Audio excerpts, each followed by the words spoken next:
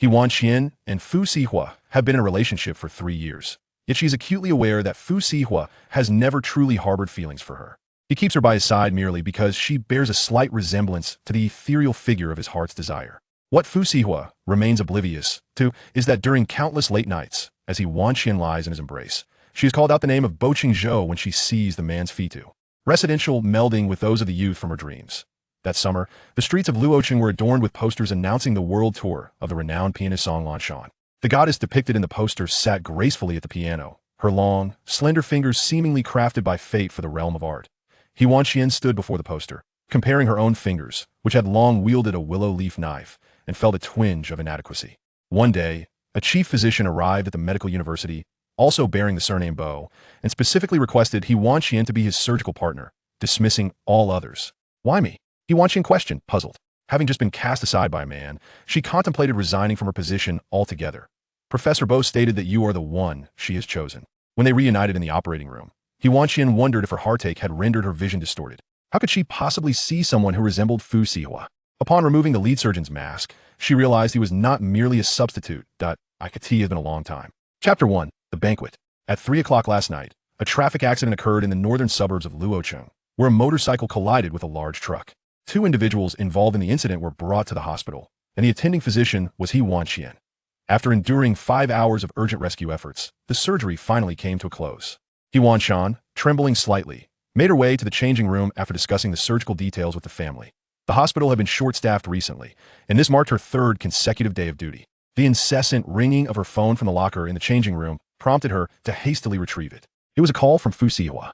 "Hospital," He Wanqian replied cautiously. He Wanqian possessed a pair of expressive, elegant Danfeng eyes, with a beauty mark at the outer corners that made her easily recognizable. Her oval face framed a cascade of lustrous, ebony curls. During work, she typically wore a low ponytail, allowing her long locks to flow freely only after a shift. Such a captivating appearance ensured that even without makeup, she stood out in a crowd. Yet, Fu Sihe had an aversion to her natural look. Only when He Wanqian adorned herself with exquisite makeup and donned a bold crimson lip color did she earn his warm smiles. Upon arriving home, He Wanqian found that Fu Sihe had already left for the office, and the driver had been waiting for her patiently outside the building. An hour later, as she descended the stairs, she had transformed entirely. The pallor of her complexion had been replaced with a healthy flush after applying makeup, completely masking any signs of fatigue. Her fiery red lips complemented a deep-neck burgundy gown, while her dark, lustrous curls cascaded over her shoulders. Silver earrings glimmered amidst her tresses, enhancing her beauty even further. "Do you know who will be attending the luncheon today?" He Wanqian inquired after the driver concluded his call. He Wanqian ceased her inquiries, for she had accompanied Fu Sihe to numerous such occasions over the past 3 years and had learned the art of navigation through these social airs. Her sole desire was to avoid any encounters with Fu Sihe's acquaintances during the soiree. In the eyes of outsiders, Fu Sihe maintained an air of affection towards her at every event they attended together. He would graciously open the car door for her, insisting she lead her arm with his before they entered. "You are 2 minutes late," Fu Sihe remarked with a hint of reproach as he opened the door, implying that she should be more punctual in the future. "I will be more mindful next time," He Wanqian replied cautiously, acutely aware that Fu Sihe's interest in her stemmed from her resemblance to his former girlfriend. Yet, even in her role as a mere substitute in Fu Sihe's life, she felt a sense of benevolence bestowed upon her. "Brother Sihe," called a delicate voice from a distance as He Wanqian linked her arm with Fu Sihe, revealing Song Lanxiao, the youngest daughter of the Song family, who had grown up alongside Fu Sihe. Fu Sihe nodded in acknowledgement. "You are here as well." "Of course. Today is the banquet hosted by our company, so I had to come." "Sister Wanqian is here too," Song Lanxiao remarked, her attention now fixated on He Wanqian. Her attire is CLAR imitation of her sister's style. "Yes," He Wanqian replied, sensing the malice lurking in Song Lanxiao's gaze. "Brother Sihe, could you engage in conversation with my father and his associates? Please allow me to spend some time with Sister Wanqian," Song Lanxiao implored, her face alight with a cheerful smile. However, before Fu Sihe could respond, Song Lanxiao took hold of He Wanqian's arm, preparing to whisk her away. Only she dared to act so recklessly in front of Fu Sihe, for she was confident that he would indulge her every whim due to his affection for her sister. Fu Sihe said not a word, merely observing as Song Lanxiao led He Wanqian away. Song Lanxiao was a natural performer at least. She often showcased 2 distinct personas in the presence of Fu Sihe's mask and He Wanqian.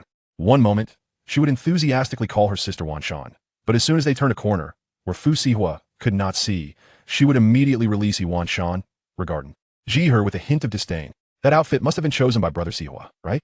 My sister adores wearing burgundy gowns, Song Lanjiao remarked with a touch of pride, seeking to belittle He Wanqian and her. Remind her that she was merely a substitute, not to elevate her status to that of their families.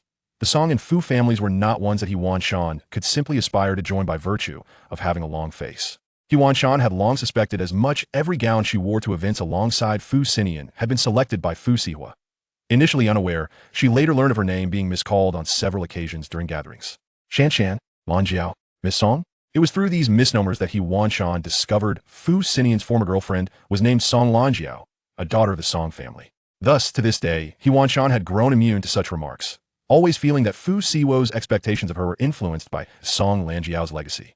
Yet she remained indifferent to such matters. Fu Sihe was now her boyfriend, while Song Lanshan was merely a relic of the past, a former lover, in the span of 1,000 nights. It was she who had rested beside Fu Sihe. "Where's your sister?" He Wanqian inquired, a tinge of defiance in her voice as she felt a sharp tug. My sister is abroad, pursuing her dreams. She simply took a brief respite from Fu Sihe, and that granted an opportunist like you a chance, Song Lanjiao retorted maliciously. However, I have heard that it was Miss Song who ended things with Fu Sihe, He Wanqian replied, a slight smirk gracing her lips. You? Perhaps rendered speechless by He Wanqian's retort, Song Lanjiao found herself at a loss for words. Upon noticing Fu Sihe approaching from a distance, she seized the wine glass in her hand and splashed it upon herself before thrusting the glass into He Wanqian's hands, bursting into tears. When Fu Sihe arrived, drawn by the sound of her weeping, he found Song Lanjiao's white gown stained crimson with wine, her visage awash with sorrow, while He Wanqian stood there dazed, clutching the wine glass. Fu Sihe removed his suit jacket and draped it over Song Lanjiao. Immediately, she clung to Fu Sihe, sobbing, "Fu Sihe, I merely remarked that my sister also adored burgundy dress." Yes. And He Wanqian doused me with red wine. He Wanqian had always believed Fu Sihe to be a reasonable man, yet there existed one exception to this rule. Whenever the name of Song Lanshan was mentioned, "Apologize," Fu Sihe commanded, fixing his gaze upon He Wanqian. "It wasn't me who spilled it, she did it to herself," He Wanqian explained, yet it was evident that no one heeded her words. Late in the evening, it is likely that Xiaoer merely mentioned her sister out of longing, and her intention was certainly not to offend, urged He Huai, a childhood friend of Fu Sihe. In an attempt to persuade He Wanqian to apologize. He Wanqian cast a glance at Fu Sihe, who was preoccupied with soothing Song Lanjiao's emotions, completely oblivious to the fact that her own eyes had turned red. "Sister Wanqian, I am sorry, I did not mean to bring up my sister," Song Lanjiao stammered, her voice choked with emotion, preempting any apology from He Wanqian, who at that moment resembled a transgressor. An increasing number of people gathered, their voices rising in fervent discussion, all directing their accusations toward He Wanqian. "I am sorry," He Wanqian murmured, her gaze lingering on Fu Sihe, her heart brimming with disdain. She understood that in this moment, she had lost utterly and irrevocably. In a desperate bid to remain by Fu Siwo's side, she found herself compelled to stoop and offer an apology to Song Lanjiao. Chapter 2. Professor Fu Sihe paused for a moment, realizing that she had not slept for 3 days. The call he had made earlier was abruptly ended. Fu Sihe proceeded to the garage, retrieved his car, and set out to find He Wanqian. He followed her into the house, where he embraced her from behind. Whispering softly in her ear, "Wanqian." He Wanqian lowered her head, remaining silent. "Still upset?" Fu Sihe inquired softly. "I know today's incident was not your doing." He held her tightly, adding, "However, since the luncheon was hosted by the Song family, having Lan Xiao apologize to you would be an affront to their dignity. Please don't be angry anymore, all right?" As he turned her around, a smile graced his lips, revealing 2 faint dimples that bore a striking resemblance to the youthful figure of He Wanqian from her dreams. Each time Fu Sihe smiled, all of He Wanqian's grievances seemed to dissipate. She chuckled softly, feeling as though Fu Sihe's comforting presence made her losses seem less severe. "Sihe, I love you," she murmured, burying her head in his embrace. "I know," Fu Sihe gently replied, as if he had never explicitly uttered the words "I love you" to her. Later that night, Fu Sihe drew He Wanqian, who was a foot away, into his arms, inhaling the scent of her perfume, which finally lulled him to sleep. "Wanqian, consider resigning from that job. It's too exhausting," he murmured near her ear. He Wanqian was a surgeon, often away from home for 10 days to 2 weeks at a time, and Fu Sihe frequently felt a twinge of frustration when he missed her presence. He Wanqian remained silent, reluctant to resign. Being a doctor was her dream, and she had no intention of relinquishing it. "I cannot persuade you, but do consider reducing your overtime hours in the future." Fu Sihe seemed unable to make decisions on this matter for He Wanqian. Even if he utilized his authority to keep her close, such a woman would gradually lose her essence. In the dead of night, after Fu Sihe fell into slumber, He Wanqian gazed intently at his visage, her heart softly calling his name, Bo Chenzhou. The person beside her lay in deep sleep, oblivious to her thoughts. The following day at work, upon her arrival at the hospital, He Wanqian was summoned to the office by the department head. Director Li Huaixing, a mentor of He Wanqian, had been nurtured under the guidance of Professor Ren at the medical university. It was also Professor Ren who had recommended He Wanqian to the affiliated hospital of the medical university. Li Huaixing had witnessed her diligent service since graduation, and her clinical skills had reached an impressive level. However, her medical research was lacking, without published research papers. She would find it impossible to evaluate for the associate chief physician title later on. Xiaohe, how is your research report coming along? Li Huaixing inquired. Taking a sip of tea. I have organized it well, He Wanqian replied. Over the past 3 days, she had been engrossed in her duties and research, and her report was almost complete. Coincidentally, I have a chief physician-level expert here who is currently researching the same topic as you. You might consider sending him your report for review. As he spoke, Li Huaixing shared a WeChat contact with He Wanqian on her phone. With a soft chime, He Wanqian retrieved her phone from the pocket of her lab coat and opened WeChat.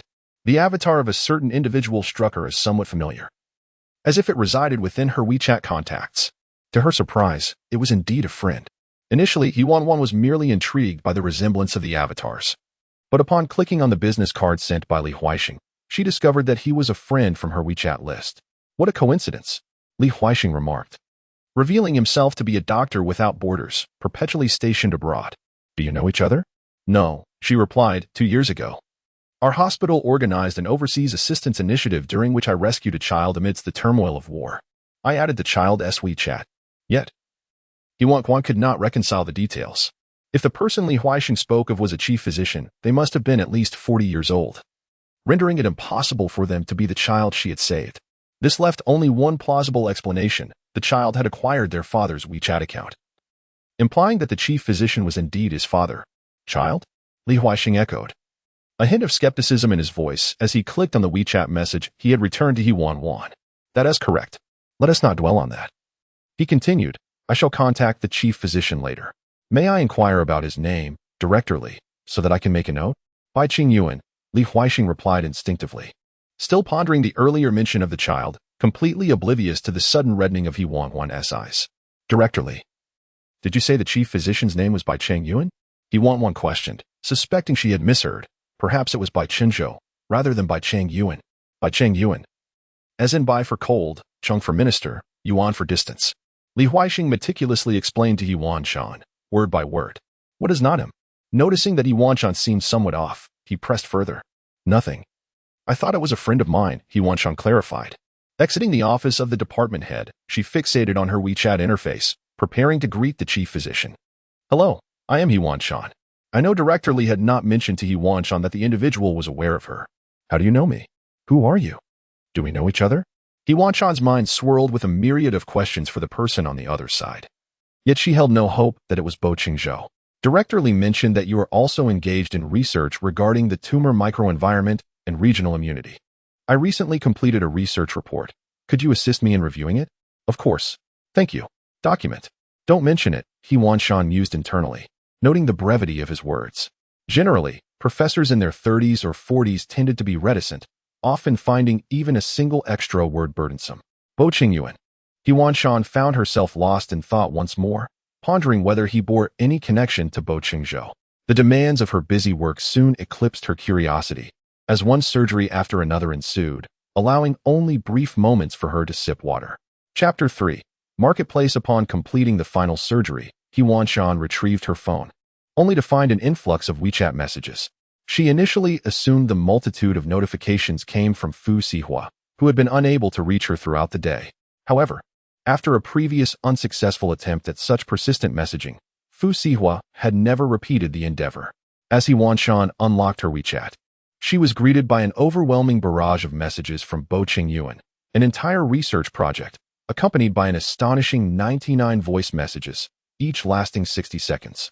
Does he not realize that sending such lengthy voice notes is a profound disrespect? He Wanqian fumed at her phone before finally conceding to type. Thank you, Professor Bo. I just completed a surgery, and will now take a moment to consider your insights. I appreciate your hard work. He Wanqian silently lamented, not hard work, but a hard life. Once again, she had spent the night away from home.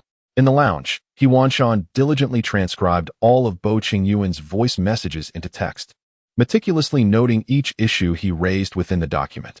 This method proved far more efficient than listening. By dawn, she had revised the research report according to his suggestions and sent it to Professor Bo. Professor Bo, I have revised it based on your recommendations. If you have the time, could you please review it? Thank you. Certainly. With a sudden crack, her phone screen shattered. The very device she had just purchased with a month's salary. Jiang Yumming, what is it? He Wanqian, still lamenting her broken phone, answered the call with exasperation. Goodness. Were we not supposed to meet at Times Square at 10? Jiang Yumming, having received an unwarranted outburst, felt her temper flare. It dawned on He Wanqian that she had indeed arranged to meet Jiang Yumming at that hour. However, she was now late. Wait for me 10 minutes. He Wanqian. Jiang Yumming had already been waiting for 20 minutes at the square. As a privileged young lady, she was accustomed to having others wait for her, never the other way around. Mian, you've become even more beautiful recently. Your eyes have grown larger, and your skin is as fair as porcelain, flawless in every regard. What shade are you wearing today? It looks splendid. He Wanqian rushed over, showering Jiang Yumming with compliments, leaving her momentarily speechless. He Wanqian, only you could make this young lady wait for you here. Jiang Yumming adjusted her hat, feeling quite pleased after basking in He Wanqian's praise. Yes, Miss Jiang. What do you wish to eat? It's on me, you can settle the bill. He Wanqian was accustomed to being shameless in front of Jiang Yumming. The two were high school classmates. He Wanqian once rescued a wayward girl before the college entrance examination, helping her break free from a toxic relationship and gain admission to a prestigious university, a tale still recounted by their high school teachers. He Wanqian, considering you are the girlfriend of Fu Sihe, can't you be a little less frugal? Jiang Yumming jested. Initially, when she learned that He Wanqian had secured such an influential partner, she spent 3 days praying at a temple, wishing for Fu Sihe to remain oblivious. Marrying He Wanqian into a wealthy family. Even in the event of a divorce, He Wanqian would certainly receive a substantial settlement, ensuring her no loss. Indeed, he granted me a black card with no limit. I wonder when I might withdraw those funds to invest in Uncle Zhang's company. What do you think? He Wanqian responded, revealing her ambition. It seems the Fu family is not enough for you. Your aspirations have now turned towards the Zhang family. Yes. Should Miss Zhang ever find herself in a predicament, remember to cling to my leg for support. I shall take care of you, He Wanqian theatrically declared, as if she were already the helm of the Zhang family. At that moment, Jiang Yumming expressed her hopes that He would take special care of her. She engaged in playful conversation with He Wanqian as they strolled to the entrance of a luxurious brand clothing store. Today marked the launch of new arrivals, and He Wanqian had promised to accompany Jiang Yumming to browse the garments. As a VIP client of the boutique, Jiang Yumming was entitled to a private fitting room, where models would showcase the latest fashion for the clientele. Just before stepping into the fitting room, Jiang Yumming wore a smile while chatting with He Wanqian. But in the next instant, her expression shifted as she caught sight of Song Lanqiao and her entourage, whose faces darkened at the sight of her. It was indeed an ill omen. Jiang Yumming observed the group of girls clad in princess-like dresses, their disdain evident. He Wanqian, aware of the delicate balance of social standing, politely acknowledged Song Lanqiao's feigned greeting while discreetly tugging at Jiang Yumming's sleeve, urging her to leave post-haste. Not one among Song Lanqiao's circle held any regard for He Wanqian, the girlfriend of Fu Sihe. Among them was He Jing, sister to He Hui, Fu Sihe's childhood friend, who was not particularly striking. Their comments likening her to Lanshan were unfounded, as they operated on entirely different levels. With Fu Sihe absent, they felt no obligation to extend excessive respect towards He Wanqian. Have you even glanced at your own appearance? Our Wanwan is naturally beautiful, while you are nothing but a visage of silicone. How can you possibly compare? Jiang Yumming exclaimed furiously. You, Jiang Yumming, why are you standing up for her? Is it worth offending us for a mere outsider from a small town? He Jing found himself at a loss for words and took a step back. How could it not be worth it? For Wanwan, I would offend you all, and it would be to my benefit. Besides, our Wanwan is backed by Fu Sihe and the Fu family, whom none of you dare to cross. Jiang Yumming retorted with a smirk. The most commendable thing in Wanwan's life is securing a boyfriend like Fu Sihe. Miss Jiang, are you not aware?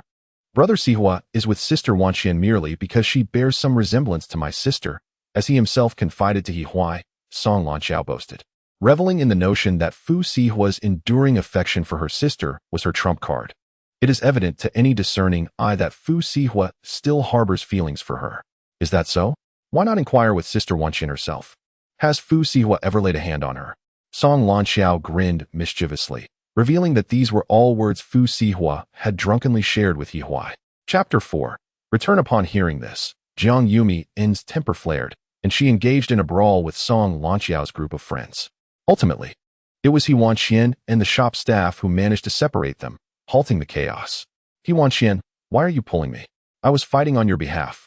Jiang Yumian protested, her hair disheveled and fury etched across her face as she marched ahead, with He Wanqian trailing behind, clutching Jiang Yumian's back. Let me tell you, if you don't stop me, I could take on all three of them and knock those surgically enhanced faces askew.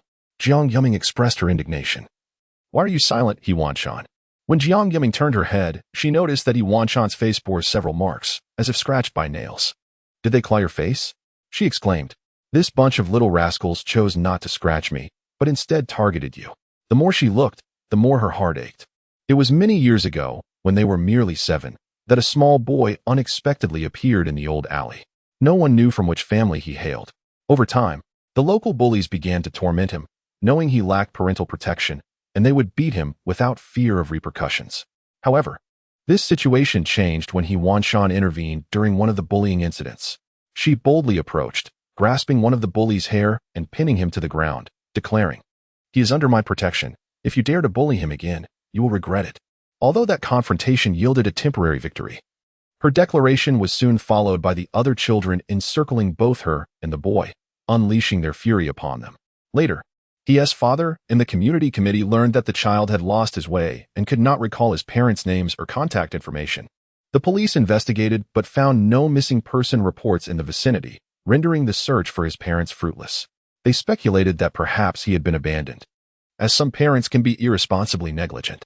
Initially, they planned to send him to an orphanage, but if someone were willing to adopt him, it would undoubtedly be preferable to an orphanage. Eventually, his father completed the adoption procedures, and Bo Chenzhou began residing with the He family. He Wanqian was momentarily lost in thought, completely unaware of what Jiang Yuming had just said. I must inquire, during your 3 years of dating and cohabitation with Fu Sihe, has he truly never laid a hand on you? Jiang Yuming found this hard to believe. The likelihood of such a scenario occurring between a normal couple living together was virtually zero, unless the man in question was incapable. Yet, Fu Sihe was not just any man. How could he possibly be lacking? Why didn't you divulge this to me? So what Song Lanxiao said earlier was indeed true? Fu Sihe merely regards you as a substitute for his sister? Jiang Yuming had heard whispers of such matters before. She had always assumed they were mere rumors spread by Song Lanxiao and her circle to undermine He Wanqian. However, she had never considered the possibility that it could be true. The thought of Fu Sihe leaving her maid, He Wanqian's head throbbed with anguish. Upon returning home, the place felt desolate. At this hour, Fu Sihe was still at the office. He Wanqian took out her phone and sent him a WeChat message. Have you had lunch? What time do you finish work? I have eaten. I have social engagements tonight, so I'm uncertain. I miss you. He Wanqian was unsure why she sent that message. In that fleeting moment, she simply wished for Fu Sihe to be by her side. Even if Fu Sihe did not harbor affection for her, she would often seize the moments when he was absent to hide away on the swing in the backyard, indulging in a cigarette or two, only returning indoors once the scent had dissipated. He Wanqian could not recall the exact moment she first smoked, but it was likely after attending Bo Chenzhou's funeral. Late at night, she ventured out to meet him, and, while purchasing paper money at the foot of the mountain, she happened to grab a pack of cigarettes. He Wanqian sat on the swing in the back garden, lighting a cigarette. In the mist, she thought she saw someone approaching the swing. Expecting it to be Aunt Fong, she drew closer, only to realize it was Fu Sihe, clad in a tailored suit. His handsome features unmistakable. She extinguished the cigarette. His tone was icy, devoid of any discernible emotion. He had always been this way. She followed him into the house, the scent of smoke lingering around her, a first for her in his presence. Are you unhappy? Fu Sihe discerned that her smoking must indicate some troubling incident.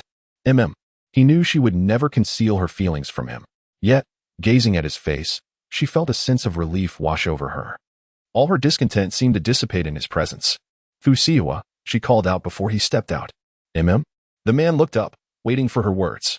Fu Sihe lowered his gaze, momentarily losing his composure, mistakenly believing that she was unaware of his thoughts. Chapter 5. Surgery. He Wanqian did not fully grasp the meaning behind Fu Sihe's words, yet she lacked the inclination to delve deeper. The 60-second voice messages on WeChat poured in one after another. Expecting to address issues concerning a research report, she was met with an unsettling silence upon opening the messages. Initially, she suspected her phone was malfunctioning and turned the volume up to the maximum, but still, no sound emerged. Professor Bo, may I inquire what you sent? I cannot hear anything on my end. Apologies, I clicked the wrong message. It's not possible to mistakenly select 3 60-second messages, she muttered. But since he claimed it was an error, she deemed it unnecessary to pursue the matter further. It's all right, Lao He. As soon as He Wanqian stepped into the hospital, she was whisked away by Tang Qing. What is happening? He Wanqian was delayed on her way due to a street race, and she was already running late. Old He. This year the position of deputy director in the department should rightfully belong to you. Make sure to treat us when you get it. Tang Qing congratulated her. It should have been yours last year, but that Shuali used her connections with the board to usurp your evaluation. Tang Qing expressed his indignation on behalf of He Wanqian. Last year marked He Wanqian's 7th year in the department, and with her undergraduate studies. It had been 12 years in total. She was undoubtedly qualified for the position of deputy chief physician, yet year after year, she was overlooked. With individuals deliberately obstructing her path, lacking the necessary credentials and connections, He Wanqian could only watch as others seized her opportunities. She placed her hand over Tang Qing's mouth and whispered, "If it's not me this time, I will storm into the director's office with a knife and demand to know why." Tang Qing understood her intent. Okay. He Wanqian made an okay gesture and looked at Tang Qing. Can you let go of me now? I am running out of time for my surgery. Ah, of course. Old He, my apologies. Tang Qing immediately released her hand with a smile. The operating room was filled with personnel, and initially, the surgery was to be performed by He Wanqian and another resident physician, Li Ruofting. However, upon entering the operating room, she discovered that the other resident physician had been replaced by deputy director Shuali. Where's Li Ruofting?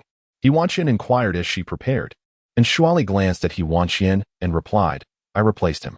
Why? Li Ruofeng, being a junior member, had a relatively brief tenure in the department. Since his arrival, He Wanqian had been mentoring him. When Shuali unexpectedly replaced He Wanqian as the partner, He Wanqian realized that today's surgery would prove to be more challenging. For what reason would a decision made by the associate chief physician require inquiry from an attending physician? Shuali's piercing gaze fixed upon He Wanqian. He Wanqian fell silent.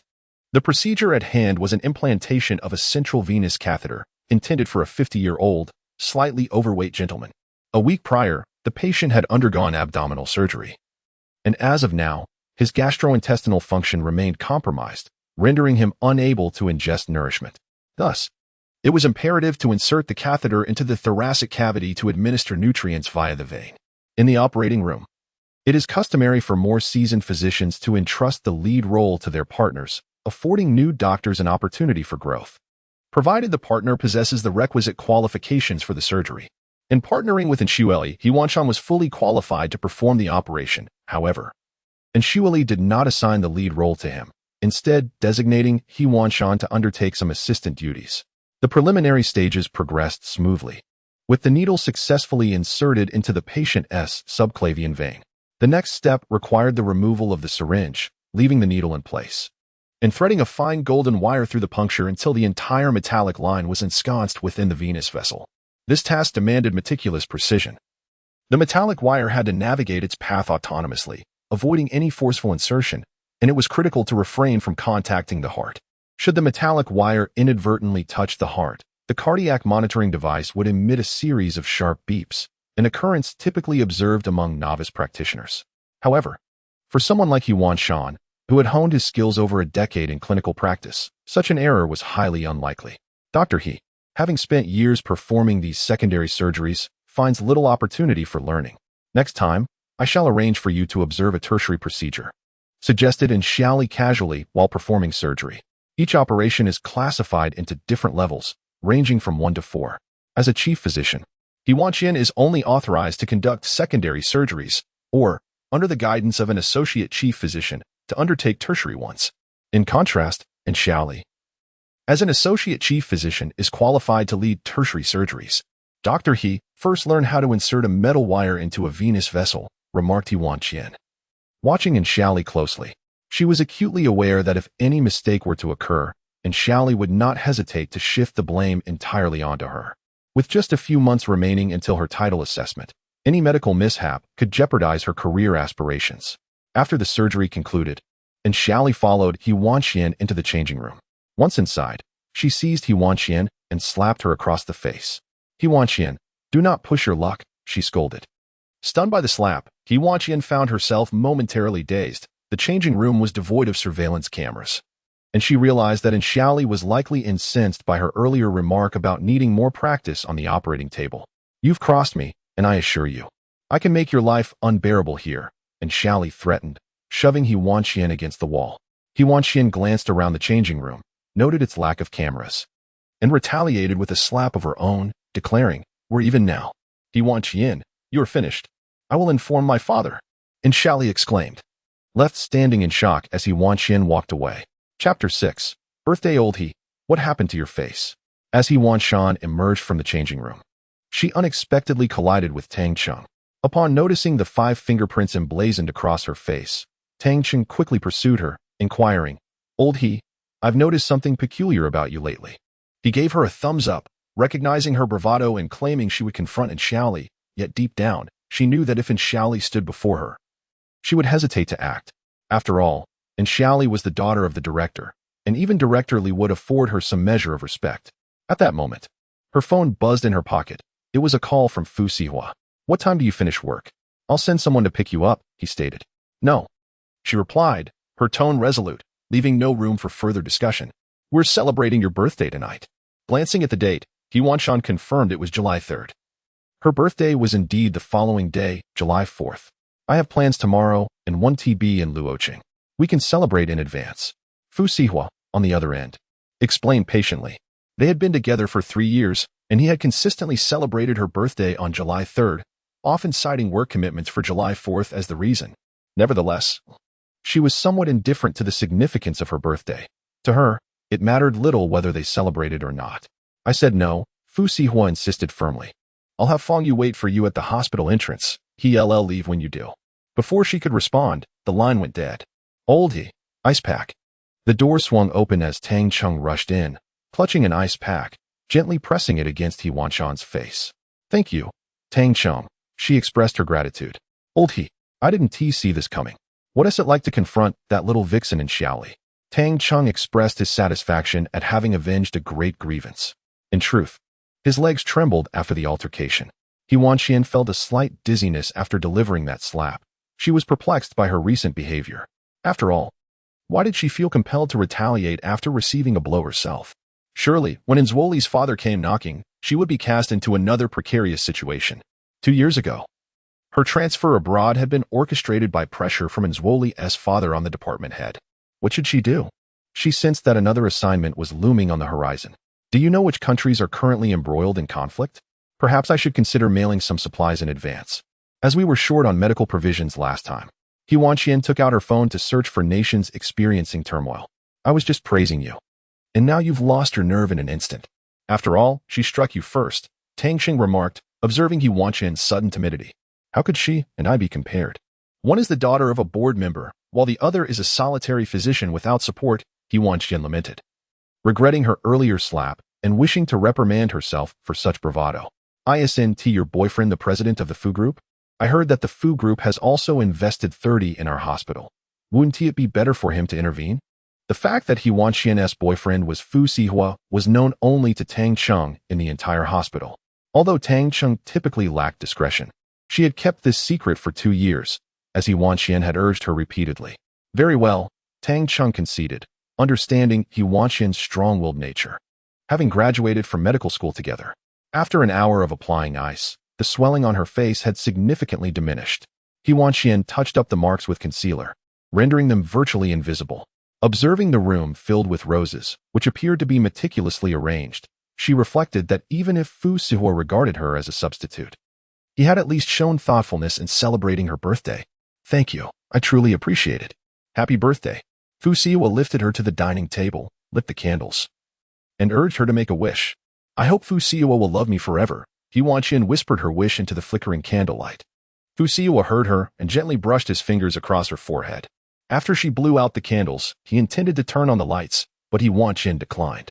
Rising, she embraced Fu Sihe. In the moonlight, his features bore a striking resemblance to Bo Chenzhou. He Wanqian tiptoed, hoping to plant a light kiss upon his face, only to have Fu Sihe evade her. Sensing his reluctance for intimacy, even when she took the initiative, she gracefully released his hand. Wanwan, Fu Sihe exclaimed, quickly pursuing her as she withdrew, gently kissing her hand as an apology. Rejected once more, he let go of her and turned away to drift into slumber. He Wanqian understood that he was upset again. Then I shall stay for a couple of days, she murmured, drawing closer and adopting a pitiful expression. This time she succeeded. Fu Sihe opened his eyes and smiled, pulling her tightly into his embrace. Chapter 7. Returning home. Wanwan, you are 28 now. Have you and Sihe discussed when to get married? His mother expressed her concern, noting that it was rare for He Wanqian to encounter someone as remarkable as Fu Sihe, and she hoped the two would soon solidify their relationship. Wanwan, I worry. I fear you may revert to your former self, she said, her eyes glistening with unshed tears. After what happened with Chengcheng, you have struggled to move on. Finally, you have found Sihe, and it seems you are beginning to heal. Mom, please don't worry. He Wanqian comforted her mother, embracing her tightly. I will be all right. After lunch, He Wanqian visited the flower shop, purchasing a bouquet of sunflowers to take to Bo Chenzhou. Aunt Fong, could you please wrap a bouquet for me just like before? He Wanqian requested. Being a regular customer, she always bought the same type of flower. Of course, Aunt Fong replied. In this place, everyone was familiar with Bo Chenzhou, yet in Luo City, aside from Jiang Yumi, no one knew of his existence, not even Fu Sihe. Wanwan, Aunt Fong did not mention Chengcheng to upset you intentionally. It's just that you cannot remain anchored in the past, Aunt Fong gently advised. Since the incident involving Bo Chenzhou, He Wanqian had transformed entirely, shifting from a lively and cheerful girl to one enveloped in sorrow. After completing her purchase, He Wanqian clutched the bouquet and made her way to the cemetery. The gravestone bore a black and white photograph of the 18-year-old Bo Chenzhou, a candid shot taken during his college entrance examinations, his youthful smile radiating joy, with a dimple at the corner of his mouth reminiscent of Fu Sihe. Forever 18. Bo Chenzhou, He Wanqian spoke softly before the grave. You have left me in this world for 10 years. For over 3,000 days and nights. I have been yearning for you. Her eyes glistened with unshed tears. However, I can no longer remain by your side. My parents wish for me to settle down soon. So this serves as a farewell, Bo Chenzhou. I will no longer wait for you. Wanwan, take care of yourself. Mother He rationally applauded as they departed.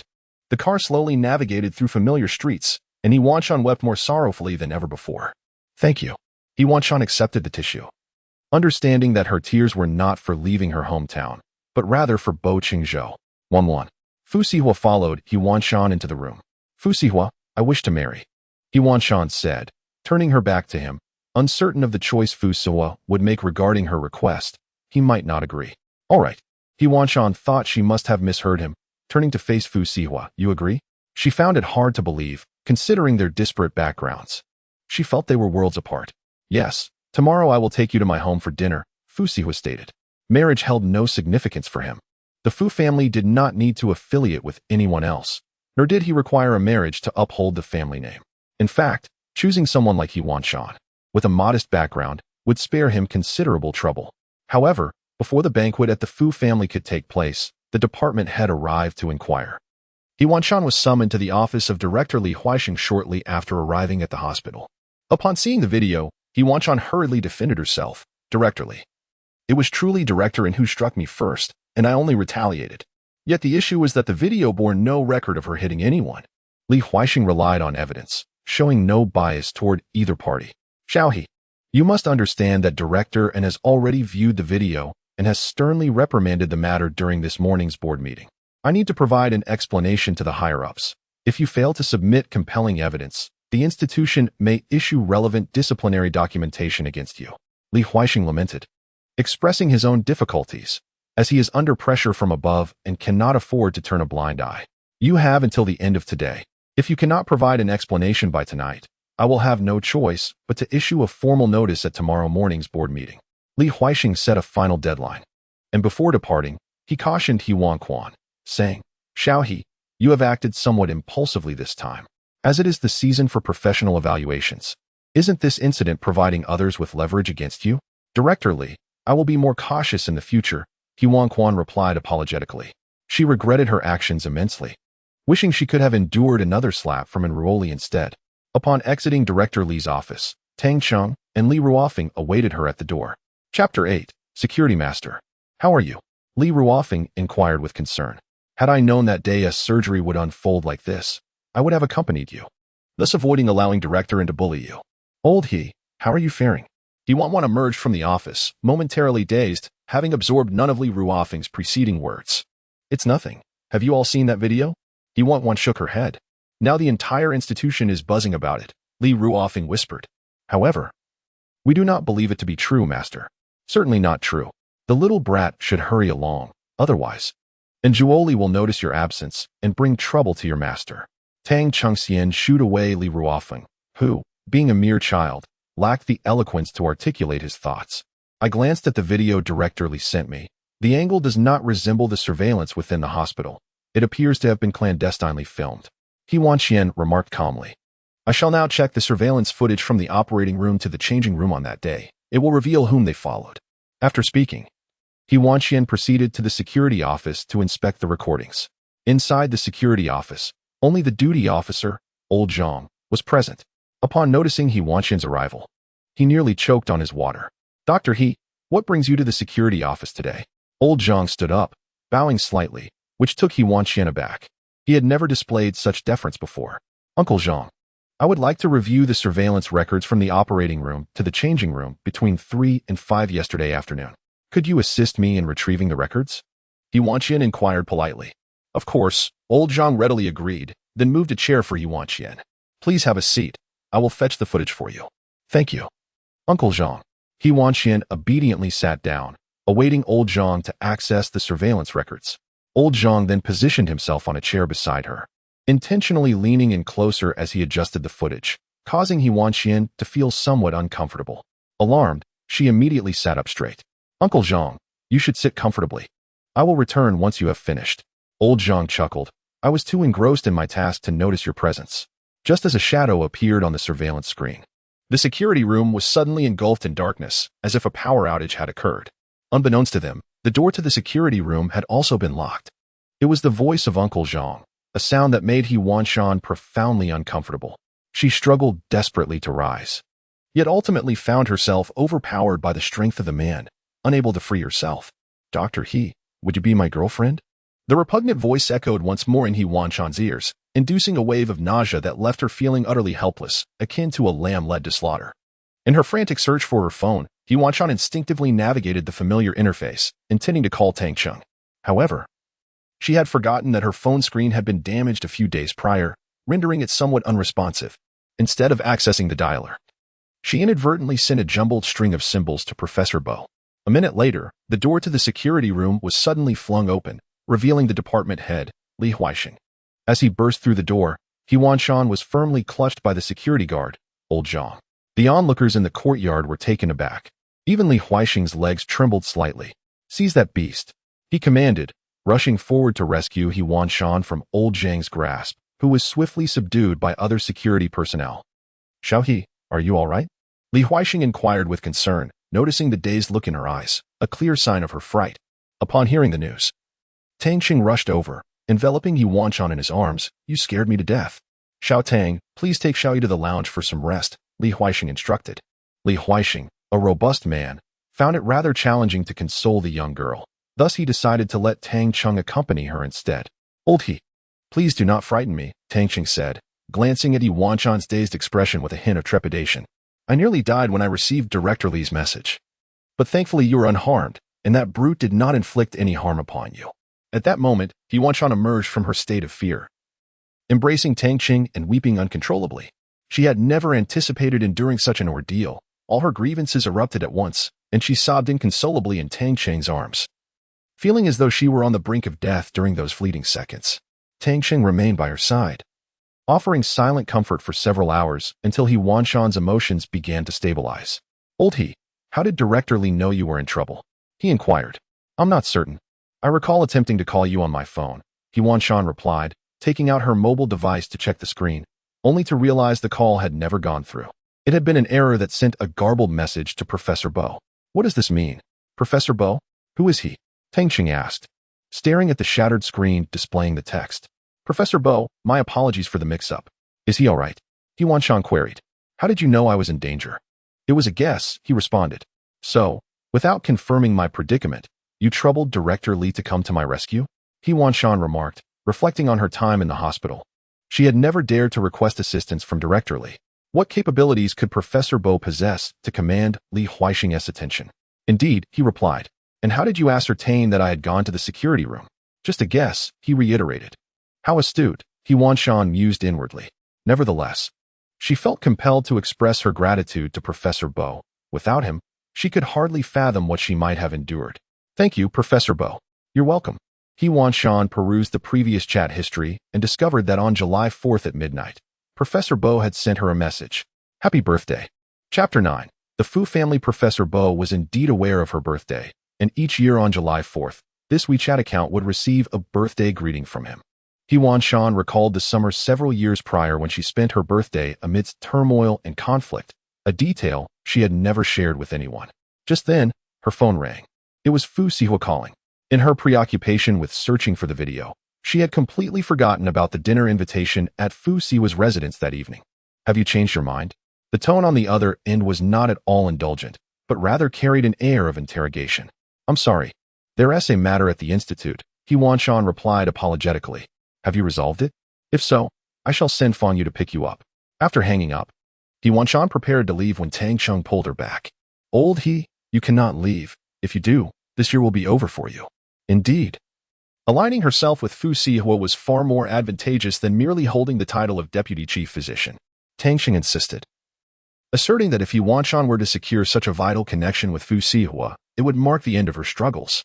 Outside the hospital, a Bugatti Veyron awaited at the entrance, with Fu Sihe seated in the back, anticipating He Wanqian's arrival. As she approached the door, she overheard a flurry of discussions among the onlookers, patients' families, and hospital staff alike, all unable to restrain their comments as they passed by. He Wanqian donned her hat and pulled up her mask, hastily dashing towards the car, clearly anxious about being spotted by her colleagues in the courtyard. Is it embarrassing to be seen in my car? Fu Sihe inquired. Not at all. I'm merely concerned that my colleagues might see me in such an expensive vehicle and ask to borrow money, which I cannot afford, He Wanqian replied with a smile. Drive on. Fu Sihe harbored a particular aversion to the earthy charm that emanated from He Wanqian. At least such qualities were absent in Song Lanshan. As He Wanqian exited the car alongside Fu Sihe, a woman scrutinized her from head to toe. Is this your girlfriend? Yes, one on, this is my mother. Fu Sihe introduced He Wanqian, pointing to He Zi. Hello, Auntie. He Wanqian greeted her politely, though it seemed He Zi did not extend a warm reception in return. I have prepared a small gift for you, He Zi said, taking Fu Sihe's arm and leading him into the house, leaving He Wanqian standing outside alone. Sihe. He Wanqian attempted to call out to Fu Sihe, but He Zi's loud voice drowned her out. Reluctantly, she followed Fu Sihe, holding on to the unpresented gift. The Fu residence was extraordinarily opulent. He Wanqian had previously thought that her and Fu Sihe's villa was already quite luxurious, but in comparison, it felt like merely the tip of the iceberg. You truly come from the countryside, having never seen such a magnificent house, He Zi remarked derisively. Noticing He Wanqian's wide-eyed astonishment. In that moment, He Wanqian's insecurities and pride magnified exponentially. She had come to pay her respects to Fu Sihe's family with courtesy, only to find herself facing humiliation. Mom, where's Dad? Just as Fu Sihe descended the stairs after searching for Father Fu upstairs, he noticed He Wanqian standing at the door, her head bowed, exuding an air of discomfort. He promptly approached her, took her hand, and guided her to the sofa. Sit here, don't wander off. Your father has gone to the Song family, He Zi remarked with a smile. He Wanqian comprehended the situation entirely. The Fu family had never truly embraced her. The promise of marriage had only come from Fu Sihe, not from the entire Fu family. After Fu Sihe departed, He Zi settled beside He Wanqian, offering her a cup of steaming water that had just been boiled. As He Wanqian accepted the cup, the heat scorched her fingers, causing them to bubble. Yet she dared not drop it to the ground. You are quite composed, He Zi commented. Little He, it is not my intention to bully you. Rather, I hope you can be more understanding. The wife of Sihe should not be a girl from such a small place. I envision someone like the daughters of the Song family, who can support Sihua wherever she goes. Do you understand my meaning? I understand, He Wanqian murmured, her eyes already glistening with tears as they darted within their sockets. Deep down, she had anticipated this outcome, yet the reality of it brought her profound sorrow. Rising from her seat, she made her way to the door. No sooner had she stepped outside than she heard the sound of something being thrown behind her. Without needing to guess, she knew it was He Zi, discarding the items she had brought. He Wanqian stepped out, her eyes tinged with red. In the distance, at the entrance of an iron gate, Fu Sihe stood, cradling a girl with an angelic visage in his arms. The girl's seaweed-like hair cascaded to her collarbone, and every gesture exuded the gentle grace of a refined lady, her features strikingly reminiscent of He Wanqian's own. In essence, it was her own eyes that mirrored the girl's. Despite her innocence in the matter, today felt like a day where everything was amiss. She concealed herself around the corner, weeping like a wronged child. Chapter 10. Lost that summer following the college entrance examination marked He Wanqian's birthday. Bo Chenzhou had promised to celebrate it with her in an extraordinary manner. However, he broke his promise and vanished, boarding a flight in search of his biological parents.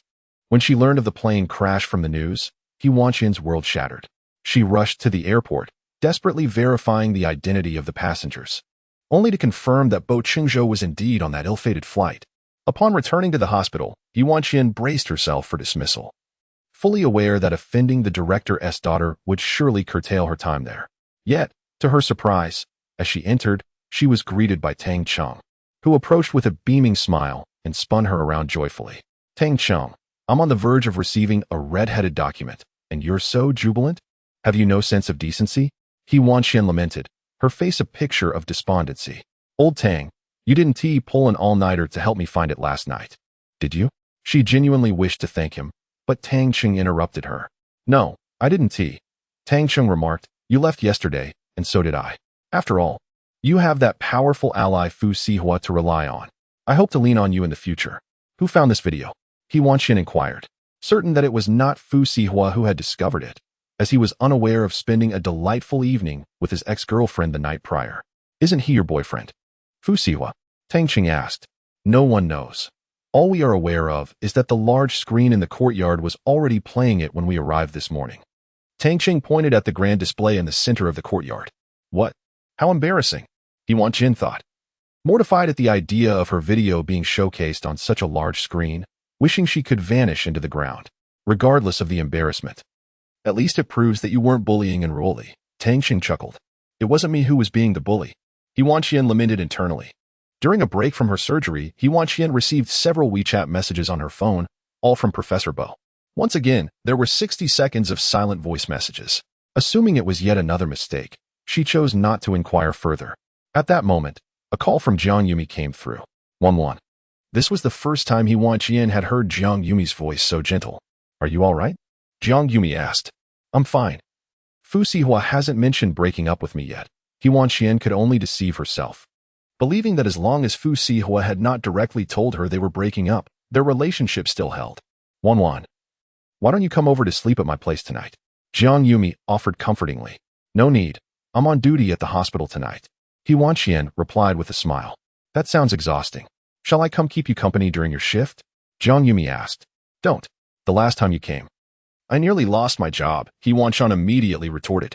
The previous visit by Jiang Yumi to accompany her during a night shift had nearly resulted in chaos when a patient deliberately provoked an incident, almost causing Miss Jiang to overturn the table. When He Wanqian pushed open the door, she never anticipated that she would find Fu Sihe lying on that bed. Fu Sihe, who harbored a fear of darkness, would invariably illuminate every corner of his home. Yet, astonishingly, this time the lights were extinguished. Beside him lay a woman whom He Wanqian had fortuitously encountered just a few days prior at Fu Sihe's residence. She had always perceived Fu Sihe as indifferent to women, but at that moment, she comprehended that he was only drawn to the presence of the lady beside him. Awakened by the sound of the door, Fu Sihe was startled, and the woman nestled closer into his embrace. Get out, he shouted towards He Wanqian at the threshold. It was the first time she had witnessed such a fierce side of Fu Sihe, prompting her to obediently shut the door without taking a single belonging, departing from the residence that never truly contained anything of hers. As she stepped out of the house, an unexpected sense of relief washed over her. The fear of losing something that had always felt precarious vanished, leaving behind a sensation akin to a heavy stone finally settling, liberating her from a burden. He Wanqian found herself wandering the streets, spending the night at a bus stop not far from Fu Sihe's home. What did it matter if Fu Sihe was no longer present? Why should she be sorrowful? The true source of her melancholy was the realization that she would never see Bo Chenzhou again. Chapter 11 Reunion in the summer, as dawn broke. He Wanqian traversed the streets of Luoqing. Posters for the world tour of the renowned pianist Song Lanshan adorned every corner of the city. In the heart of the commercial district, a grand crystal screen showcased scenes of the piano goddess performing her exquisite melodies. The pianist, both beautiful and graceful, caressed the black and white keys with her delicate fingers, producing enchanting music. Song Lanshan was a born artist and an impeccable match for Fu Sihe, while He Wanqian merely served as a substitute during their years of separation. As she gazed at her own calloused index fingers, worn from years of wielding a willow leaf knife, they paled in comparison to the pianist's slender digits. Fu Sihe had never cared to touch her hands, perhaps due to their dissimilarity to Song Lanshan's. He Wanqian spent half a day renting a one-bedroom apartment near the hospital, and before she could tidy up, she collapsed onto the sofa, falling into a deep sleep until nightfall. When darkness enveloped the room, He Wanqian lay on the couch, her gaze fixed on her phone screen, entranced by a photograph displayed there. It was the only image left to her by Bo Chenzhou, a reminder of their impoverished childhood when they could scarcely afford a single photograph. The sole image was his college entrance examination photo, now a poignant memento of his absence. Suddenly, a notification appeared on her phone, revealing a message from Professor Bo, another 60-second silent voice note. Had she mistakenly opened it again? He Wanqian mused. Could it be that Professor Bo was an elderly man, perhaps with gray hair and failing eyesight, causing such blunders? The very thought of Professor Bo as a frail old man brought an involuntary chuckle to her lips. Old He, the latest news has just come in. Tang Qing's message popped up. Quick release. I heard that a Professor Bai is being parachuted into the hospital and specifically requested you to be his surgical partner. Why me? Director Li mentioned that you are the one Professor Bai has his eye on. Dash? That old Professor Bai? Who told you that Professor Bai is old? I just guessed. He Wanqian didn't dare to disclose to Tang Cheng that Professor Bai incessantly sent her 60-second silent voice messages. Otherwise, with Tang Cheng's loose lips, the entire hospital would soon be aware of Professor Bai's alleged frailty. It's not entirely implausible. I heard he is directly coming to our hospital to assume the role of department head. To reach such a level, he must be at least in his 40s. Tang Cheng remarked that 40 is a conservative estimate. Li Huaixing is already 41 and merely a chief physician. The department head Tang Cheng referred to as not just a chief physician but the one managing the entire surgical department. To attain this rank in the medical field, one would typically be at least 50. However, Director Li has already assigned Xiao Li to me, and starting tomorrow, you will be following that Professor Bai as his partner. He Wanqian had just received his message. Not much is known, but Director Li said he will assume his position tomorrow. He Wanqian held her phone, intending to peruse Professor Bo's social media to ascertain his temperament. To her surprise, there was not a single post. Yet, one could hardly expect a man in his 50s or 60s to be an avid poster. The following morning, He Wanqian rose early, determined to visit Professor Bo, recognizing that as an older and future surgical partner, fostering a good relationship was essential for their collaboration. Was this the right place? Following Tang Cheng's directions, she sought out Professor Bo, only to find the room utterly devoid of any presence. Master, what are you doing here? Li Ruofeng called from a meter away at the door. Ruofeng? I'm looking for Professor Bo. Have you seen him this morning? He Wanqian inquired. No. But your surgery seems to be commencing shortly. I believe I just saw a doctor enter. I'm unsure if it was Professor Bo. Although no longer partnered with He Wanqian, Li Ruofeng still remembered the surgeries he once oversaw. Is Professor Bo the one with a head full of white hair? He Wanqian probed. Feeling somewhat disheartened after failing to glean any useful information, she made her way to the operating room, where she unexpectedly encountered Ruoli, who did not miss the chance to deliver a sarcastic remark. He Wanqian, I heard that Fu Sihe has dumped you? And Ruoli taunted. You aren't even worthy of being rejected by him, He Wanqian retorted. Indeed, who could blame me for not resembling his former girlfriend? You should consider it fortunate that you bear even a slight resemblance to Song Lanshan. Living as a substitute for Song Lanshan beside Fu Sihe is a blessing you must have fought for in your past life. And Julie chuckled, unaware that in the circle of their sisterhood, He Wanqian had already become a subject of ridicule. And Julie, He Wanqian's tone grew serious. I was the one who ended things with Fu Sihe. Haha, who would believe that? What gives you such confidence? Is it that face reminiscent of Song Lanshan?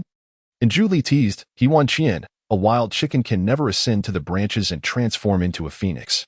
I hope you phoenixes eat a little less, lest you break the branches and fall into the heap of wild chickens.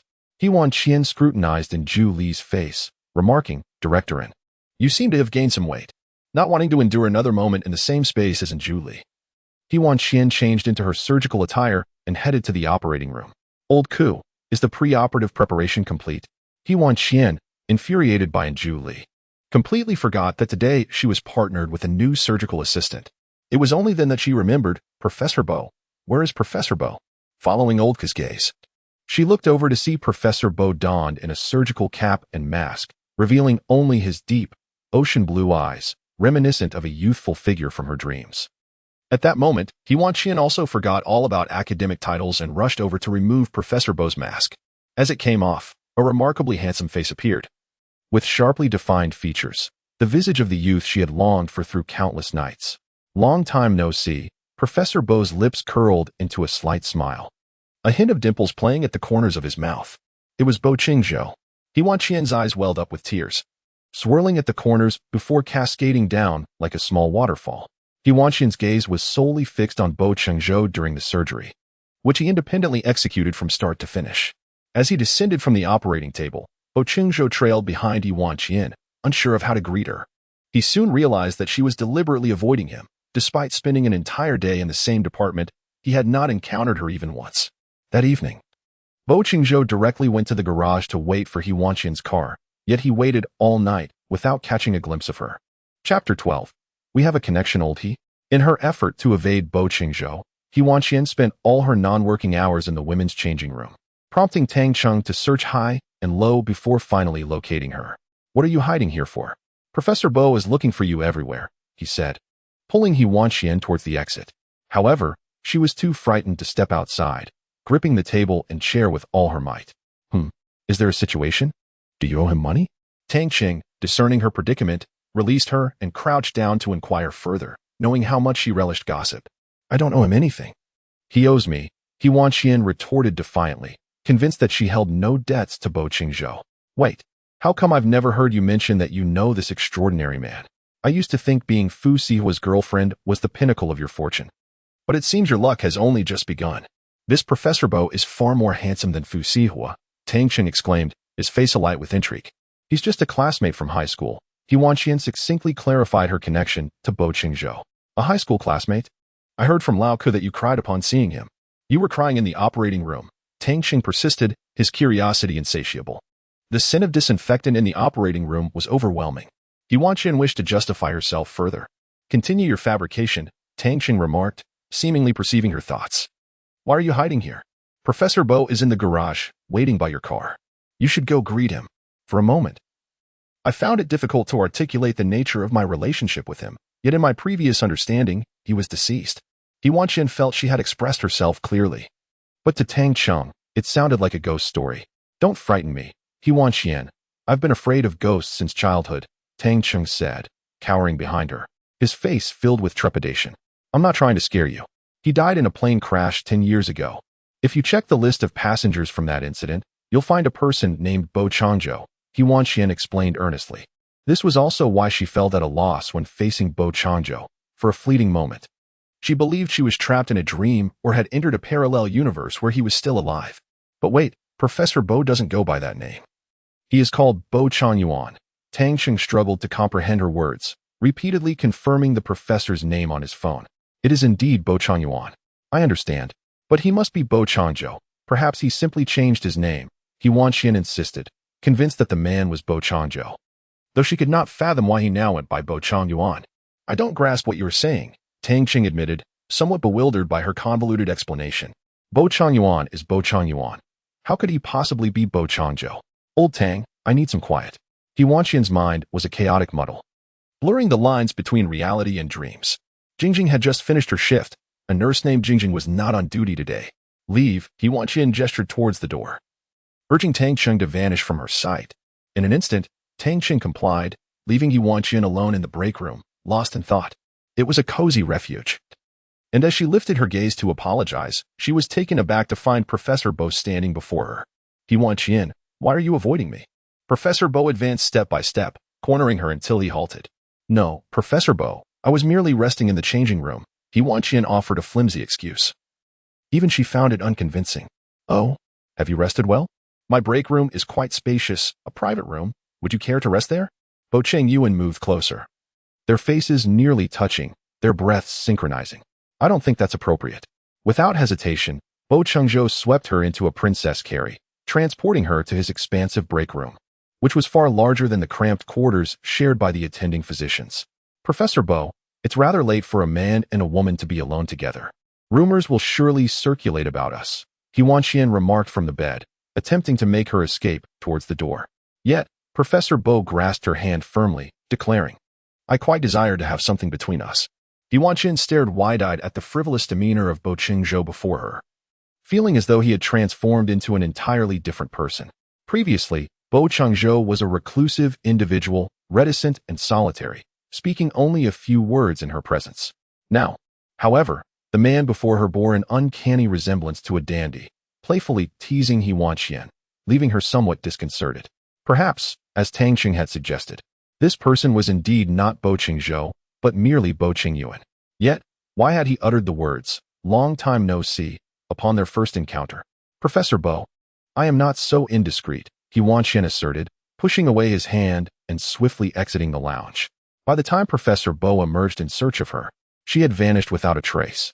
Running so fast, Professor Bo remarked with a smile at the doorway. Upon reaching home, the dawn was just breaking.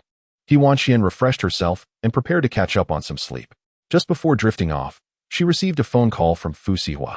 Once the call connected, only 2 icy sentences were exchanged. Your belongings are packed. We will not be home today. Come and collect them. As she opened the door, the interior had undergone a complete transformation.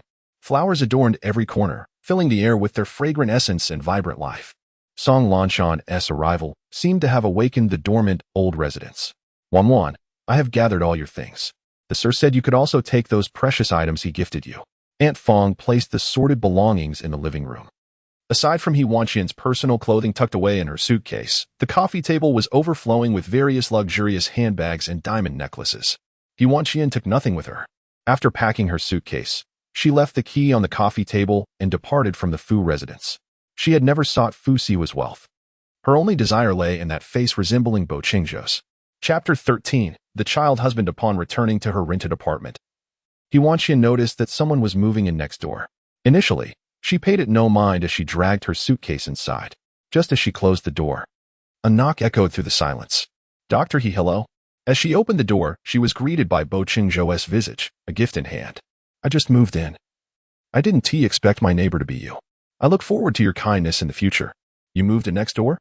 He Wanqian stepped outside to take a glance, noting that the movers had already departed, leaving only Professor Bo behind. Yes, I asked Dr. Tang to help me find a place, and he recommended this one. Professor Bo deflected responsibility. Although it was he who had inquired with Tang Qing about He Wanqian's address and then sought her out. At that moment, He Wanqian had mentally cursed Tang Qing's ancestors through generations. She resolved to move again the very next day. And Bo Chenzhou, a talent she hadn't seen in a decade, how could he have changed so drastically? She mused inwardly. Professor Bo attempted to step further into the apartment. Dr. He, I brought you a gift. Won't you invite me in for a moment? That's not very convenient. He Wanqian quickly interposed her body, preventing Professor Bo from glimpsing the disarray within her home. He Wanqian hurriedly locked the door, pushed aside her suitcase, and prepared to meticulously organize her clothes. The garments she had worn solely to please Fu Sihe, which she herself found unappealing, were unceremoniously discarded into the trash bin. From this moment forth, she would no longer seek Fu Sihe's approval. After tidying up her belongings, she had scarcely lain down for a few minutes when a knock echoed through the room. Rising to answer, she found it was Professor Bo once again. Dr. He, I have prepared a meal. Would you care to join me? Professor Bo had opened the door, clearly intent on extending an invitation to He Wanqian. He Wanqian felt an unsettling sense that Professor Bo harbored ulterior motives. She mused that once she crossed the threshold of his door, there would be no escape from his entanglements. Professor Bo, I am currently on a diet and will not be dining, she replied. We do have vegetable salad, Professor Bo countered, ever resourceful. However, I generally prefer fruit salad. He Wanqian responded with a forced smile. Her blatant refusal seemed lost on Professor Bo, who continued to press her, revealing a certain obliviousness to her intentions. Dr. He, fruit salad is high in sugar. It would be better to eat rice, he asserted with a grin. With a reluctant smile, He Wanqian acquiesced and followed Professor Bo to his apartment.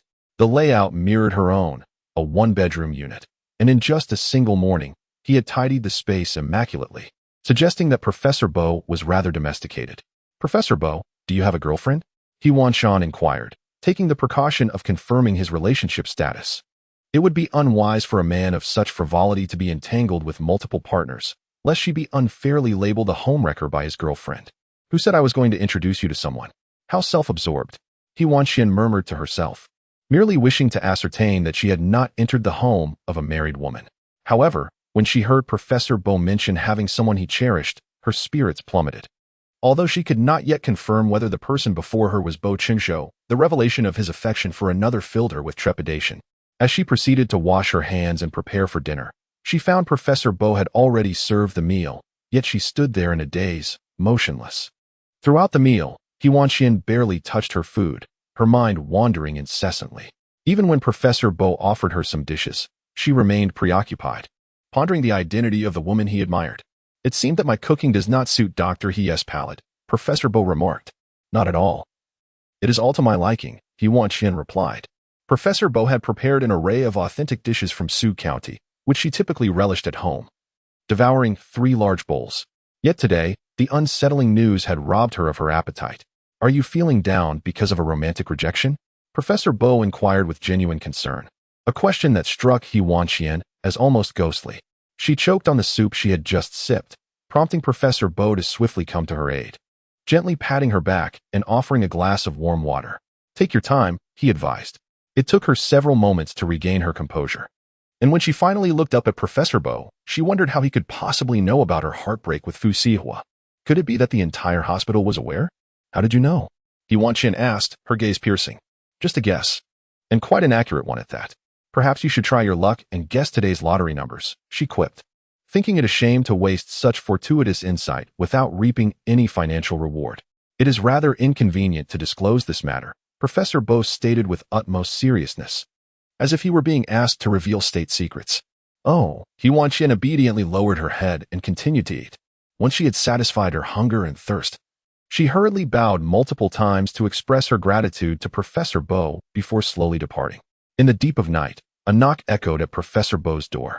Bo Chenzhou initially presumed it was He Wanqian coming to seek him out, but to his surprise, upon opening the door, he was met by another gentleman clad in a suit.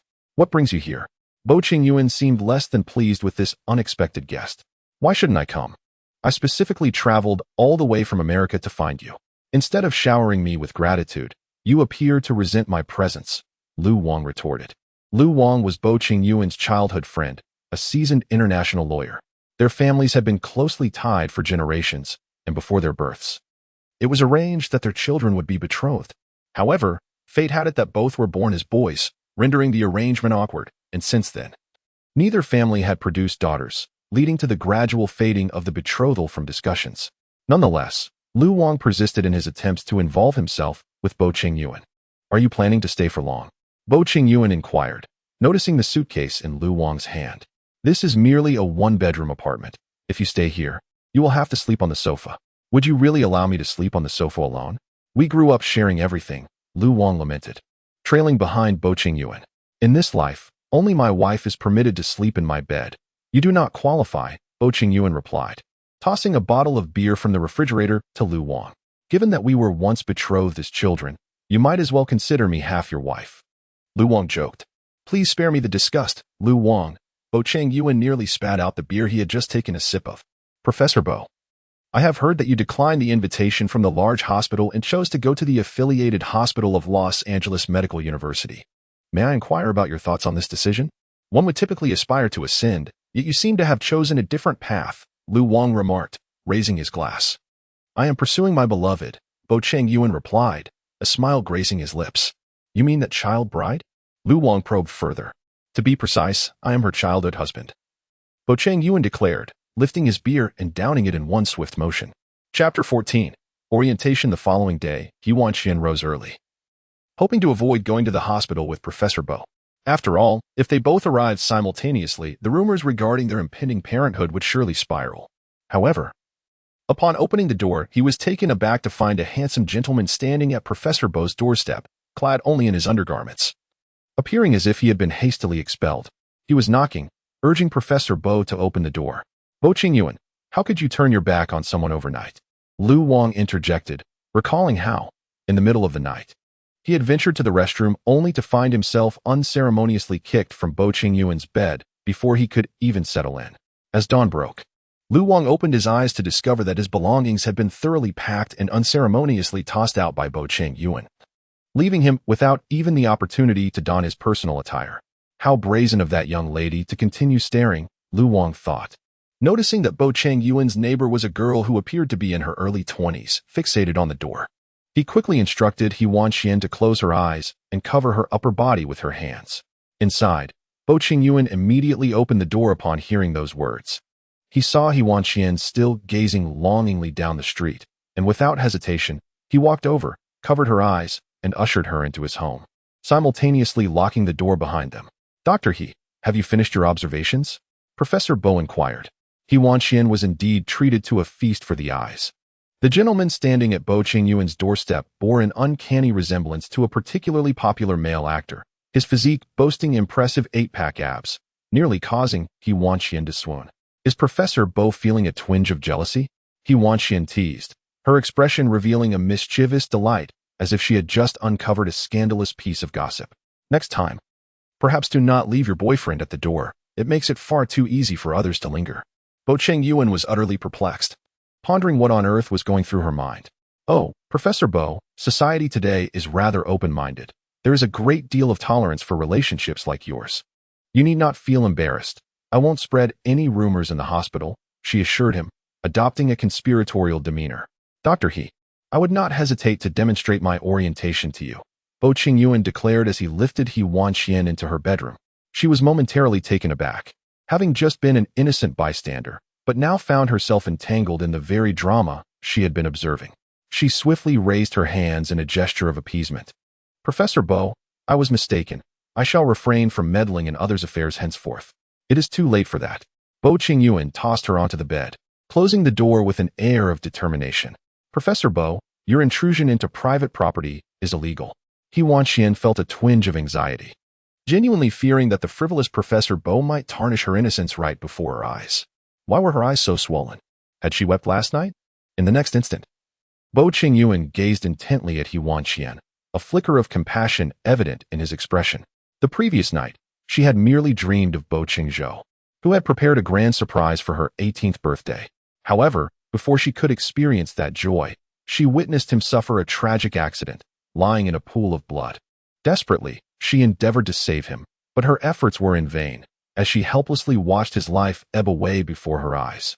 The dream had left her in tears, and upon waking in the middle of the night, she found herself ensnared in that sorrow, unable to escape the overwhelming emotions. She was uncertain of how long she had wept, her eyes swollen from her grief.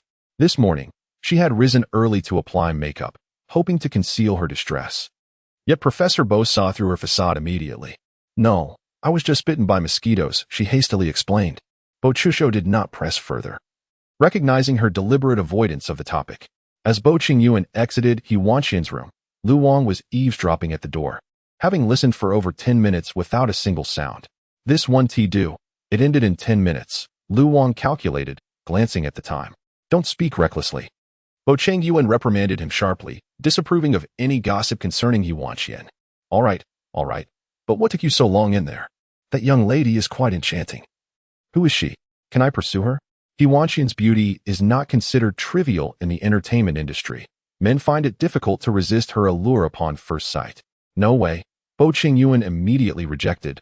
Do not entertain any thoughts about her, or I shall break your legs. Years of brotherhood can be forfeited for a woman? Lu Wang displayed a countenance of someone on the verge of severing ties with Bo Chenzhou. In her presence, we have no brotherly bond. Bo Chenzhou's smile was more of a grimace. Bo Chenzhou, once we step out of this door, we are no longer brothers.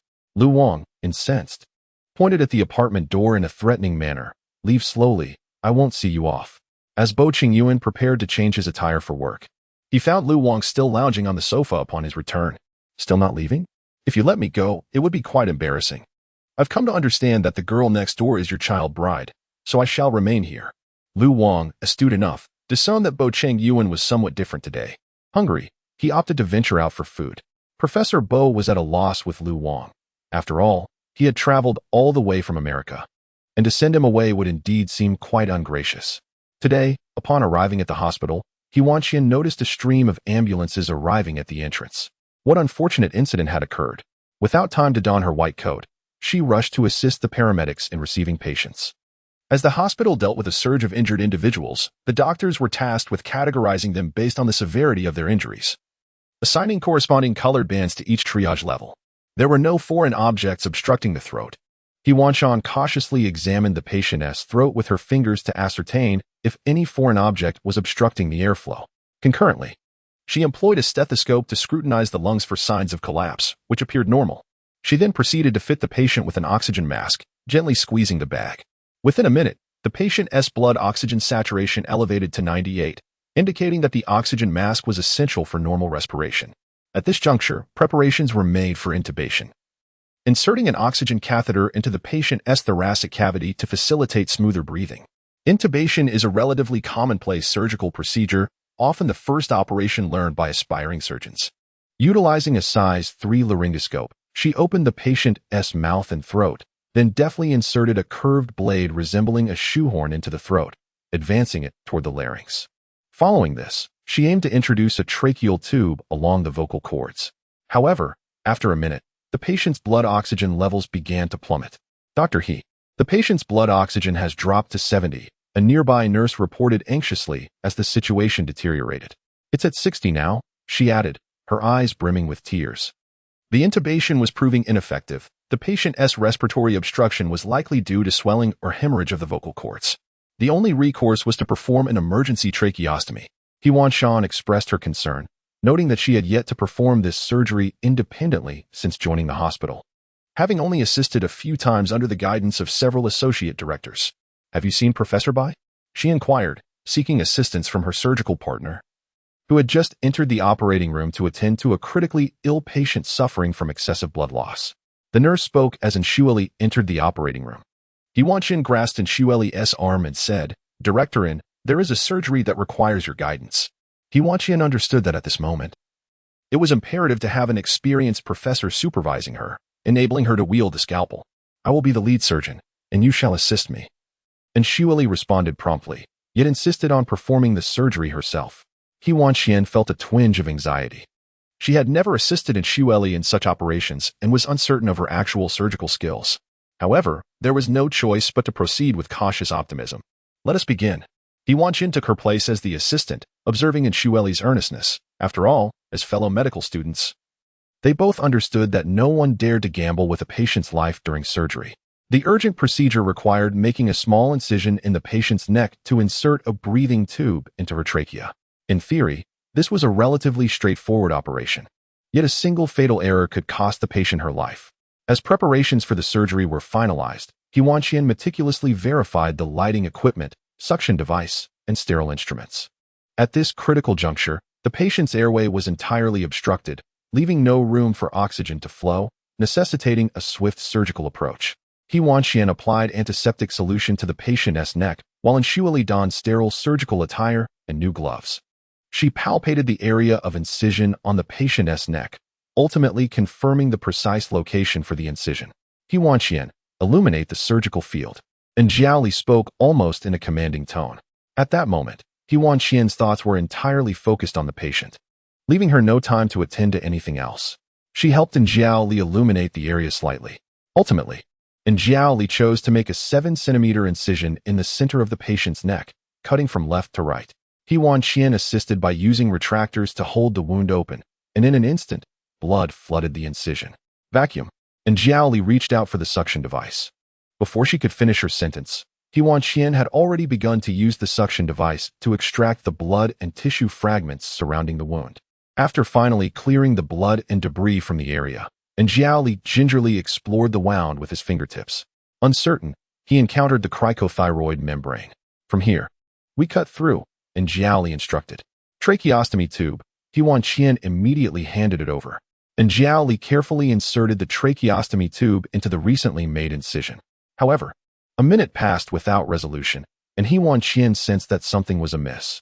Is it in? She inquired anxiously. Silence, and Jiaoli seemed somewhat flustered, urging He Wanqian not to disturb him. After a struggle, he managed to connect the oxygen mask to the tracheostomy tube, but to their dismay, air began to leak from the wound. In that moment, He Wanqian realized that Jiaoli's procedure had failed. The patient had been obstructed in breathing for 2 minutes. He Wanqian swiftly took over the tracheostomy tube, removing the one that had just been inserted, and Jiaoli, visibly shaken, could not absorb He Wanqian's words, leaving the nearby nurse to assist her in the urgent situation. Dr. He, as you continue the surgery, success would be fortunate. However, should complications arise, the patient may hold you accountable, the concerned nurse remarked.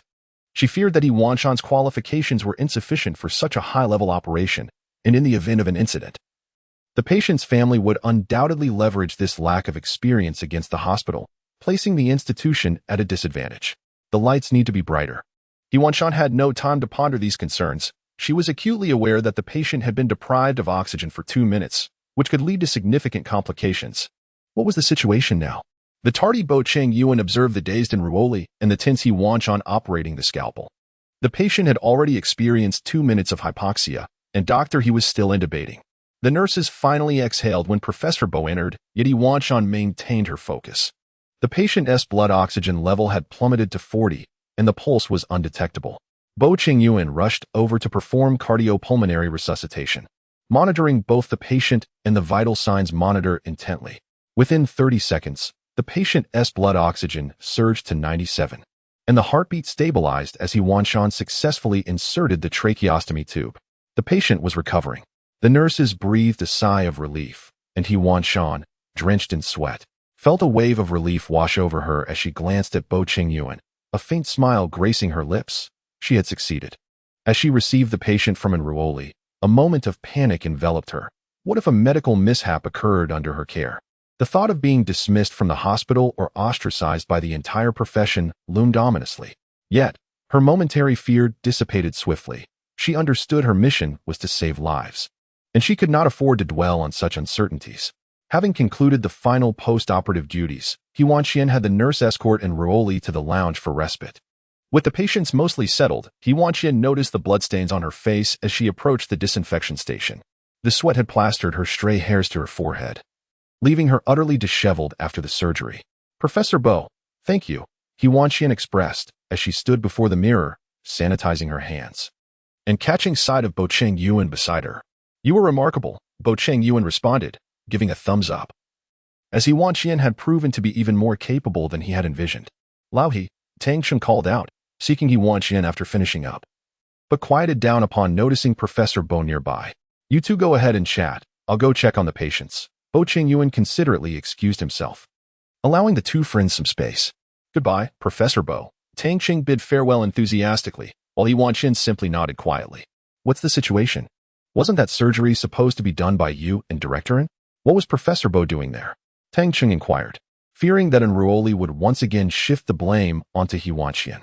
Professor Bo came to assist, and thankfully, the surgery was successful. He Wanqian replied with a soft smile, admitting that she had been overwhelmed by the workload since starting her shift. Did anything happen? Tang Cheng pressed on. No, He Wanqian responded, still refraining from disclosing Enruoli's error. For a surgeon, every decision must be impeccably precise, and every taut nerve during surgery demands constant vigilance. However, surgeons are not deities. They can only make the best decisions within the scope of their expertise. Chapter 16. Dr. He, should I consider this model? Fortunately, after the examination, the patient rescued in the morning showed no further complications. The few minutes of cerebral hypoxia did not result in any lasting damage. He Wanqian truly exhaled in relief only after the patient's results were revealed. Having been so busy that she had yet to eat dinner, she decided to grab a quick meal at the hospital cafeteria. Just as she sat down after getting her food, she ran into Professor Bo, who promptly took a seat across from her. Dr. He, I thought you were avoiding meals to lose weight? Professor Bo began without any preamble. I was young and naive yesterday. Today, I have matured, He Wanqian replied with a forced smile. Indeed, dieting is not necessary, Bo Chenzhou remarked with a playful grin. His gaze fixed on her. Professor Bo, He Wanqian, suddenly realizing, put down her chopsticks and retorted playfully. How can you be so frivolous? You bear the face of Bo Chenzhou, yet you are so vastly different. Indeed, one should not judge a person solely by their appearance. Since our first encounter, you have referred to me as Bo Chenzhou. Who is this Bo Chenzhou? Bo Chenzhou asked, curiosity evident in his expression. Upon hearing the term ex-boyfriend, a shadow crossed He Wanqian's face. Was it really necessary to be reminded of her past affection for Fu Sihe? Yes, he was someone I admired since childhood. For quite a long time, she confessed, not concealing her youthful fondness for Bo Chenzhou. After all, the man before her could never be Bo Chenzhou. He would remain blissfully unaware. At her declaration, Professor Bo paused momentarily, his chopsticks halting, a subtle smile playing at the corners of his mouth. As if He Wanqian was professing her love to him. Do I resemble him? Bo Chenzhou inquired. Not merely a resemblance. One might surmise that the two of you emerged from the same womb, for you are strikingly identical.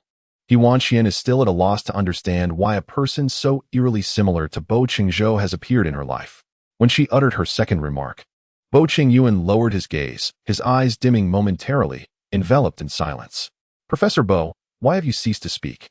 He Wanqian wondered if she had inadvertently offended him, causing his displeasure. Then why did you two part ways?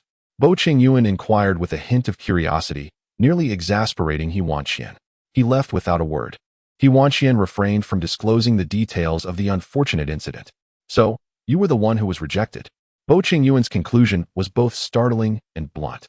He Wanqian found herself momentarily at a loss for words to counter his assertion. It indeed seemed as if she had been the one cast aside. Why is it always you who is left behind? While Bo Chenzhou's previous comment could be deemed somewhat civil, this one strayed far from decorum. Professor Bo, your inquiry is quite insightful, but I must insist you refrain from asking such questions in the future. Rising from her seat, He Wanqian relocated to another table, her irritation mounting at the mere sight of Bo Chenzhou. By the time she returned to the hospital, it was already 7 in the evening. He Wanqian was on night duty, accompanied by Tang Cheng, and she bought a cup of coffee before heading to his office. Old He, it's rare to see you indulging, Tang Cheng remarked, snapping a photo of his Starbucks coffee and sharing it on social media. Likewise, she replied. He Wanqian and Tang Cheng both hailed from small towns, lacking any significant background or qualifications. Tang Cheng had been at the hospital for an impressive 15 years, yet remained a mere junior attending physician. He lacked the innate talent that He Wanqian possessed, and certainly did not enjoy the advantageous connections that Shuali had. Ultimately, Tang Cheng adopted a nonchalant attitude, believing that in life, the most crucial aspect was to find joy in one's own pursuits. Do you understand the allure that a man exudes in the operating room? Tang Cheng's eyes radiated a desperate hunger, particularly when he bore the countenance of a divine being reminiscent of Professor Bo wiping away a bit of drool. He Wanqian offered a tissue to dab at the corner of Tang Cheng's mouth. However, he swatted her hand away, urging her to imagine the scene in an urgent operating room where a youth with an angelic visage perspired profusely, beads of sweat dampening the tousled hair framing his deep-set eyes and his shirt front. Wake up. This is the operating room, He Wanqian admonished, delivering a playful slap to the back of Tang Cheng's head. If he were to continue his fantasies, they would undoubtedly descend into inappropriate territories. Old He, have you never been tempted by Professor Bo's physique? Tang Cheng queried earnestly, noting that the unmarried young women in their hospital were incessantly capturing candid shots of Professor Bo and frequently encountering him in the corridors. Moreover, a nurse from the radiology department was delivering meals and fruits to him daily. How come I was unaware of this? He Wanqian exclaimed, shocked that while she was wholly absorbed in surgeries, such happenings had escaped her notice. You spend all your time in the operating room and in consultations, hardly paying attention to anything beyond your patients, Tang Cheng retorted with a sharp wit. So, has Professor Bo responded to those young ladies yet? He Wanqian moved a chair and sat beside Tang Cheng, gossiping. This indeed echoed what Professor Bo had mentioned to her yesterday. What kind of person could possibly win Professor Bo's favor? Perhaps someone like Song Lanshan, whose background and appearance were both exceptional. Old He, is it true that you really broke up with Fu Sihe? Tang Cheng had refrained from mentioning Fu Sihe to He Wanqian in recent days. How do you know? He Wanqian confirmed that she had not disclosed this matter to Tang Cheng. It dawned on Tang Cheng that he had inadvertently let it slip, saying, please don't be angry. The whole hospital knows now. It was Enruoli and her apprentice who spread the word, and then it snowballed from there. He Wanqian finally understood how Professor Bo was aware of her breakup with her ex-boyfriend. Indeed, the entire hospital was in the loop. How could he not know? At that moment, she wished to find a crevice to hide in and never emerge again. Old He, although it's over, life must go on. Tang Chung retrieved a stack of photographs from his drawer and handed them to He Wanqian. Pick one, and I will introduce you. He Wanqian glanced at the pile of pictures and hastily returned them to Tang Chung. Old Tang, I have no interest in men at the moment. No way. You can't feel that way about me, can you? Tang Chung curled up his legs, fearing the thought of He Wanqian including him in her harem. I have no interest in women either, He Wanqian quickly added as a remedy. I heard personal trainers love wealthy women. How about this one? A civil servant with a monthly salary of 5K. He is practically balding. He could be my father. What about this one? As Tang Chung raised the photograph high into the air, it was abruptly snatched away. Professor Bo. Bo Chenzhou had entered without her noticing. Dr. He, what do you think of my proposal? Chapter 17. In what way am I inferior to Fu Sihe, who pursues recommendations with such fervor as you do? He Wanqian found herself retreating under Bo Chenzhou's relentless gaze. I have no intentions of dating at the moment, she stammered, the words feeling absurd even to her own ears. Oh, Bo Chenzhou replied after a brief silence, his demeanor shifting to one of disappointment as he instinctively took a few steps back, wary of overwhelming He Wanqian. Observing Bo Chenzhou's departing figure, He Wanqian felt an unexpected pang of sympathy, as though she had just uttered a grievous error. Old He, what on earth are you thinking? Tang Chung, who had been eavesdropping nearby, contemplated silencing He Wanqian's tongue altogether. How could she reject such a distinguished man as Professor Bo? I feel somewhat disoriented. He Wanqian confessed, the fleeting moments with Bo Chenzhou feeling dreamlike. With a frown, she lamented her poor choice of friends. At least I may be. Professor Bo's is far superior to yours, Tang Chung remarked disdainfully. All right, Tang Chung, when did you sneak a peek at Professor Bo? He Wanqian inquired, feeling slighted for not being included. I just guessed, Tang Chung chuckled. Why did you buy so much beer? As Lu Wang observed Bo Chenzhou approaching with 2 cases of beer, he was taken aback. The last time Bo had purchased such a quantity of alcohol was 3 years ago, coinciding with the rumors of his child bride's affair with another man. Have you been hurt again by that child bride of yours? Lu Wang inquired with concern. Bo Chenzhou chose to ignore him, and his silence was an implicit acknowledgement. Understanding his sentiment, Lu Wang continued, Yuan, I don't think your child bride is particularly beautiful. Allow me to summon a few stunning ladies to keep you company while you drink. Now that would be a true delight of the world.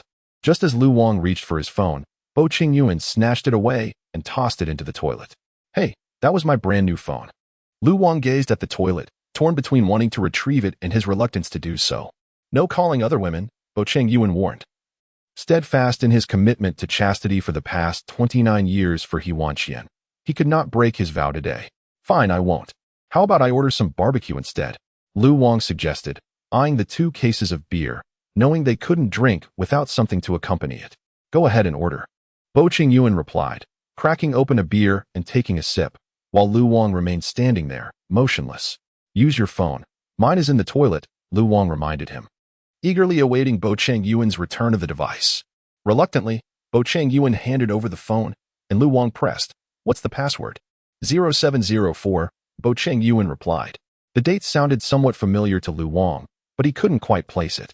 Unlocking the phone screen, Lu Wang was taken aback to find the wallpaper adorned with a photograph of a child bride.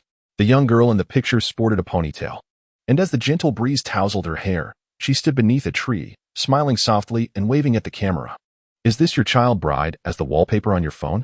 She looked so enchanting in her youth. Lu Wang felt a flutter of emotions upon gazing at the photograph, and it was no wonder that Bo Chenzhou held her in his thoughts for a decade. Stop ogling.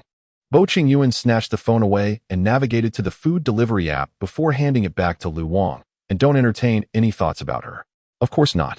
Lu Wang sensed a palpable tension and promptly dismissed her earlier thoughts, dutifully ordering food. Half an hour later, when the delivery arrived, Lu Wang went to the door to retrieve it, only to encounter He Wanqian, who had just finished her night shift. Hi, child bride, she greeted. With a loud slam, the door startled He Wanqian, causing her keys to clatter to the ground. Old Bo, could you be a tad quieter when closing the door? Lu Wang was equally startled and quickly sought to calm her racing heart. Stop with the greetings, Bo Chenzhou retorted before turning to the sofa, resuming his beer consumption. In merely half an hour, he had already polished off a whole box of the two he had just brought in. "Leave some for me," Lu Wang protested, snatching a beer from his grasp. "Aren't you scheduled for surgery tomorrow? Be careful not to drink too much, or you won't be steady with the scalpel. Am I really inferior to Fu Sihe in any way?" Bo Chenzhou pondered for a long moment, then suddenly lifted his head and grasped Lu Wang by the collar, challenging. "Is my face less appealing than Fu Sihe's? Is my physique not as commendable?" Lu Wang chuckled, remarking that just moments ago, Bo Chenzhou stubbornly refused to admit anything. Yet now, under the influence of alcohol, he was so loquacious. "Indeed, your visage surpasses Fu Sihe by 1,000-fold. Your little wife must possess a lack of discernment." As Lu Wang continued to support Bo Chenzhou's banter, the next moment, Bo Chenzhou knocked over the beer in his hand, exclaiming, "Who permitted you to speak ill of her? She merely has slightly less refined taste in boyfriends." Yes, I won't mention it again. Your little wife is the best," Lu Wang hastily acquiesced, having never encountered such a fiercely protective individual. "Now, kindly loosen your grip on my collar." "What collar?" Bo Chenzhou, somewhat tipsy, clutched Lu Wang's collar tightly, refusing to release it. "My collar," Lu Wang protested, swatting at Bo Chenzhou's hand in an attempt to signal him to let go. "Not a chance. Unless you elucidate how I fall short compared to Fu Sihe, you shan't leave," Bo Chenzhou insisted fiercely. "How would I know what Fu Sihe is like? I am not your little wife who has been in a 3-year relationship with him," Lu Wang retorted, his expression one of grievance. He only knew that Fu Sihe was the heir of the Fu group. Beyond that, he was utterly uninformed. Before Lu Wang could finish his lament, Bo Chenzhou dealt him a punch, warning, "If you mention Fu Sihe again in my presence, do not blame me for severing our brotherhood." Lu Wang covered his head, lips sealed tight, cursing Bo Chenzhou 1,000 times in his heart. "Damn it, who the hell just forced me to question why I am inferior to Fu Sihe?" Chapter 18. "Dr. He, are you plotting against me?" That night, after He Wanqian had just finished her bath and was preparing to rest, there came an unexpected knock on the door. "Who is it?" At such a late hour, He Wanqian hesitated to open the door, having recently heard too many distressing news stories about single women encountering peril while living alone. "Hello, my name is Lu Wang, a friend of Bo Chenzhou." He suddenly collapsed on the ground, convulsing after having consumed some alcohol. "I heard you are his colleague. Could you please assist and check on him?" Lu Wang spoke with palpable anxiety, making every effort to appear composed. Upon hearing that someone had collapsed and was convulsing, He Wanqian immediately opened the door and rushed to Bo Chenzhou's residence. The scene inside was chaotic, and Bo Chenzhou lay unresponsive on the floor. He Wanqian conducted a preliminary examination, noting that his body exhibited no apparent abnormalities. It seemed that the cause of his motionless state was simply excessive drinking. "Dr. He, is there anything wrong with Lao Bo?" Lu Wang inquired cautiously from the side. If we had come just 1 minute later, he would have awakened on his own. He Wanqian regarded Lu Wang with a sense of suspicion, feeling as though he were being played. "Then why did he suddenly collapse and convulse just now?" Lu Wang pressed. "It could be an issue with his kidneys. You should take him for a checkup when you have the chance," He Wanqian replied. While she could not diagnose an ailment at a glance, discomfort stemming from drinking and smoking was often linked to kidney problems. Kidneys. Lu Wang's eyes widened in disbelief as he pondered, but Lao Bo is only in his 20s and doesn't even have a girlfriend. This cannot be true. I must take him to the hospital for an examination tomorrow. However, upon escorting Bo Chenzhou to the door, they discovered it was locked.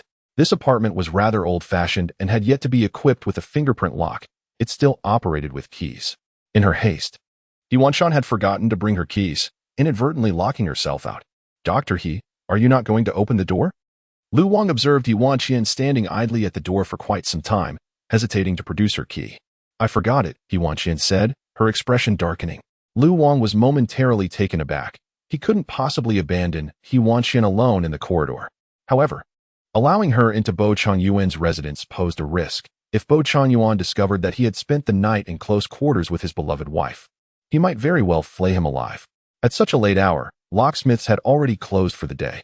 "Why don't you stay at Old Bo's place for the night? I can share the living room with him," Lu Wang suggested, realizing there was no alternative. He Wanqian was still clad in her pajamas, with her phone and wallet left behind, making it inconvenient to seek accommodation elsewhere. Thus, staying at Bo Chenzhou's home for a night was her only option. Bo Chenzhou's bedroom was meticulously arranged, adorned solely in shades of black. lending an air of simplicity yet also an oppressive atmosphere, as though his life were confined to this singular color. The pillowcase retained a faint scent of amber.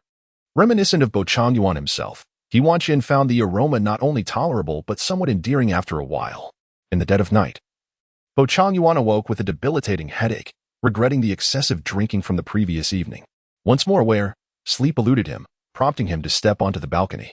He retrieved a cigarette from his pocket, igniting it as a spark illuminated the darkness. Glancing back into the bedroom, he noticed a figure resting on his bed, whose features bore an uncanny resemblance to the one he longed for each night. The freshly lit cigarette was extinguished as Bo Chenzhou hastened into the room. And upon seeing He Wanqian lying on his bed, a smile graced his lips, his joy evident. "Wan," he softly called, but He Wanqian remained lost in slumber, oblivious to his presence. He leaned down and gently kissed He Wanqian's cheek. At 18, it was their first, and now at 29, their second.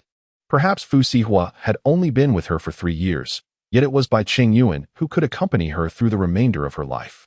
The youthful stirrings of affection, even after the passage of years, ignited within him like a fervent flame upon seeing her again.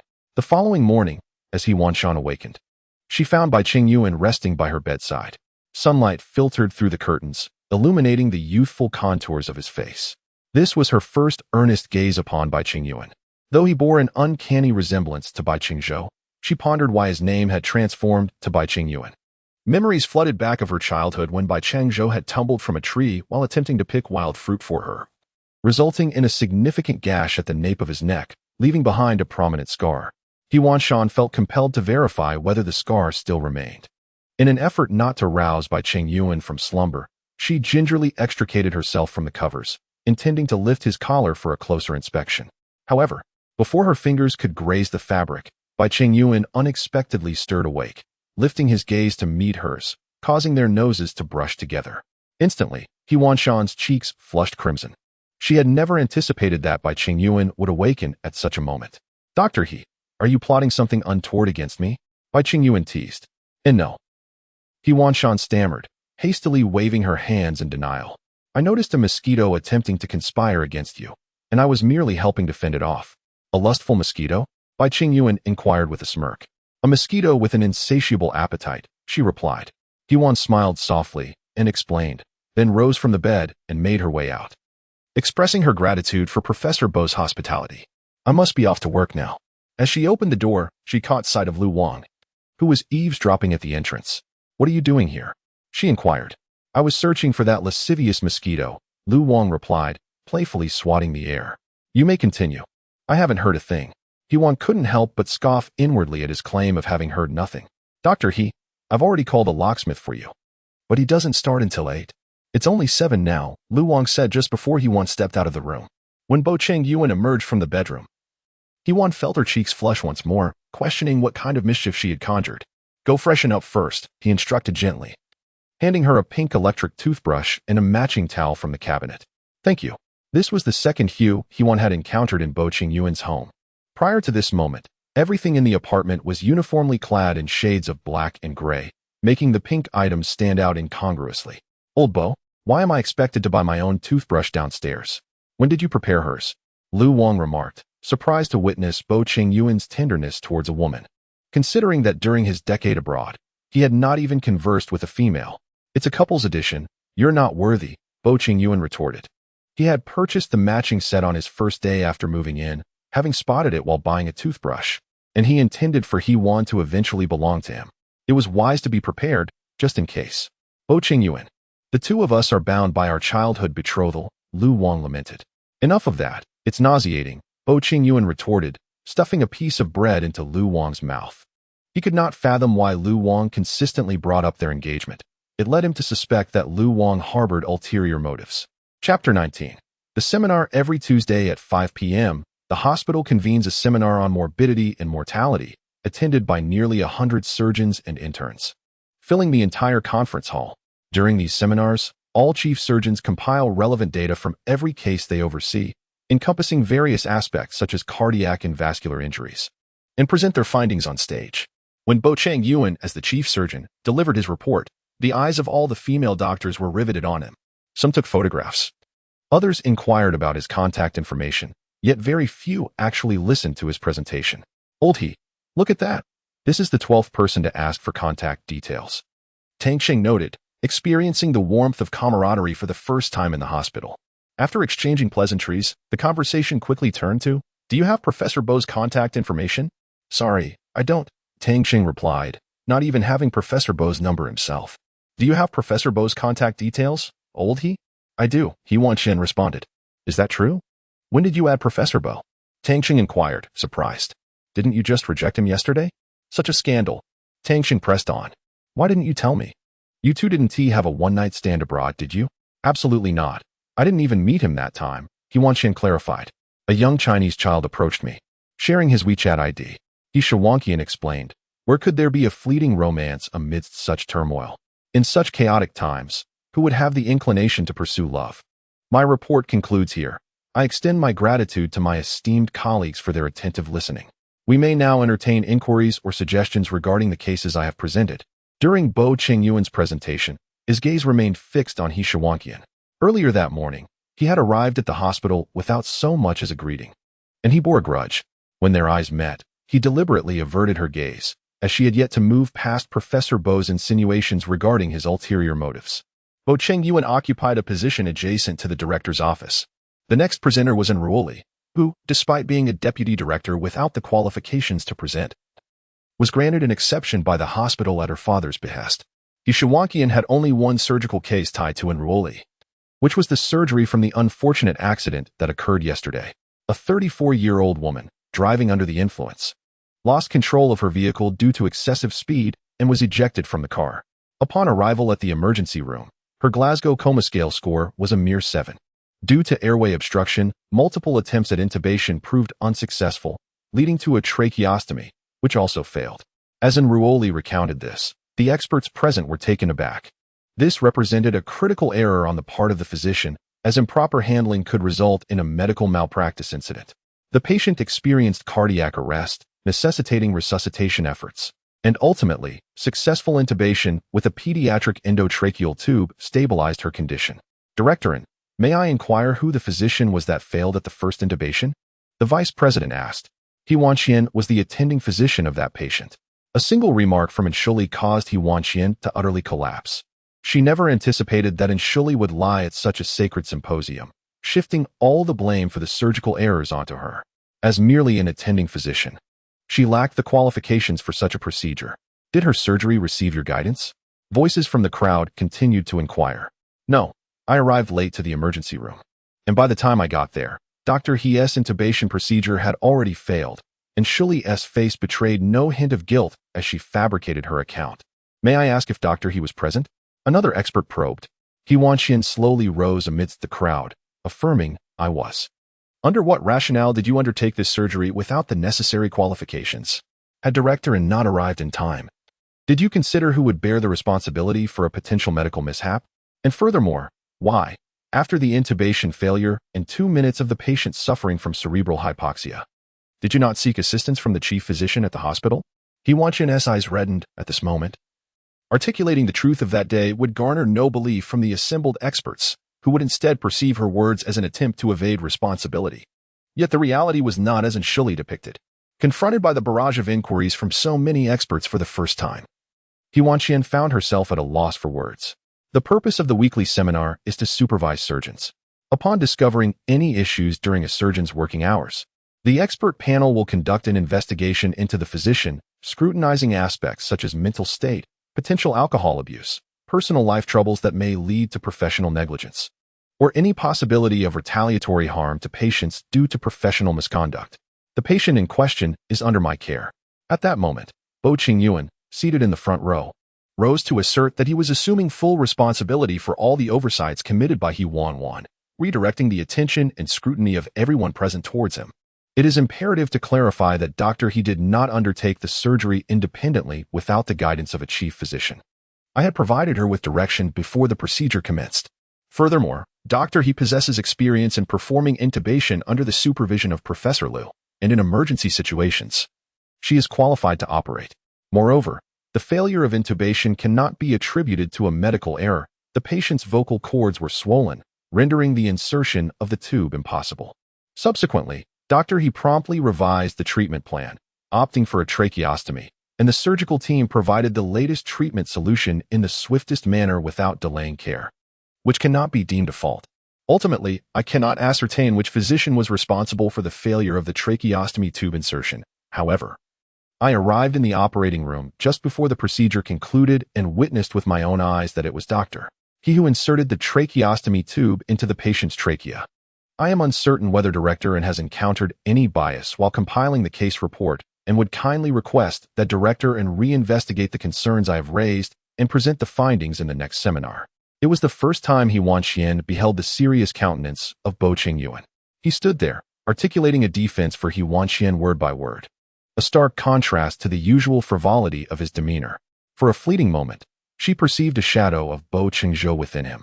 In Chapter 20, Professor Bo, you may be in trouble. During the seminar, any discerning observer could clearly identify the issue lay within Ruali. Yet no one dared to voice dissent in the presence of the assembly. Most individuals, when faced with matters that do not concern them directly, adopt a philosophy of avoiding unnecessary conflicts. Indeed, to offend a deputy chief physician over a mere attending physician seemed utterly unwarranted. When Bo Chenzhou stepped forward, Tang Cheng was rendered speechless, astonished that He Wanqian's allure could provoke Professor Bo to confront the esteemed and director within the institution, as if his professionalism and status were rendered inconsequential in the face of capital. Old He, what kind of enchantment have you cast upon Professor Bo? Tang Cheng tugged at He Wanqian's sleeve in inquiry. He Wanqian herself was taken aback, standing in a daze as she gazed at Bo Chenzhou for an extended moment. She understood that Ruali could cause her trouble at any moment, and thus she approached every interaction with heightened vigilance, fearing the slightest misstep. Initially, she believed that by excelling in her tasks, she could evade the unfounded accusations. However, reality often unfolds in unexpected ways. As soon as the seminar concluded, Bo Chenzhou was summoned by the dean. In the dean's office, a man dressed in a black suit occupied the sofa. He appeared to be in his 40s. His expression grim, with shattered wine glasses strewn across the floor. The atmosphere within the room was palpably tense, and those standing behind him dared not utter a sound.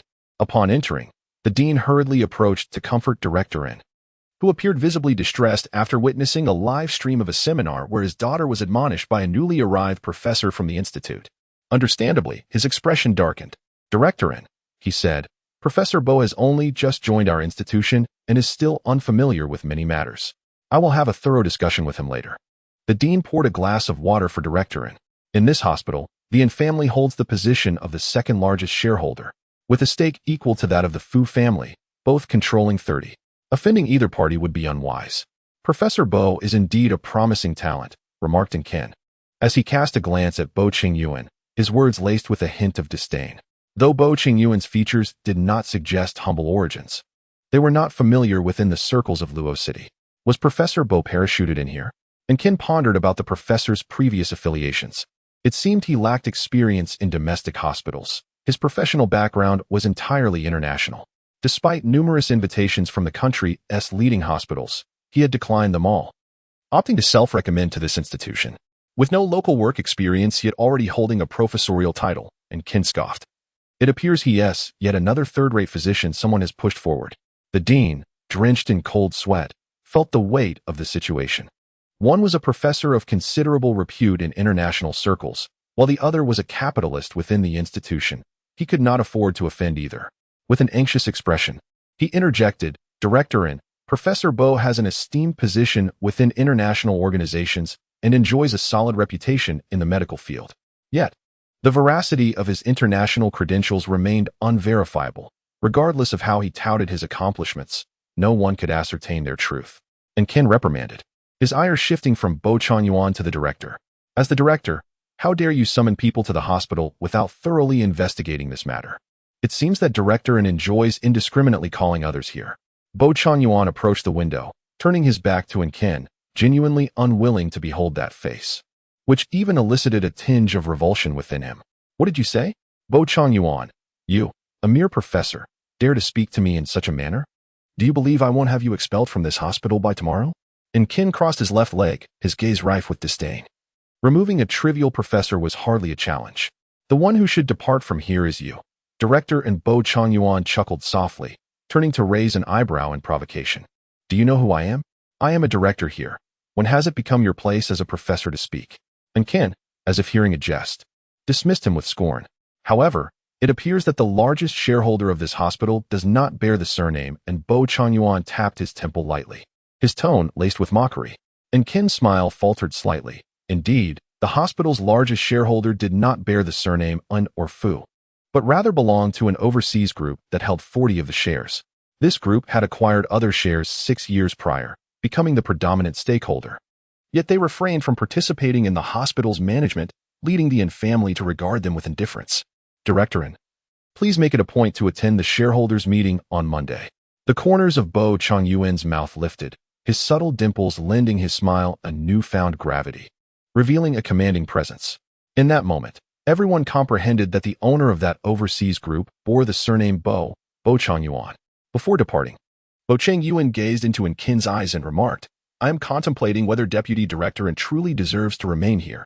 He Wanqian had been lurking outside the dean's office, and it was only after a half hour that Bo Chenzhou leisurely emerged from within. The moment Bo Chenzhou stepped out of the office, He Wanqian swiftly pulled him into the stairwell, ensuring their surroundings were clear before focusing her attention on him. What brings you to the stairwell, Dr. He? Are you harboring ulterior motives? If so, I could easily deliver myself without your assistance. Bo Chenzhou's normally serious demeanor broke into a broad smile, and upon seeing He Wanqian, he became increasingly audacious. The moment He Wanqian heard this man, bearing the countenance of Bo Chenzhou, yet speaking frivolously, goosebumps prickled her skin. She hastily covered Bo Chenzhou's mouth, urging him to remain silent. Dr. He, do you prefer it this way? Silent. Her hand did not entirely stifle his voice. He Wanqian, feeling exasperated, even began to doubt if the person who had just defended her at the seminar was indeed the one before her.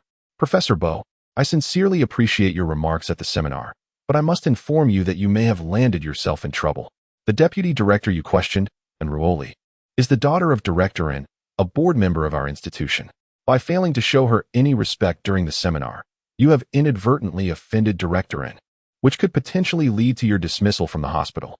He Wanqian spoke, her eyes reddening. It is difficult to fathom the time and effort required for a medical student to attain the esteemed rank of professor. To lose such a title merely due to offending someone perceptive would be utterly unwarranted. If you were to lose your professorship because of me, I would carry the burden of guilt for a lifetime. Chapter 21. Hypochondria. Is Dr. He truly concerned for me? Bo Chenzhou gazed at He Wanqian, noticing her slightly reddened eyes, which now sparkled with a hint of excitement. His previously dull gaze became fixed upon her, unable to look away. Yes, He Wanqian nodded, her eyes welling with tears unseen by Bo Chenzhou. Professor Bo, I will clarify matters with the dean, and I will also discuss it with Director In, striving to ensure this incident does not affect you. As Bo Chenzhou listened to the tremor in her voice, his brows furrowed slightly. The mockery that once colored his expression softened into something gentler. The He Wanqian he remembered would never have been so cautious, so humble. It was as if, during his absence of 10 years, she had transformed entirely. Could this change be attributed to Fu Sihe? Bo Chenzhou pondered silently. HM? He responded a beat late. It's nothing. He Wanqian shook her head. It seemed that Bo Chenzhou bore a heavier burden than she did at that moment. She resolved to confront the issue on her own.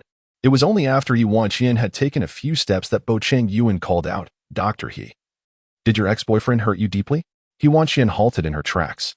Just moments ago, she had been worried for Bo Chenzhou, but upon hearing his words, she felt an urge to slap herself for meddling. My ex-boyfriend is the president of the Fu Group, and he pampered me to the heavens. It was I who grew weary and chose to end our relationship. He Wanqian, in a fit of anger, approached Bo Chenzhou and vehemently clarified. Do not claim that I was the one who was dumped. As soon as these words escaped her lips, it was as if the world around her had come to a standstill. Colleagues passing through the corridor halted, their eyes wide with astonishment, resembling spectators at a spectacle. Had Dr. He truly been involved with President Fu? Did she assert that she had ended things with him? This seemed implausible. Surely, Dr. He could not be of unsound mind? Could it be that the pressures had driven her to delusions? He Wanqian surveyed the crowd, cast a glance at Bo Chenzhou, and hurriedly covered her face, fleeing the scene, wishing fervently that she could vanish from this hospital by the morrow. The notion that she had once dated Fu Sihe would lead any rational person to question He Wanqian's sanity. Observing Tang Cheng in a state of frantic urgency, He Wanqian surmised that the entire hospital must be buzzing with rumors of her supposed delusions. Did everyone know about her entanglement with Fu Sihe? She swore she had uttered not a word. Tangqing immediately knelt before He Wanqian, raising his right hand in earnest. I know. He Wanqian had already mentally berated herself once. After her rebirth, she accepted the situation with composure. After all, the gossip circulating was that she had rejected Fu Sihe, which was preferable to Bo Chenzhou's daily insistence that she had been spurned by Fu Sihe. Moreover, Fu Sihe never frequented this hospital, alleviating her concerns about him overhearing. You know? Tang Cheng displayed a hint of surprise. How did you find out? Because it was I who disclosed it. He Wanqian spoke with an air of tranquility, declaring that she had more pressing matters to attend to and no longer wished to dwell on the incident involving Fu Sihe. I was merely provoked by Professor Bo. She lamented, expressing her exasperation with his incessant reminders of her breakup with her former boyfriend. Tang Cheng's expression shifted from confusion to a teasing amusement, causing beads of cold sweat to form on He Wanqian's back. What are you thinking? He inquired. Is Professor Bo perhaps feeling a tinge of jealousy? Tang Cheng grinned, relishing the thought, though she, an ordinary mortal, could not partake in the charms of Professor Bo herself. She found joy in her dear friend He Wanqian's experience with such a captivating figure. What could he possibly be jealous of? He Wanqian replied, incredulous, her face contorted in distaste as if she had received dreadful news, hastily urging Tang Cheng to silence himself. What are you writing? Tang Cheng, sensing her reluctance to continue the conversation, shifted topics. Before the computer screen, He Wanqian's fingers danced across the keyboard. I am composing an email to the dean to clarify the surgical situation discussed at the seminar, she sighed, lowering her head in contemplation. But you clearly told me there were no errors in that surgery. How then did Nzwoli claim there was a problem? Tang Cheng pressed. Indeed, there was a problem. The failure of the tracheostomy tube insertion was a result of her lead, and it left her utterly stunned. I thought she would not revert to her former self after that, He Wanqian recalled, mirroring the expression of Tang Cheng at that moment. Have you forgotten the medical mishap from a few years ago? Tang Cheng spoke urgently. Director Yu, a dedicated chief physician who has served diligently in the hospital for over 20 years, was unjustly implicated in that medical mishap, which was clearly the fault of Nzwoli. She leveraged her father's influence to shift all blame onto Director Yu. If she dares to absolve herself of all responsibility, how can you, a mere attending physician, expect to escape unscathed? He Wanqian understood Tang Cheng's concerns. Then writing this email serves no purpose, he advised. Indeed, He Wanqian replied, her eyes dimming momentarily. She was acutely aware of the futility of the endeavor. Then why proceed? Tang Cheng exclaimed incredulously. I merely wish to extricate Professor Bo from this situation. If I take on all the blame, it will resolve everything, He Wanqian stated, contemplating abandoning her medical aspirations. Have you lost your mind? Tang Cheng exclaimed as he snatched the mouse from her grasp. You've toiled for 12 years and are on the verge of attaining the title of chief physician. Do you truly think you can simply give it all up as if you were still an 18-year-old playing house? He Wanqian lowered her gaze. Staring at the email on the screen, her emotions a tangled mess. Renouncing everything was not her desire, yet to shield others from involvement. This seemed to be the only path. Old Tang, from now on I will pursue a career as a starlet and help you secure autographs from the hottest young idols. He Wanqian joked, recalling that her appearance had attracted the attention of several talent agencies, all of which she had casually declined. Tang Cheng's eyes glistened with unshed tears. Trapped in this cage, devoid of support, every physician felt like an ant, vulnerable to being crushed at any moment. I can't bear the thought of losing you, old he. Tang Cheng lamented, I will often come to the hospital to see you. What good can come from visiting the hospital? If I am not a doctor, it would be best for us to never meet again in this lifetime. Tang Cheng's voice trembled with emotion, nearly breaking into tears as he held back the urge to embrace He Wanqian. Chapter 22. Future Lady. The email was sent by He Wanqian to the director, who, upon receiving it that evening, promptly forwarded it to Bo Chenzhou, hoping he could assist in addressing the matter. The following day, in the director's office, Bo Chenzhou arrived after completing a surgical procedure, stating, I only have 20 minutes. He had come during his surgical break, having received the email from yesterday. How do you intend to handle this? Doctor, he is our hospital's most qualified physician, diligent, eager to learn, and possessing extensive clinical experience. She is a rare talent. If Doctor, he is willing to accept full responsibility for this medical mishap, it would be a mutually beneficial resolution. Not only would it prevent Professor Bo from being implicated, but it would also allow Deputy Director In to extricate himself from this incident. The director understood that the surgical error might have no connection to He Wanqian. However, among the three parties involved, to protect the other two, he could only sacrifice the one deemed the least significant. It truly was a win-win situation. Bo Chenzhou scoffed. But He Wanqian is the one I wish to protect. If you still wish to safeguard the Yin family, I cannot guarantee your position as director will remain secure. He casually picked up a business card from the director's desk and ominously declared, anyone who dares to harm He Wanqian must first pass through me. The director seemed somewhat perplexed as to why you insist on safeguarding Dr. He. Is it truly justifiable to leverage one's position for the protection of a future spouse? When Bo Chenzhou uttered the name He Wanqian, a smile involuntarily graced his lips. The director only then realized that the esteemed Professor Bo, who is unattainable by even the largest hospitals, has deigned to come to the institution due to his connection with Dr. He. A graceful lady attracts a gentleman, a notion that is indeed reasonable. Since Dr. He holds a special place in Mr. Bo's heart, I shall not dare to treat her with indifference in the future, the director remarked with a fawning expression. There is no need for preferential treatment. My wife is still young and requires experience, Bo Chenzhou replied in a deep tone, hoping the director would comprehend his implication. Understood, the director acknowledged. If that is the case, the handling of the surgical incident may prove somewhat complicated, as the Yin family is, after all, a stakeholder in the hospital, and it would be unwise to sever ties abruptly. During the board meeting next Monday, the Yin family will be ousted. You need only clarify the facts, and that will suffice. Bo Chenzhou had already strategized his next move, ever since he received Dr. He's string of garbled distress signals from the United States. This plan had been set in motion. The Yin family would undoubtedly be expelled from the hospital and subsequently blacklisted from the medical community for life. At this moment, the Yin family was in disarray. Upon learning that the overseas group's leader was Bo Chenzhou, and Ken's anxiety had escalated, and he had been preoccupied with tidying up the mess outside, striving to extricate himself as swiftly as possible. However, with only 2 days remaining before the board meeting, time was of the essence, and he could only address the major issues while burying the minor ones for later. Before attending the board meeting, and Ken paid a visit to Fu Sihe, the president of the Fu Group. A business vehicle stopped in front of the grand villa, and Ken alighted, pressing the doorbell. Shortly thereafter, Aunt Fong arrived to open the door, leading Ken into the reception hall. This marked Ken's second visit to Fu Sihe's private residence. The last time was 2 years ago when he discussed hospital matters with Fu Sihe. The courtyard had been desolate and devoid of life. However, upon this visit, the garden was brimming with flowers, and several golden retrievers frolicked about, as if the entire space had suddenly come to life. Following Aunt Fong into the reception room, and Ken waited for a considerable time before Fu Sihe finally appeared. Mr. Fu, he greeted. Fu Sihe took his seat at the head of the table and hastily inquired, what brings you here? Will you be attending the board meeting at Zhonglin Hospital next Monday? And Ken's purpose for visiting was merely to win over Fu Sihe. Yet, upon hearing the name Zhonglin Hospital, Fu Sihe's expression soured, revealing his reluctance, as it was the institution where He Wanqian worked. Yes, Fu Sihe replied, I initiated the shareholders' meeting, and my assistant has briefed me on it. He clarified that he was not attending in the capacity of a shareholder. Rather, he was parachuting into a professorship at Zhonglin. Do you not find that suspicious? It is of no concern to me, Fu Sihe stood, indicating his disinterest in discussing Zhonglin matters with Ken. Mr. N.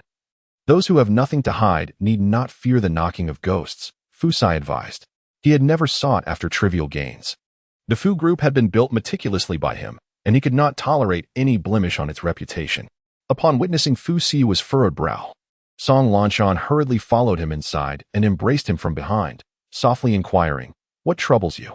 Hearing her voice, Fu Sihe's tense expression finally relaxed as he turned to envelop Song Lanshan in his arms.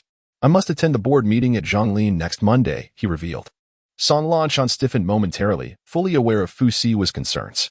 He had promised her he would never encounter that substitute again, yet attending the meeting was unavoidable.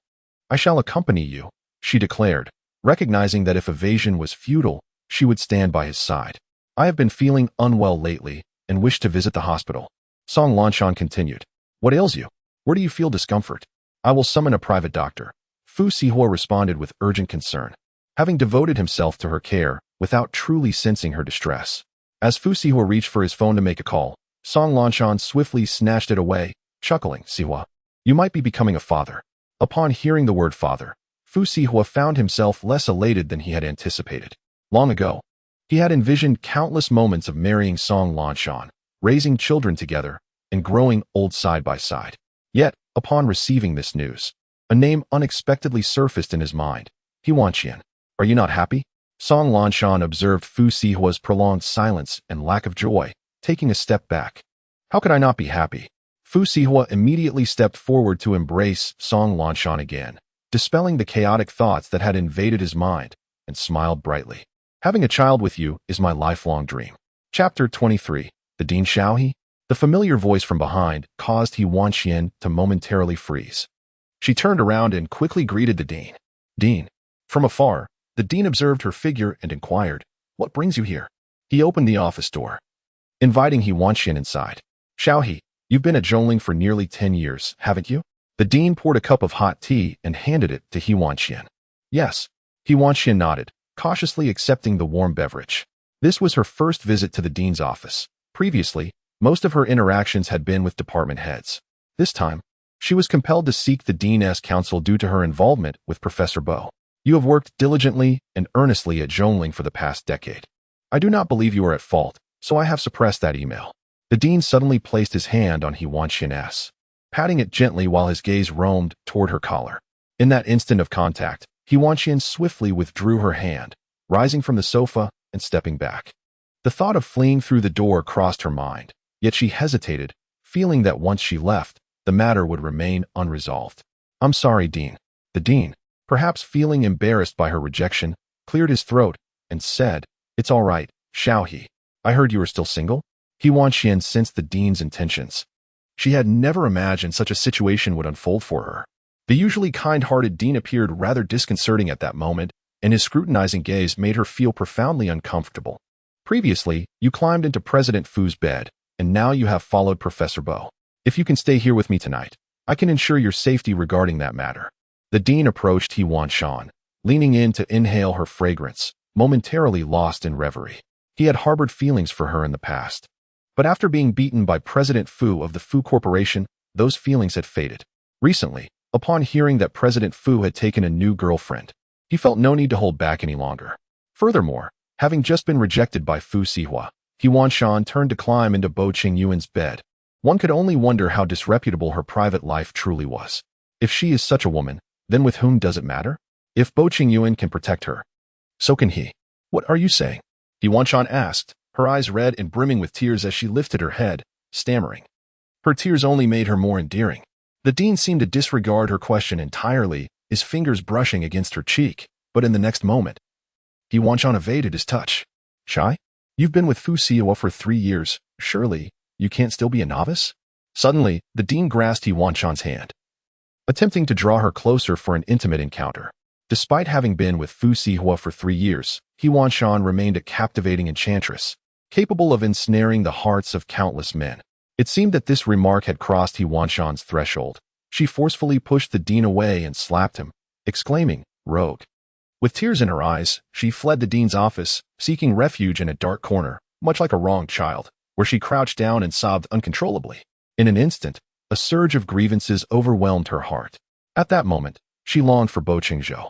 Throughout the countless days and nights of his absence, everyone had bullied her.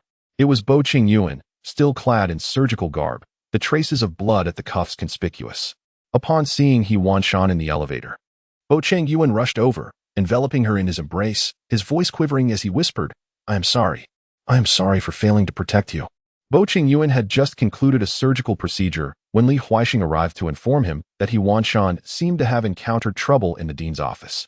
He had not even had time to change out of his surgical attire and spent the entire night searching the hospital, yet he could not find her. She was still the same as in her childhood. Whenever she chose to hide, no one could find her. Professor Bo, He Wanqian gasped, struggling for breath as she was held too tightly. It was only then that Bo Chenzhou realized his impulsiveness. He immediately loosened his grip and stepped back. After assessing He Wanqian, he breathed a sigh of relief upon noticing she bore no visible injuries. Are you hurt anywhere else? No, He Wanqian shook her head, gazing at Bo Chenzhou's anxious face with a sense of warmth. Apart from that hand, did he touch you anywhere else? Bo Chenzhou inquired seriously. Just moments ago, Bo Chenzhou had been consumed by worry. Now, only anger remained, though devoid of menace. He Wanqian, her eyes reddened, shook her head. She had rushed out of the dean's office in tears, and many colleagues had witnessed it. Perhaps Bo Chenzhou had heard something from them. Professor Bo, you need not heed the rumors circulating within the hospital. Much of it is untrue. The flickering flames illuminated the night, their smoke curling around the surroundings. He Wanqian sat on a chair on the balcony, gazing dreamily at the stars above. The very reason she chose this house was for this balcony, which offered a splendid view of the celestial bodies. It is said that when one passes away, they transform into stars, watching over those they wish to protect. Perhaps Bo Chenzhou is one of them. Moreover, a significant detail emerged, a familiar name on the list of involved parties, and Ken, the director of Zhongling. Chapter 24, Young Dr. Tang Cheng. Old He, you truly frightened me. Did you know I scoured over 20 buildings with Professor Bo, searching for you? I thought you might have taken drastic measures. Tang Cheng exclaimed. He Wanqian replied, Professor Bo? Yes. Professor Bo just finished a surgery when he overheard someone discussing your situation at the entrance. He didn't even change out of his surgical attire before rushing out to find you. Over 20 buildings, each with more than 20 floors, searching floor by floor left my legs trembling. I can hardly fathom how Professor Bo managed to cover them all, Tang Cheng recounted. Suddenly, He Wanqian felt a pang of shame for her previous demeanor towards Bo Chenzhou. Others were so concerned for her, yet she had been so indifferent towards him. Old He, I had heard rumors about the director's tumultuous personal life long ago, but I never anticipated that he would develop feelings for you. Are you all right? Would you like me to come over today? Tang Cheng inquired. I'm fine. I apologize for worrying you today, He Wanqian reassured him. I'm all right. It's mainly Professor Bo who seems overly concerned. I wonder if he is still out there looking for you. Please remember to send him a message to let him know you're safe, Tang Cheng advised. Thank you, old Tang, she replied gratefully. No need for thanks. Just take care of tomorrow's meal, Tang Cheng concluded. He Wanqian. All right, no problem. He Wanqian switched off her phone and glanced at the neighboring apartment. The lights were still on, indicating that Professor Bo had yet to retire for the night. Should she express her gratitude? Just as she pondered this dilemma, the doorbell rang. Could it be Professor Bo? He Wanqian ventured to inquire, for at this hour, aside from the neighboring Bo Chenzhou, no one else would knock on her door. No. It's me, Lu Wang. A familiar voice echoed from the threshold, causing He Wanqian to momentarily forget about Professor Bo's secret affair. When she opened the door, Lu Wang peered through the crack, but found no one visible. I'm sorry to disturb you at this late hour, Dr. Xiaotong. Lu Wang, out of habit, referred to He Wanqian as Bo Chenzhou's child bride, seamlessly incorporating this title into his address. Dr. Xiaotong? He Wanqian thought she must have misheard. Her voice laced with confusion. Realizing his gaffe, Lu Wang promptly chastised himself. I misspoke, Dr. He. It's fine, what brings you here? He Wanqian inquired further. I've seen him. When? Where? Lu Wang's expression morphed into one of urgency, as he pressed for details. Half an hour ago, by the elevator, He Wanqian replied, gesturing towards the elevator not far from the door. Call him, suggested He Wanqian. I did, 100 times, but no one answered. Lu Wang revealed, displaying his call log, which showed 99 attempts, none of which had been successful. Your phone isn't out of credit, is it? He Wanqian's inquiry inadvertently felt like a slight against Lu Wang's financial status. Lu Wang gazed at He Wanqian with a smile that failed to reach his eyes, expressing his disdain. Even if you can't reach that old scoundrel, there's no need to insult me like this, Dr. He. Why don't you try calling him on your phone? If you manage to connect with that old reprobate, I will. Before Lu Wang could finish his vitriolic oath, He Wanqian had already dialed Bo Chenzhou's number, which was promptly answered. Within a mere second, the call was established and then abruptly terminated. Dr. He? The voice on the other end was exceedingly gentle, a stark contrast to the aloof and haughty Professor Lu Wang was accustomed to. Damn it, Bo Chenzhou, am I not a person? You wound me so deeply. One day you shall lose me. Lu Wang cursed vehemently into the receiver, but alas, his tirade was cut short as the call disconnected. What poor choices and friends I make. Lu Wang lamented, covering his eyes with his hand. Dr. Xiaotong, may I come into your room for a chat? I need to unburden my grievances. I am utterly heartbroken. That old scoundrel has left me scarred, and my once hopeful life has turned to despair because of his presence. My heart aches. Seeing Lu Wang in such a pitiful state, He Wanqian could not bear to turn him away and invited him inside. It's rather late. Why not have some milk? He Wanqian heated a cup of milk and handed it to Lu Wang, deeming it inappropriate to offer anything more stimulating at this hour. You are truly kind, Dr. Xiaotong. In that moment, Lu Wang felt a glimmer of care for the life that Bo Chenzhou had so recklessly destroyed. Why do you always call me Dr. Xiaotong? My surname is He, not Tong. He Wanqian inquired with a hint of amusement, unfazed by the name mix-up.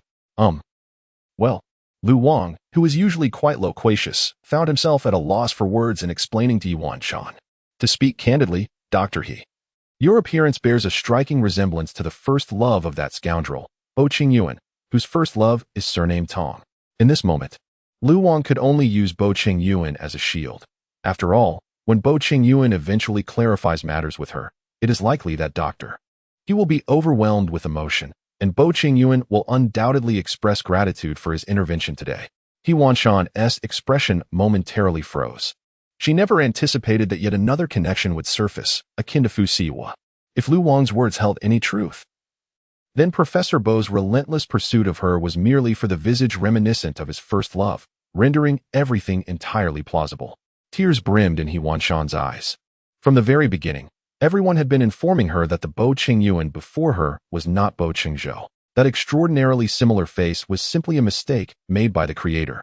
Dr. He, why are you crying? Lu Wang, noticing the redness in He Wanqian's eyes, panicked and immediately offered a tissue, asking, did I say something wrong? No, He Wanqian replied, wiping her tears as she lifted her head and smiled. Where is Professor Bo's first love now? How did they part ways? Chapter 25. The kiss. He Wanqian did not linger with Lu Wang. After seeing him off, she retrieved a bottle of beer from the refrigerator. Just a moment ago, she had been advising someone to drink milk, yet now she found herself secretly indulging in beer. Gazing at her reflection in the mirror, she hurled the bottle at it, shattering the glass and causing her own visage to vanish. Moments later, the door swung open, revealing He Wanqian, her senses clouded by intoxication. In her dazed state, she seemed to see Bo Chenzhou and instinctively nestled into his embrace, savoring the warmth of the moment. It had been ages since she had dreamed of Bo Chenzhou. The movies often say that if someone you yearn for begins to fade from your dreams, it signifies that you are gradually being forgotten by them. Thus, the thought struck her. Bo Chenzhou was slowly forgetting He Wanqian. At this realization, tears flowed from her eyes like a burst dam. Don't cry, Wan. Bo Chenzhou comforted her, reminiscent of their childhood days, holding her close and whispering softly. Perhaps the dream felt too vivid, for He Wanqian lifted her head, stood on her toes, and gently pressed her lips against the dream version of Bo Chenzhou. He did not shy away. Instead, he patiently guided her through the tender experience of their first kiss. His kiss was exceptionally gentle, as if he feared that He Wanqian might tire from standing on her toes. He instinctively bent down, deepening the kiss. After their embrace, He Wanqian's cheeks flushed crimson, and the intoxication of the alcohol lulled her into a deep slumber. Bo Chenzhou, holding her, was equally flushed, for it was his first kiss with He Wanqian. His first kiss with a woman. He carefully carried her to bed, tucked her in, and quietly exited the room. After composing himself in the hallway for half an hour, he finally opened the door to his own home, wary of the potential gossip that might arise should Lu Wang catch sight of him in such a state. You make me feel a bit nauseous, Bo Chenzhou remarked coldly. What do you mean? Lu Wang inquired, puzzled. I feel like vomiting. After Bo Chenzhou finished speaking, he closed the bathroom door, preparing to take a shower, the sound of water effectively drowning out Lu Wang's incessant cursing. By the time he emerged, Lu Wang had exhausted himself with his tirade. Exhausted? As Bo Chenzhou stepped out, he found Lu Wang reclining on the sofa with his eyes closed. And as a longtime friend, he felt compelled to express some concern. We've known each other for a decade, haven't we? And you've only known your child bride for 10 years as well. Why is it that when I call you 100 times, you refuse to answer? Yet her call you pick up in an instant? Lu Wang, having received a modicum of care, immediately sat up to question Bo Chenzhou. So you've been preoccupied with this matter for the past 3 days? Lu Wang took the document bag and began to peruse its contents. The information Bo Chenzhou had gathered was substantial enough to ensure that those two would be incarcerated for several years. Indeed, Bo Chenzhou replied, leaning back against the sofa. Ankin is tightening its net. The more anxious they become, the more likely they are to reveal their flaws. Old Bo, to be honest, Zhonglin is not the optimal choice. Several prestigious hospitals in Luoqing surpass Zhonglin in quality, and investing this money yields minimal returns. Lu Wang had advised Bo Chenzhou of this long ago. I am aware. Bo Chenzhou nodded, leaning against the sofa. Acquiring Zhonglin is not merely an investment. Not an investment? You're spending billions frivolously? Lu Wang couldn't help but look down on these wealthy individuals. He had never harbored resentment towards the affluent before, but at this moment, he wished to kidnap Bo Chenzhou and extort a few billion from him. Why not buy a hospital for me to play with? Lu Wang asked with a mockingly coy expression. Lu Wang, even if you were a woman, Bo Chenzhou likely wouldn't glance your way, he said. A shiver running down his spine as he stood up, seeking to distance himself from Lu Wang. Bo Chenzhou, you rascal! Lu Wang shouted, seizing a cushion from the sofa and hurling it at Bo Chenzhou. The following morning, He Wanqian awoke to a throbbing headache. Her recollections of the previous night shrouded in obscurity. She noticed the shattered pieces of the full-length mirror at her door, which had been inexplicably cleaned up. It seemed she had dreamt of Bo Chenzhou, though the details eluded her, leaving her with a sense of emptiness upon waking. Her arrival at the hospital sparked considerable gossip. Many speculated she might shy away from the institution after the recent events. Whispers circulated about her rumored affair with the director, especially given her previous audacious claims of involvement with Fu Sihe. The hospital was never short of such sensational tidbits. Did she truly have the courage to return? Some murmured. Why wouldn't she? With the director's downfall, there's still Fu Zong to rely on, and she continues to thrive. Yet I can't shake the feeling that Fu Zong is merely a figment of her imagination, another countered. I heard he's on the verge of marriage. Is that true? Absolutely. I heard it from Deputy Director N, so it must be credible. Given Dr. He's striking beauty. Why would she settle for the director when she could easily marry into a wealthy family?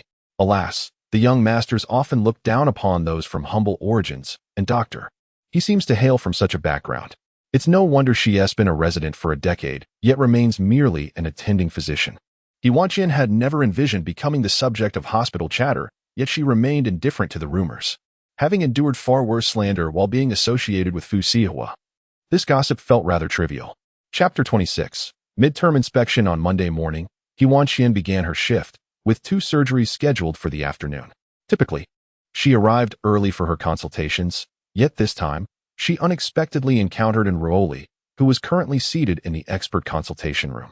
As a mere attending physician, He Wanqian was not permitted to occupy the expert space and had to settle for the regular physician's consultation room, a clear reflection of the disparity in professional titles. I thought you wouldn't come to the hospital today, Enruoli remarked mockingly as she emerged. He Wanqian had yet to comprehend why she had offended Enruoli. Since her entrance into the midterm inspection, she had endured Enruoli's cold scrutiny. Ignoring the provocation, He Wanqian strode directly to her consultation room, settled down, and began organizing her materials on the computer. He Wanqian, have you gone deaf? Can't you hear me speaking? Enruoli rebuked, standing defiantly before her.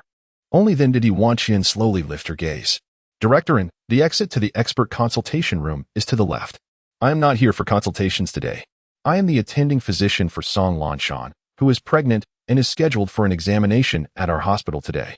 It seemed that Enruoli had intentionally come to irritate He Wanqian, each of her remarks deliberately probing the most sensitive areas. Upon hearing the news of Song Lanshan's pregnancy, He Wanqian felt little emotional turmoil. She had never harbored affection for Fu Sihe. Her 3 years with him had merely been due to his striking resemblance to Bo Chenzhou. Congratulations, He Wanqian said sincerely. Fu Sihe's infatuation with Song Lanshan rendered this outcome a cause for celebration. He Wanqian, do you truly believe that a trivial news article could oust the family from the midterm inspection? Your glee is rather premature. He Wanqian indeed mentioned the discomfort experienced by Enshuli, which prompted her to retort vehemently. Is that so? A deep voice resonated from outside the consultation room. Dressed in a well-tailored suit, his dark demeanor exuded an air of intimidation. Director N, perhaps you should personally inquire why your father disposed of all his shares in Zhonglin last night. Seemingly intimidated by the man's imposing presence, or perhaps provoked by his words, Enshuli slowly turned around and trembled as she exclaimed, You speak nonsense. Bo Chenzhou, not donning his white coat today, wore a black suit that complemented his fair complexion. He had intended to visit He Wanqian to apologize for his offensive remarks yesterday, but upon hearing this exchange, he could not bear to witness anyone bullying He Wanqian. Enshuli nearly fled from the consultation room, leaving only He Wanqian behind. Dr. He, I apologize for my offense yesterday, Bo Chenzhou said apologetically at the doorway. It's fine, I overreacted, He Wanqian replied, shaking her head. I heard from Tang Chung that you have been looking for me for quite some time. Yes. I was worried about you, Bo Chenzhou expressed with genuine concern. You needn't worry. I am fine. Thank you. He Wanqian responded with a nod and a smile. Even if Bo Chenzhou viewed her as a mere substitute, his concern was sincere. The board meeting commenced at 10 o'clock in the morning. Fu Sihe instructed the driver to pick him and Song Lanshan up from the villa to head to Zhongling. Ever since learning of Song Lanshan's pregnancy, Fu Sihe had become noticeably more cheerful. Shanshan, I have asked Lan Jiao to accompany you for your checkup. As the clock approached 10, Fu Sihe initially intended to summon his private physician to his residence. However, he succumbed to Song Lanshan's playful charm and acquiesced to her request to visit the hospital for a checkup. You may continue with your affairs, Song Lanshan said gently. Once Fu Sihe alighted from the vehicle, his sister, Song Lanxiao, accompanied her to the consultation room. Sister, why come to Zhongling? With Sihua's substantial investments in hospitals, surely there are far superior options available, Song Lanxiao expressed her disdain. I wish to meet that young lady. Song Lanshan revealed her true intent, to encounter He Wanqian, the individual who had been by Sihua's side for 3 years. That little doctor pales in comparison to you, Song Lanxiao scoffed at the mention of He Wanqian, asserting that she had pursued Sihua from the outset, and it was merely her resemblance to Lanshan that had prompted Sihua to keep her close. Thus, this meeting with He Wanqian was not an assertion of ownership. Rather, Lanshan sought to comprehend what sort of person could effect such a transformation in Fu Sihe. Feeling somewhat disheartened, Lanshan recalled that Fu Sihe had ensured all arrangements were made prior to their arrival, and a chief physician was designated to assist with her examination. Yet, the originally scheduled Shuali had yet to appear in the specialist's room, leaving only the gentle-natured Song Lanshan to refrain from expressing her frustrations, while Song Lanxiao had already caused a scene outside, drawing considerable attention. This third-rate hospital, what atrocious service! Song Lanxiao exclaimed in exasperation. He Wanqian had just completed attending to a patient, and as the intercom announced the next, she noticed a delay in their arrival. Stepping outside, she was met with the sight of Song Lanxiao, who instinctively redirected all her ire towards He Wanqian. Ah, is that not the esteemed Dr. Wanqian? Upon hearing that name, Song Lanshan turned her gaze towards the door, and amidst the throng, she beheld a stunning physician clad in a white coat. She stood amidst the crowd, radiating an extraordinary beauty. The provocation from Song Lanxiao did not perturb her. Instead, she gracefully dispersed the onlookers who had gathered to witness the commotion, and proceeded to explain the absence of the chief physician while offering her sincere apologies, along with a proposed solution for the ensuing matters. She truly distinguished herself from the other women within their circle. As Song Lanshan exited the consultation room, she addressed the enchanting physician, saying, I would like to request your assistance in undergoing an examination. Sister. At the mere mention of her sister seeking Dr. He Wanqian's help, Song Lanxiao rushed forward to interject, proclaiming, she is merely a substitute. Yet, Song Lanshan paid no heed to her sister's words and continued to gaze at He Wanqian, inquiring, is that possible? After a considerable pause, He Wanqian hesitated, reflecting on the fact that her relationship with Fu Sihe had seemingly concluded months prior. Accepting the responsibility of attending to Song Lanshan would entail maintaining contact with her for the next 10 months. If Miss Song does not mind, then I shall proceed. However, at that moment, He Wanqian was merely a physician, and regardless of her personal feelings towards Song Lanshan, her duty to treat the patient took precedence, an obligation that every medical practitioner must reverently uphold. Chapter 27. Unfortunate coincidence. The day I married, little did she anticipate that one day she would be reviewing the pregnancy report of her ex-boyfriend's current partner. With a gentle smile, He Wanqian offered her congratulations, stating, all health indicators are normal, and the baby is thriving. Thank you, Dr. He. Song Lanshan smiled gently, her voice imbued with a tender warmth, her demeanor exquisite, and her beauty reminiscent of a princess from a fairy tale. Miss Song, you are too kind, He Wanqian replied, as she organized the examination report and prepared to call in the next patient. However, her hand was unexpectedly halted by Song Lanshan. Miss Song, is there something else on your mind? Doctor, I wonder if you might be available for dinner this evening. This is my first pregnancy, and I have many questions I would like to consult you about. Song Lanshan's tone was soft yet sincere, having sent her companion Song Lanxiao away, leaving only herself and He Wanqian in the consultation room. Our doctors have unpredictable schedules, and I hope you can understand, Miss Song, He Wanqian explained, noting that emergencies could extend their shifts into the night. Her words, however, were perceived by Song Lanshan as a polite refusal, prompting a sense of urgency within her. She called out He Wanqian's name. "I hope you don't mind me addressing you this way, Dr. He. My fiancé Fu Sihe and I are getting married next month. May I extend an invitation for you to join us?" Song Lanshan produced an invitation from her bag, presenting a card of crimson red adorned with golden embossing. Groom, Fu Sihe, bride, Song Lanshan. Just months prior, when Fu Sihe had proposed, she had envisioned this very invitation, filling in the groom's name with Fu Sihe and, in a twist of fate, the bride's name as He Wanqian. In a mere few months, the trajectories of many lives could be irrevocably altered. August 7th, how unfortunate. For I too am to be wed on that day. He Wanqian smiled brightly, internally chastising herself for even considering attending. It would indeed be foolish. Song Lanshan, fully aware of her relationship with Fu Sihe, would only find it amusing if she were to appear. Thus, she hastily concocted an excuse. "Congratulations. May I ask which gentleman Dr. He has tied the knot with?" Song Lanshan seemed to exhale in relief. Her tone noticeably lightened as she chuckled softly.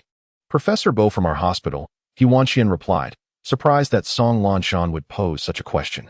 The name of Professor Bo was the only thought that flitted through her mind, escaping her lips without hesitation. The realization that she had shamelessly announced her impending marriage to Bo Chenzhou made her cheeks burn with embarrassment, and she silently prayed that Song Lanshan would keep this information under wraps, ensuring it never reached Bo Chenzhou's ears. In the conference room on the top floor, the shareholders' meeting was set for 10 o'clock. When Fu Sihe arrived, both Ken and the dean were already present, yet the representative from the overseas group was conspicuously absent. 3 minutes past 10 indicated the representative was already late. Fu Sihe stood, preparing to leave. He valued time above all else, and if someone could not respect time, it was unlikely they would honor other commitments. Mr. Fu, a young man who bore a striking resemblance to Fu Sihe, approached, dressed in a well-tailored suit. His deep-set amber eyes hinting at depths yet to be explored. "I just want to apologize to my wife. My apologies for being a few minutes late," Bo Chenzhou said, the corners of his mouth lifting slightly, a dimple mirroring that of Fu Sihe. Last night, Bo Chenzhou visited Ken under the cover of darkness, enumerating several charges against him and subsequently referring the case to the relevant prosecutorial authorities. Following this, the authorities will conduct an investigation into Ken and his associates. Consequently, Ken's shares were hastily sold at a low price and acquired by the Bo family. During the first agenda item of the shareholders' meeting, the shareholding structure was adjusted, with the overseas Bo family holding 70 and the Fu family 30. The second agenda item addressed Director N's multiple surgical mishaps, resulting in the revocation of Dr. Ruo's medical license and his lifetime ban from the medical field. After Lu Wang reported on the meeting, the authorities took Ken and the dean into custody, both handcuffed, and it was noted that the dean's right hand had been severed for reasons unknown. Rumor had it that he had severed his own hand out of guilt related to his medical failures, though the truth remained concealed, as it was Bo Chenzhou who had orchestrated the act. Was the dean's injury connected to He Wanqian? Once the shareholders' meeting concluded, only Fu Sihe and Bo Chenzhou remained in the spacious conference room. Fu Sihe had taken note of the dean's severed hand upon his departure. Did President Fu know Dr. He? Bo Chenzhou's brow furrowed, a hint of jealousy flickering across his face as Fu Sihe uttered her name, which he found intolerable. Fu Sihe deliberately mentioned the 3 words, unaware of why this man before him often evoked a sense of animosity. Fu Sihe's expression darkened at the realization that He Wanqian was Bo Chenzhou's wife, feeling an unexpected pang of dissatisfaction. He hadn't anticipated that He Wanqian would so swiftly move on from their relationship and commit herself to another stranger within just a few months. "I'll wait outside." He Wanqian politely refrained from entering, as Fu Sihe likely preferred not to see her. In the fleeting moment when the door was about to close, the person inside reopened the elevator door, inviting, "Come in." He Wanqian, realizing time was of the essence, could not afford to delay and stepped into the elevator, facing her ex-boyfriend. The confined space of the elevator heightened the awkwardness between them. Chapter 28. "I heard you were marrying Bo Chenzhou. I heard you were marrying Bo Chenzhou." Fu Sihe's dark, brooding gaze fell upon He Wanqian's profile. His tone remained relatively gentle, yet it sent a shiver down her spine. Had he learned of this just an hour after her casual conversation with Song Lanshan? Were these two individuals so intimately connected? "Congratulations." You are finally set to marry Miss Song, He Wanqian replied, nodding slightly and offering a sincere expression of joy. Do you truly know Bo Chenzhou? You two have known each other for less than a few months before deciding to wed. Fu Sihe, at that moment, displayed a semblance of parental concern towards He Wanqian. Yet his utterance of Wanwan stirred memories of the 3 years spent together with him. Did you marry Miss Song after knowing her for only a few months as well? He Wanqian replied with a light laugh, noting that they both had hastily chosen their marital partners within a brief span. Is it because I ended things with you that you have resorted to self-destruction? Fu Sihe inquired, his tone revealing a hint of jealousy in her earlier words. Perhaps he still held some significance in her heart, yet his past actions had wounded her deeply. This marked the most sincere statement He Wanqian had uttered since knowing Fu Sihe. Reflecting the authenticity she had longed for amidst the pretense of care that had been borrowed from Song Lanshan's presence throughout those 3 years.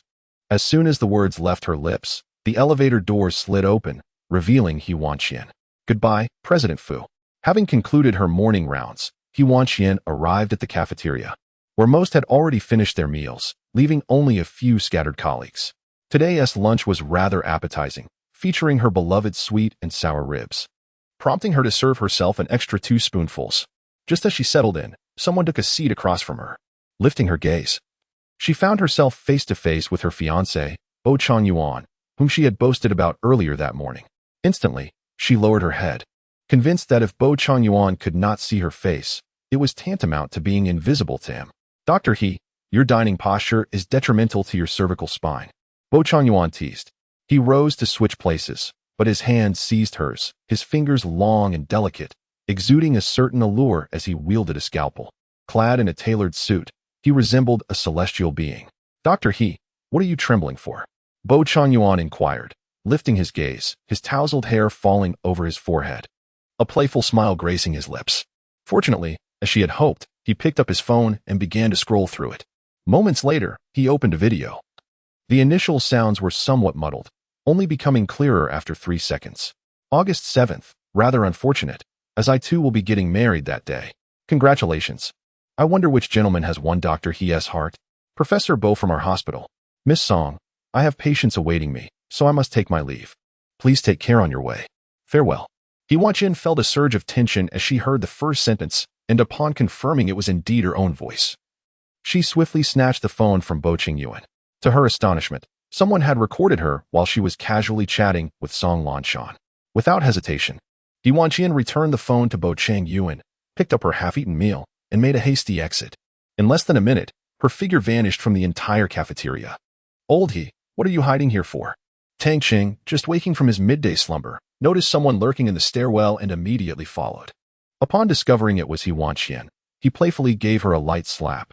You nearly scared me to death. He Wanqian, startled by the sudden approach from behind, felt her spirit leave her body. Tang Chung sensed something was amiss. Are you up to something shady? Afraid of ghosts, perhaps? And no, He Wanqian stammered. Come here. I want to show you a video. However, as soon as Tang Chung pulled out his phone, He Wanqian abruptly rejected him, vanishing in the blink of an eye. He had merely wanted to share a humorous skit video he thought she would enjoy, not expecting her to react with such aversion. Master, why are you running so fast? Is there a ghost chasing you? Li Ruofeng, seeing He Wanqian sprinting down the hospital corridor, quickly stepped forward to intercept her. No. He Wanqian hurriedly shook her head in explanation. I'm just exercising. But this is a hospital. Running isn't appropriate here. Although it was indeed the lunch break and the hallway was mostly empty. Have you seen this video? Whenever passers-by mentioned the word video, He Wanqian instinctively recoiled against the wall. As the old adage suggests, those who harbor no guilty secrets need not fear the knock of a ghost. She should never have uttered those 3 words that morning.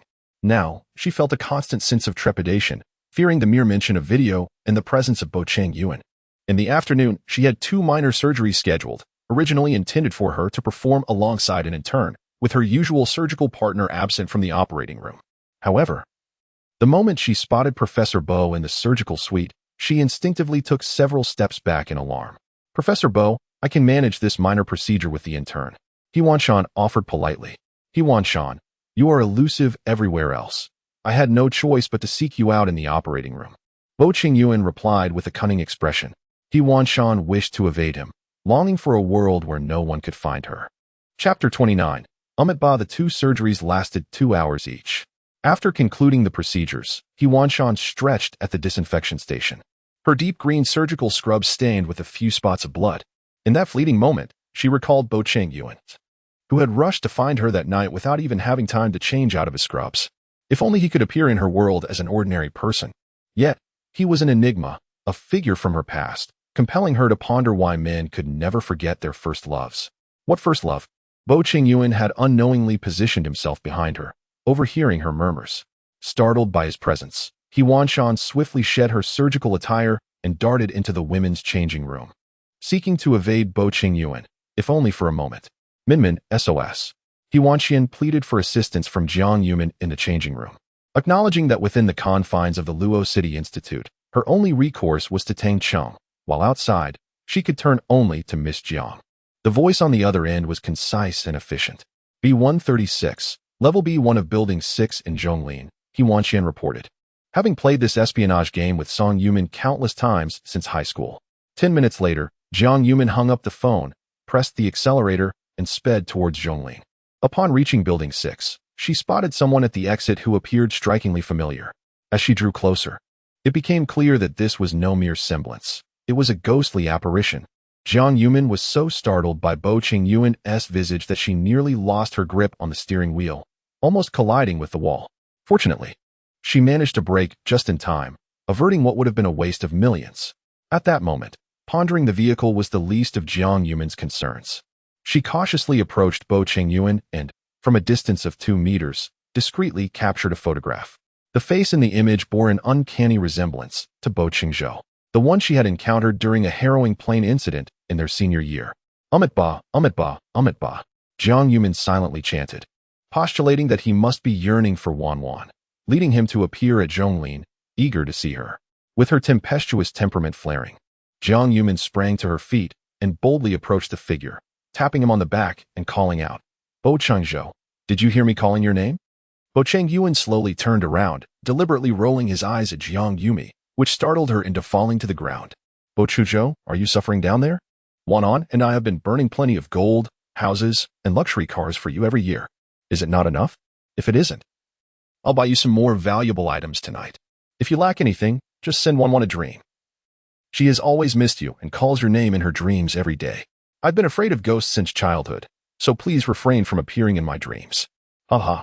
Upon seeing Jiang Yumin frightened to tears, Bo Chenzhou burst into hearty laughter, exclaiming, Miss Surprises. Realizing she had been pranked, Jiang Yumin immediately scrambled to her feet, only to find that apart from his resemblance to Bo Chenzhou, this person possessed none of his admirable qualities. Instead, he wore a mocking expression, resembling a debauched young master, a type all too common in their circle of wealthy second-generation elites. He Wanqian, donning a cap and a mask, concealed herself thoroughly as she descended to the basement level.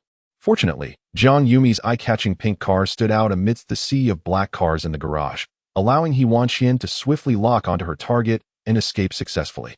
Do you know what I just saw in the garage? Jiang Yumin said with a displeased expression, banging on the steering wheel. Be gentle, He Wanqian said, glancing at the hand striking the wheel with a hint of sympathy. At least you have a conscience and know to care for me. As Jiang Yumin felt a surge of emotion, He Wanqian gazed at the diamond-studded steering wheel and remarked, My heart aches for the diamonds on that steering wheel.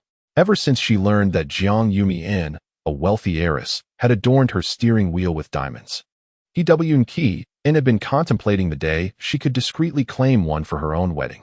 However, Jiang Yumin, still reeling from the antics of a lunatic, found herself irked by He Wanqian's callousness, her temper flaring.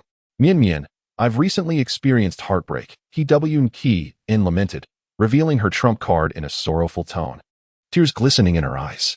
Fu Sihe is truly not a man, Jiang Yumin sighed, reflecting on how she once idolized him, in matters of the heart.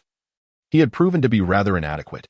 Oh, He Wanqian realized she had unwittingly boarded a sinking ship, only to discover that the windows were sealed when she sought to escape. Rest assured, while that man may be slightly inferior in looks and family background compared to Fu Sihe, 100 of him combined would still surpass Fu Sihe.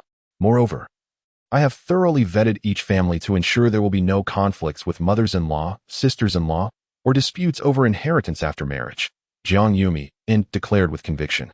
having sought alternatives for He Wanqian long before she and Fu Sihe had parted ways. The car came to a halt outside a hotel, and Jiang Yumi stepped out to open the passenger door for He Wanqian. "My little princess, enjoy your soiree with the gentleman." He Wanqian hesitated to alight, ultimately being pulled out by Jiang Yumi. A sign at the entrance of the banquet hall announced He Wanqian's night of liberation. He Wanqian felt an instinctive urge to flee upon seeing the notice board, yet she was halted by Jiang Yumi, who forcefully ushered her into the men's den. No matter how fervently He Wanqian knocked on the door, Jiang Yumi resolutely kept the banquet hall's entrance shut, seemingly unprepared to release her. Slowly, He Wanqian turned around, confronted by 100 dapper gentlemen gazing at her. At least one aspect echoed Jiang Yumi's earlier words. There were indeed 100 men. This was not merely a slight step down from Fu Sihe. It felt as if they were worlds apart. Jiang Yumi had, from this day forth, earned the title of the ultimate frenemy. "Are you Miss Jiang?" inquired the gentleman closest to He Wanqian. He Wanqian was still in a state of utter bewilderment.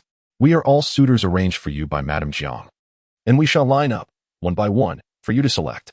The gentlemen present formed a line, each stepping forward to introduce themselves, detailing their family backgrounds, assets, educational attainments, and romantic histories. Each individual was allotted a mere 3 minutes. Exceeding this time would result in being supplanted by the next suitor. It was only then that He Wanqian belatedly comprehended that Jiang Yumi had enlisted her assistance in matchmaking. "Jiang Yumi, you truly are incorrigible," He Wanqian cursed silently, all the while maintaining a smile as she endeavored to navigate this peculiar arrangement. Chapter 30. I promise you, Miss Jiang? He Wanqian had endured 2 hours of introductions and was on the verge of dozing off. In her daze, she heard someone call out, "Miss Jiang," followed by, "Next, please." "Hello, my name is Bo Chenzhou. My principal assets are based in the United States, valued at 200 billion. I have no siblings. I wonder if Dr. He might be interested in me." He Wanqian distinctly heard the name Bo Chenzhou, which instantly jolted her into awareness. She straightened her posture and exclaimed, How did you come to be here? Shouldn't the question be directed at me?" Bo Chenzhou replied, his hands resting on either side of He Wanqian's chair, his face uncomfortably close to hers. "Dr. He, you mentioned to Mrs. Song today that I am your fiancé, yet here you are, clandestinely meeting someone else in the evening. Doesn't that seem a tad disrespectful to your betrothed?" A flush of embarrassment crept over He Wanqian's face, and as their eyes locked, she found herself momentarily at a loss, feeling a strange sense of defeat. "Professor Bo, I apologize for misusing your name earlier. Since you feel remorse, perhaps it would be prudent to solidify this arrangement," Bo Chenzhou suggested, pulling her closer into his embrace. "Dr. He, I assure you, I am no less than your former boyfriend in terms of appearance, wealth, or physique," though she was not particularly fond of such a relationship. The resemblance of his face to that of Bo Chenzhou stirred within her a reluctant desire to relent. Whether it was with Fu Sihe or Bo Chenzhou, her interest was solely captivated by the visage reminiscent of Bo Chenzhou. "Rogue, dare to harm my sister." With that, a blow landed squarely, rendering Bo Chenzhou utterly dazed. He Wanqian immediately knelt beside him to conduct an examination, discovering no external injuries, though she deemed it necessary to visit the hospital for further tests to rule out any internal bleeding. What was this lunatic doing here? Jiang Yumi felt a wave of fear wash over her at the sight of the face strikingly similar to Bo Chenzhou's. "Have you met him?" He Wanqian inquired. "Just moments ago in the garage, I mistook him for the ghost of Bo Chenzhou, almost bowing in reverence." As Jiang Yumi entered the vehicle, she intended to discuss this with He Wanqian, but the thought slipped her mind. "Ha, we live in a scientific age. How can you still believe in ghosts?" He Wanqian chuckled. At this moment, Jiang Yumi summoned 2 hotel attendants to assist in lifting the individual into the car and drove him to the hospital for a brain examination. "Wanqian, is this person affiliated with your hospital?" Jiang Yumi continuously scrutinized the figure in the backseat through the rearview mirror. "Yes. Recently a professor named Bo Chenzhou has joined us." Upon hearing the name Bo Chenzhou, Jiang Yumi abruptly pressed the brakes, bringing the vehicle to a halt at the roadside. The man's visage bore an uncanny resemblance to Bo Chenzhou, and the similarity of their names, differing by a mere character, sparked a question. Have you never considered that he might be Bo Chenzhou? However, Jiang Yumi hesitated to persuade He Wanqian, as the debonair demeanor exhibited in the parking lot starkly contrasted with the typically reserved nature of Bo Chenzhou. Within 20 minutes, they arrived at the hospital, where He Wanqian procured a stretcher for Bo Chenzhou and escorted him to the CT room for imaging. The results indicated no intracranial hemorrhage, suggesting that the likelihood of fainting was minimal. This left only one explanation: Bo Chenzhou was feigning his condition. He Wanqian gazed at the seemingly innocuous face, gently seated beside the bed, and then pinched Bo Chenzhou's waist, provoking a reaction. In an instant, the patient, previously unconscious, bolted upright and conceded, "Dr. He, I was wrong." The hospital routinely employs this tactic with patients who feign illness, a method that has proven infallible. "Why pretend to faint?" He Wanqian inquired, hoping to elicit concern from Dr. He. Bo Chenzhou's lips curved into a smile, his eyes sparkling with warmth as he regarded He Wanqian. "Why do you wish to marry me?" He Wanqian had only heard Lu Wang's words, but had never been privy to Bo Chenzhou's own thoughts. "You were there that time too," she exclaimed, astonished, never having considered that Bo Chenzhou had noticed her long ago. "Indeed, it is rare to encounter a doctor as beautiful as you in the battlefield," he replied. "I accept your proposal." He Wanqian, not waiting for Bo Chenzhou to finish, thought that if marriage was an inevitable aspect of life, then Bo Chenzhou was her optimal choice, and his visage would be his greatest asset. "You seem surprised by my answer," Bo Chenzhou remarked. "You have agreed." He Wanqian nodded, considering it merely an arrangement for companionship in life, akin to her relationship with Fu Sihe, where they provided each other with solace. "However, I have one condition.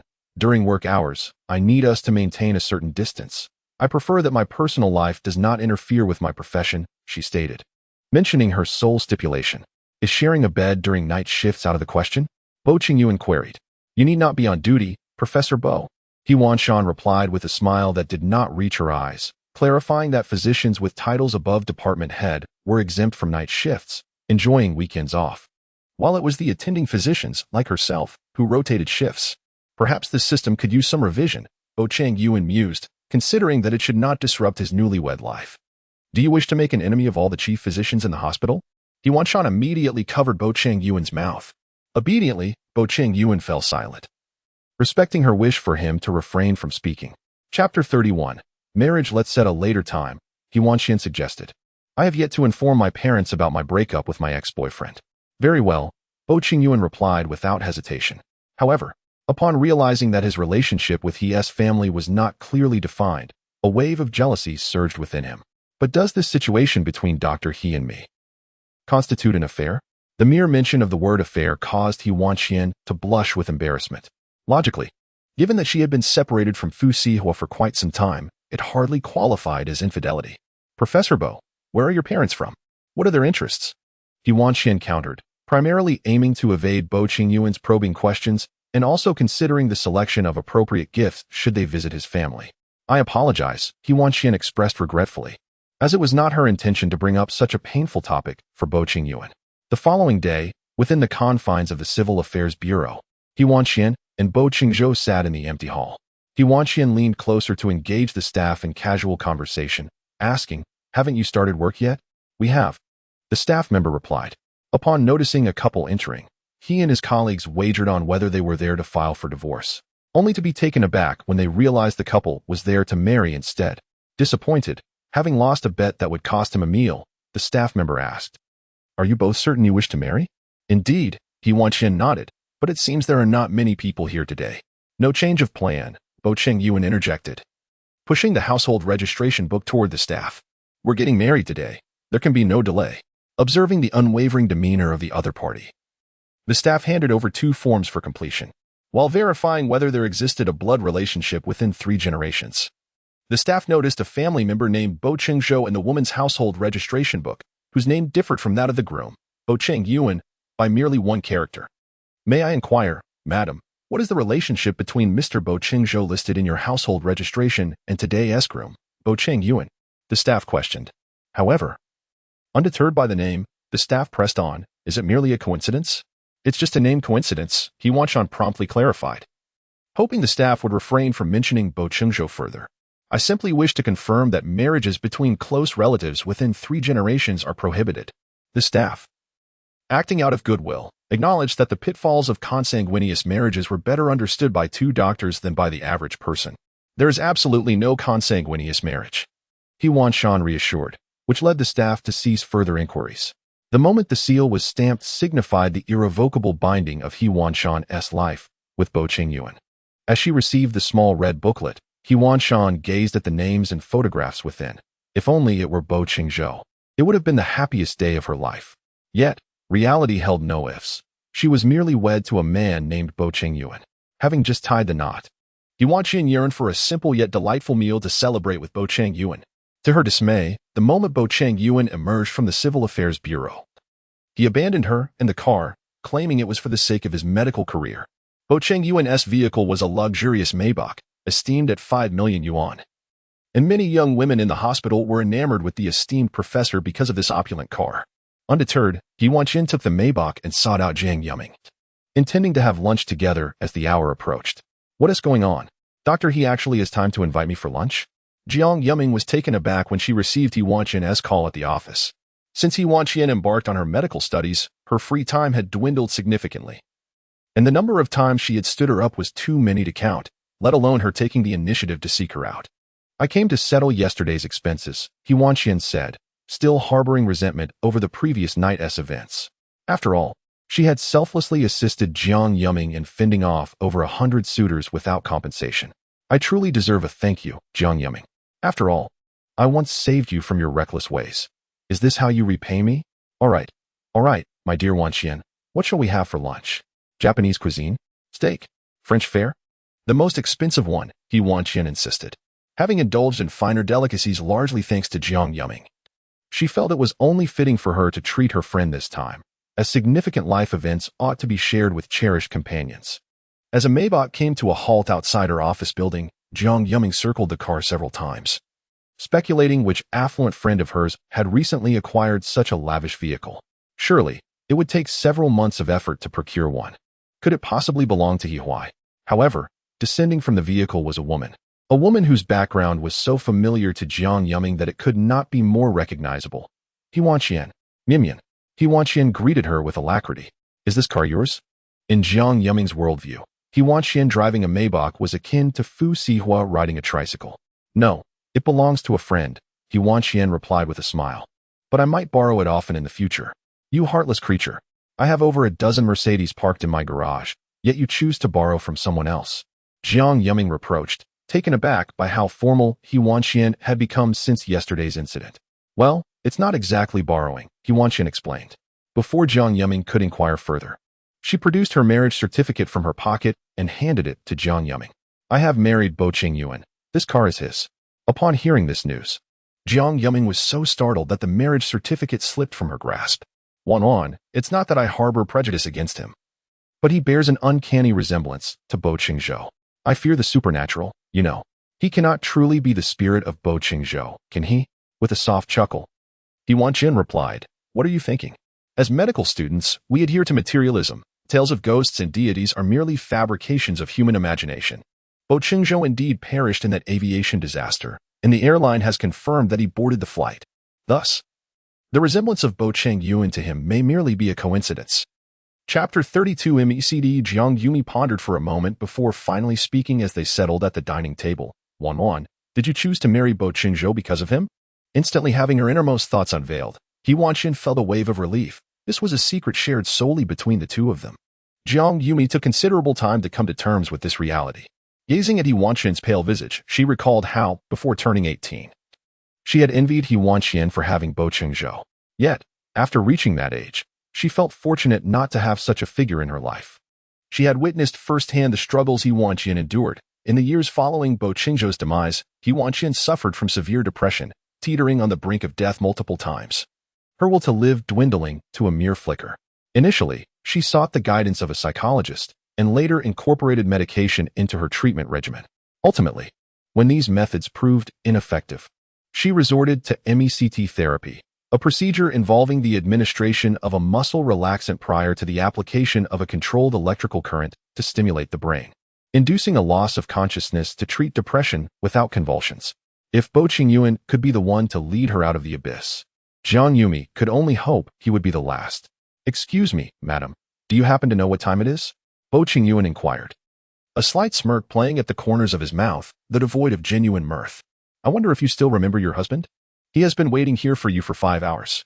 As Bo Chenzhou observed He Wanqian open the door, he swiftly embraced her, carrying her into the room and depositing her onto the sofa before locking the door behind them. Professor Bo, today, I might have indulged a little too much in my merriment. He Wanqian, upon noticing that Bo Chenzhou had already removed his upper garment, hastily clarified her situation. Fearing that if Bo Chenzhou were to act with undue force later, she would have no recourse, as it would be entirely legal. Oh, shall I make you even happier later? Bo Chenzhou inched closer to He Wanqian, his breath brushing against her with an intimacy that sent a blush to her cheeks. Unable to resist the temptation, he teased, Dr. He, do you truly believe I intend to do something untoward? I merely wish to demonstrate that my physique is in fine condition. With that, Bo Chenzhou positioned He Wanqian beneath him, gradually leaning in, and before she could protest, he began performing push-ups atop her. Professor Bo, she murmured, her thoughts momentarily clouded, unable to recall Bo Chenzhou, as her mind was wholly consumed by the presence of this man before her. Bo Chenzhou. Dr. He, why is your face so flushed? Why does your heart race so? He taunted, observing her as he continued his exercise. It seemed she was on the verge of fainting. If I were to touch your abdominal muscles now, would that be a crime? He Wanqian swallowed hard, her voice barely a whisper. Bo Chenzhou chuckled lightly. My body belongs to you. Touching it anywhere is entirely lawful. As He Wanqian's hand reached out to graze his abdominal muscles, she was astonished by their remarkable firmness. The rumors spun by Tang Qing regarding his sculpted physique were far from exaggerated. Indeed, Professor Bo's form was undeniably captivating. Dr. He, if you venture further, you may ignite a fire you cannot extinguish. Biao Chenzhou maintained his composure, yet he could not resist the provocations from the person beneath him. He Wanqian, upon hearing a sound, immediately withdrew her hand, assisting Biao Chenzhou in counting his push-ups. However, the sight of his face often caused her to lose track of the numbers, forcing her to restart her count repeatedly. She could scarcely recall how many times she had counted to 46. Dr. He, wake up.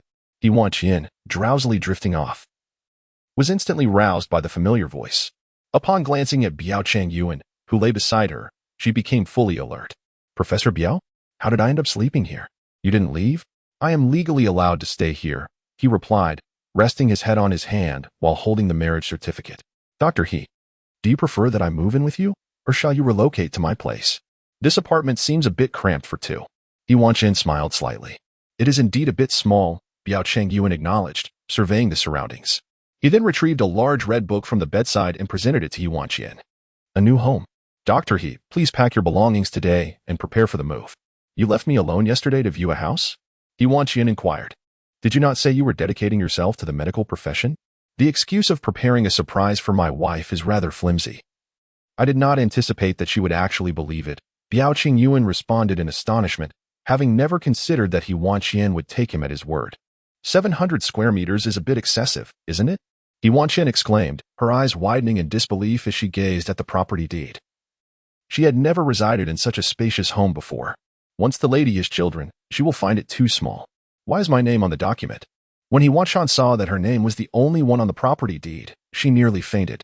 Professor Bo, a medical scholar, with an annual income of only 2 to 3 million from his research, had somehow managed to save enough to purchase this house. And yet only her name was inscribed upon it. I am entirely yours, Bo Chenzhou said with a smile. Dr. He, I hope that on our first day of marriage, we will not dispute over property matters, as it may impact the harmony of our union. He Wanqian obediently closed her mouth, glancing around. The carefully arranged items would have to be repacked, a thought that already exhausted her. The distance to her temporary residence was not too far, merely a half-hour drive, and their vehicle was parked in the heart of the villa community. Fortunately, this location was several streets away from the Fu family, ensuring that they would not encounter members of the Fu, He, or Song families. What are you thinking? Bo Chenzhou observed He Wanqian's troubled expression, concern etching his features.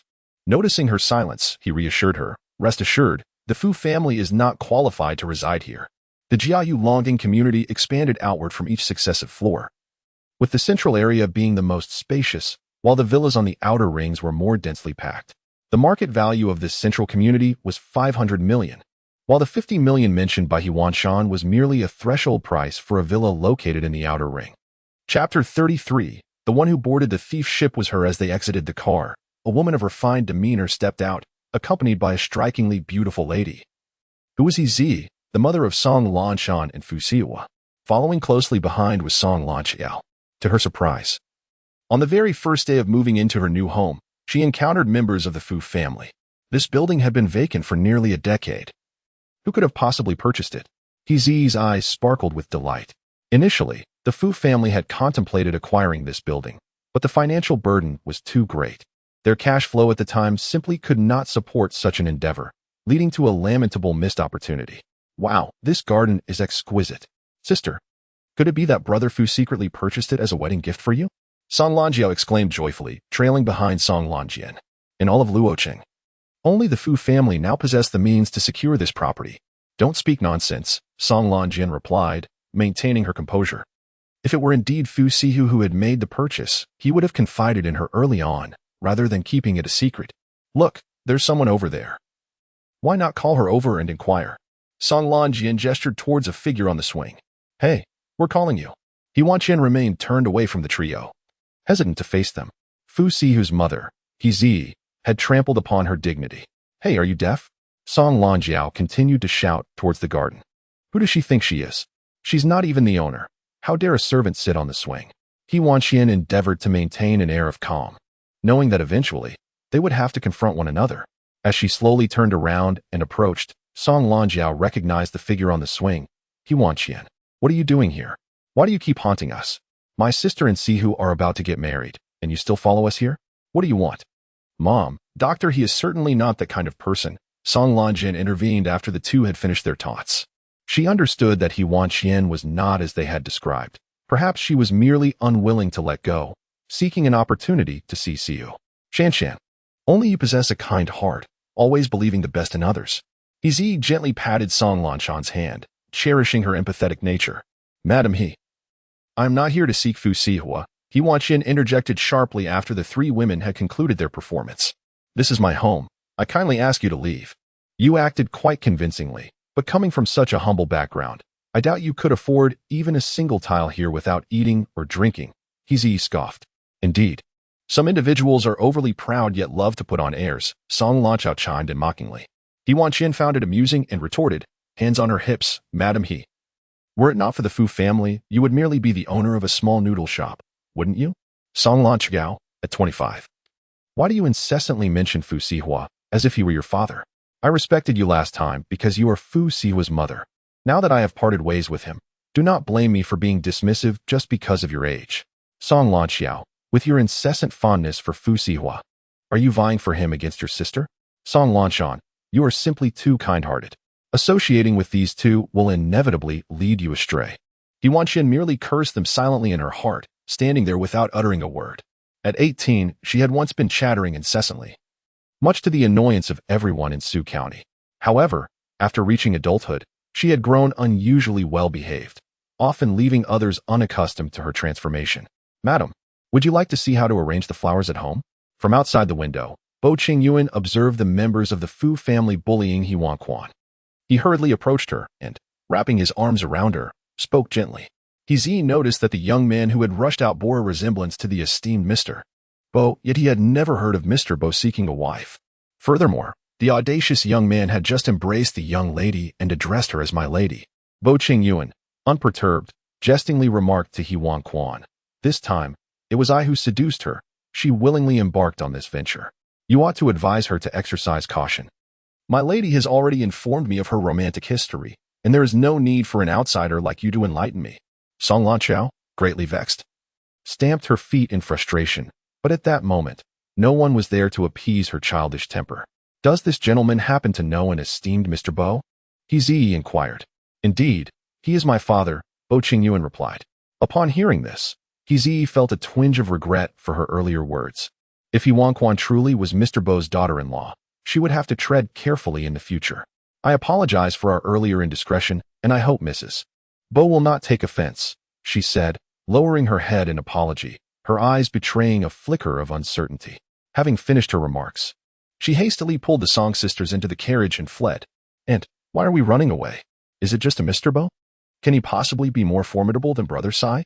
Song Lanqiao queried, her confusion mingled with indignation. You foolish girl, do not speak so carelessly. The overseas assets of the Bo family are worth 100 times those of the Fu family, Yi replied from the back seat, rubbing her temples. Uncertain of how to convey this matter to the Fu family, Song Lanjia obediently closed her mouth. It was understandable that she did not recognize the Bo family, as they had immigrated abroad 30 years ago, long before her birth. Once He Wanqian and the others left the courtyard, she let out a sigh of relief. Fortunately, you arrived. I have come late, Bo Chenzhou said as he gently embraced her, his hand caressing He Wanqian's back with a tinge of concern. With him around, He Wanqian should not have to hear a single word of grievance. When did our family buy flowers? He Wanqian suddenly recalled the first thing Bo Chenzhou had said and looked up to inquire. I was deceiving them. Bo Chenzhou chuckled. How can my wife be so easily fooled? Professor Bo, how can a man of your stature still enjoy making jokes? He Wanqian replied with a smile. Chapter 34. My wife is blushing profusely. Old Tang. Has anything significant happened in the hospital during my leave these past 2 days? If we were to speak of significant events, it would be the Yin family's withdrawal from their shares and director and being stripped of his medical license. Tang Cheng casually remarked, recalling how he had been so elated upon hearing the news that he had stumbled down the stairs, gradually coming to terms with the reality thereafter. How could the Yin family withdraw their shares? And what of directorin? He Wanqian was not lamenting. She simply could not fathom why the once omnipotent Yin family in Zhonglin had been so severely suppressed. I took a leave with Professor Bo and got married. He Wanqian had initially intended to share this news with Tang Cheng via WeChat.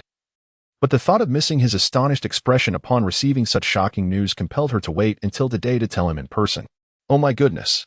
He Wanqian, you have truly grown capable. Tang Cheng's voice resonated loudly enough to echo down the corridor, prompting He Wanqian to swiftly cover his mouth. Hush, she whispered. Just like Fu Sihe, you must keep this secret in Zhonglin. If a third party discovers it, do you see this willow leaf knife? With 24 cuts, I could inflict a non-fatal wound even with my eyes closed. Tang Cheng's expression contorted in distress. The last time, He Wanqian had used a similar threat regarding Fu Sihe. Could you refrain from being so melodramatic? As they exited the disinfection room, Tang Cheng resembled a frostbitten eggplant, utterly dispirited. Old He, can I say anything? I feel so miserable. Her cheeks puffed out as she voiced her frustration. She had been holding this in for 3 years. And now it seemed she would have to endure it for a lifetime in Zhonglin. After a day of stifling her emotions, she isolated herself in the office to avoid speaking out. During the night shift, He Wanqian entered with a cup of coffee, encouraging Tang Cheng to release her pent-up feelings. Old He, I've never understood why Professor Bo is interested in you. Tang Cheng's hair was a disheveled mess, revealing that she had truly pondered this for quite some time. It's not that he is interested in me, He Wanqian replied, shaking her head. Like Fu Sihe, he is drawn to me merely because I resemble their first love. Having experienced the turmoil with Fu Sihe, He Wanqian spoke of these matters with a nonchalant demeanor, while Tang Cheng was already on the brink of an emotional explosion. Old He, have you lost your mind? You are fully aware that he, like Fu Sihe, views you as nothing more than a shadow of someone else. Yet you still consider marrying him. You would be at a disadvantage. He is at a loss too. He once smiled gently. For she had never taken such matters to heart, as she had never truly loved those two individuals. Old He, based on your words, if you divorce, come find me. I can introduce you to 800 eligible men, Tang Cheng declared, thumping his chest as if he had made a lifelong vow with He Wan. Then I must implore Professor Bo not to divorce me, He Wan replied with a smile. Recalling how absurd she found Jiang Yuming's encounter with 100 men in a single night, only to be caught by Professor Bo on the spot. At that moment, her phone rang, and upon seeing the caller ID was Professor Bo, she discreetly stepped outside to take the call. Can Dr. He abandon her newlywed husband just to keep watch over her empty home? Professor Bo questioned. But I am at work, He Wan protested. Never having perceived Professor Bo as unreasonable before. Is Dr. He accusing me of being unreasonable? Professor Bo echoed her inner thoughts. No. He Wan felt utterly at a loss for words. What brings you to the hospital? He Wan's eyes lit up with unexplainable joy at the sight of Professor Bo. I missed my wife, he said, gently caressing her forehead. It's indeed difficult to sleep without my wife by my side. Would Professor Bo care for a little sleeping aid? He Wan teased him playfully. Doctor, he is my best sleeping aid, Professor Bo replied, cradling her face in his hands, tilting it slightly, and softly placing a kiss on her lips. He Wanqian's face instantaneously flushed with a deep crimson hue, particularly ignited by the proximity of Bo Chenzhou. Her mind became a blank canvas as Bo Chenzhou kissed her. My wife's face is burning. Could this be her first kiss? Bo Chenzhou mused. Observing He Wanqian beneath the soft glow of the lights, her fair complexion tinged with a rosy blush, embodying the essence of youthful innocence. He Wanqian's thoughts ceased to function. This indeed constituted what she had envisioned as her inaugural kiss. Throughout her life, she had only dated Fu Sihe, who had merely regarded her as a shadow, never bestowing upon her a single kiss. But what of Professor Bo? How many times had it been? He Wanqian, unwilling to concede, pressed for an answer. Upon hearing it was the second time, she felt an unexpected pang of disappointment, speculating that the first must have been with his first love, Miss Tong. She promptly shook her head, urging herself to regain composure. After all, it was merely a kiss in this day and age. He Wanqian endeavored to dismiss her concerns. Yet her heart relentlessly waged a silent battle. Chapter 35. Learning the following day, as Bo Chenzhou emerged from the lounge, he encountered Director Li. Professor Bo, what brings you here? Surely you didn't sleep at the hospital last night. What happened to your hand? Director Li inquired with genuine concern. For a doctor's hands are of utmost importance. If they tremble excessively, one cannot wield a scalpel with steadiness. Just a cat incident. Bo Chenzhou intended to say my wife, but the words transformed into cat at the last moment. He recalled He Wanqian's admonitions. A cat? Li Huaixing exclaimed, eager to peer into Bo Chenzhou's lounge. I didn't know we had cats around here. Let me see. The kitten is shy, Bo Chenzhou quickly interjected. Positioning himself in the doorway and deftly closing the door behind him, Li Huaixing appeared to grasp something and instinctively took a few steps back. Professor Bo, I have a matter I wish to discuss with you. Bo Chenzhou followed Li Huaixing into his office. Li Huaixing rummaged through his desk and handed Bo Chenzhou a document. This Thursday, there will be a surgical physician conference at Nansu, featuring several renowned international doctors who will deliver lectures. I hope you can bring a few physicians to engage in some learning and exchange. Bo Chenzhou recalled the conference. It was an annual academic gathering where prominent experts from various fields convened for scholarly discussions. Half a month prior, he had received an invitation as a member of Dekin Sans Frontières Res, with the organizers hoping he would attend and share some of his published research topics. Has the final list of doctors been confirmed? Bo Chenzhou inquired as he perused the materials. Yes, it includes Lu Mao, Fan Dong, Qi Maoshan, He Wanqian, and Li Ruofing. Among the 5 mentioned by Li Huaixing, the first 4 were either attending physicians or chief physicians, while only Li Ruofing was a resident doctor, having just entered his first year in the department. Although Ruofing's qualifications were indeed insufficient for participation, being the eldest grandson of the Li family, there was a hope that Professor Bo might show some leniency. Noticing a darkened expression on Bo Chenzhou's face, Li Huaixing quickly offered an explanation. Upon hearing the name of the Li family, Bo Chenzhou relented. In earlier years, the only family that could stand on equal footing with the Bo family was indeed the Li family. However, the only son and daughter-in-law of the Li family had tragically perished in a plane crash a decade ago, the very same flight that Bo Chenzhou had taken, leaving the Li family with only this lone descendant. He Wanqian discovered the notification from Director Li regarding the annual conference during a brief respite following a surgical procedure. She had never attended this yearly event, largely due to her limited publication of academic papers and her unfamiliarity with scholarly discussions. Moreover, with the multitude of departments and physicians within the hospital, it was quite challenging for her to secure a spot. Thank you, Director Li, she expressed her gratitude, but quickly followed with a question. You haven't sent this to the wrong person, have you? The flight from Nansu to Luo City took 2 hours, necessitating an early departure the following morning. He Wanqian never anticipated that she would have the opportunity to attend such a gathering as a physician from the Central Clinical Department. However, a dilemma loomed before her. Traveling for work with Professor Bo seemed to pose a strain on her marital relationship. Old He, if you see any handsome surgeons at the conference, please remember to ask them for their WeChat, Tang Xing chimed in, having spotted Director Li's announcement in the departmental group chat. Who said that surgeons are unreliable? I absolutely refuse to marry a surgeon, He Wanqian replied with a smile, recalling Tang Cheng's ambitious declarations following her breakup with the surgeon. Eventually, Fu Sihe, having completed his tasks, lamented that it had been 3 months since he last saw He Wanqian, and he could only visit her by registering at the hospital. After finishing the registration, Fu Sihe sighed. You surgeons are even busier than we are. Upon returning home, He Wanqian began to pack her luggage, predominantly consisting of professional attire, as it was uncommon for physicians attending academic exchanges to don formal gowns. As He Wanqian finished packing her luggage, Bo Chenzhou had yet to return home. She dialed his number once more, but still, no one answered. Professor Bo, are you still at work? He Wanqian inquired via WeChat. Although she had dozed off, her slumber was quite light. As Bo Chenzhou lifted her, she stirred slightly, only fully grasping his neck once her balance was regained. With such a beautiful wife at home, it would be rather ungrateful of Professor Bo to stray. Bo Chenzhou pressed down in response to her gentle pull, leaning closer as he murmured, "Where did you go today?" He Wanqian questioned, wondering if he would attend the academic conference the following day. Upon hearing that it would be with a foreign mentor, she couldn't help but recall the seminar in Nanshan. "Of course I will. At that time, I shall properly introduce my wife to my mentor," Bo Chenzhou said, drawing nearer and inhaling her scent deeply. At that moment, He Wanqian pondered the implications of being introduced as his wife in front of so many people. Surely, by the next day, the entire Zhongling would be aware of their relationship. Thus, it was imperative they did not appear together at the conference. "Professor Bo, I hope we can maintain a professional dynamic during the meeting. Does my wife believe I would bring her embarrassment?" Bo Chenzhou softly questioned, burying his face in her shoulder. "No, not at all," He Wanqian quickly reassured him, akin to soothing a child who felt wronged. "I merely wish to avoid drawing excessive attention due to your esteemed reputation. You are exceptional, a beacon of brilliance among that crowd. While I am but a seeker of light in the shadows, I will gravitate towards you. All you need to do is stand there." Bo Chenzhou held the person in his arms even more tightly. To him, He Wanqian was the beacon of light, the very reason for his presence. Chapter 36.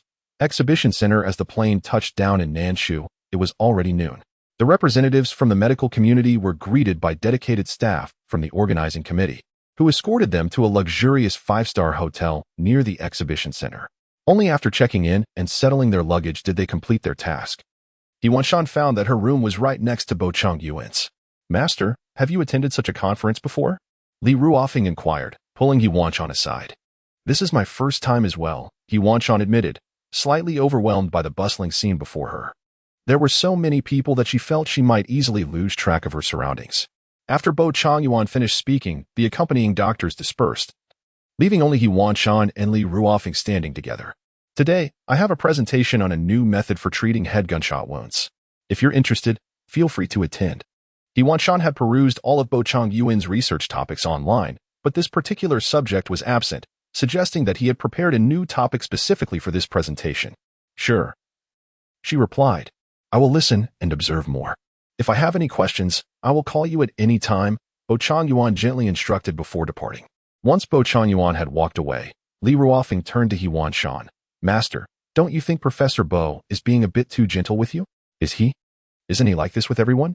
He Wanqian questioned, recalling that she had never seen Bo Chenzhou converse with any other woman except for the nurses in the operating room. "What is the blood pressure?" "Defibrillation preparations underway. Adrenaline administered at 1 milligram intravenously. Anesthesia.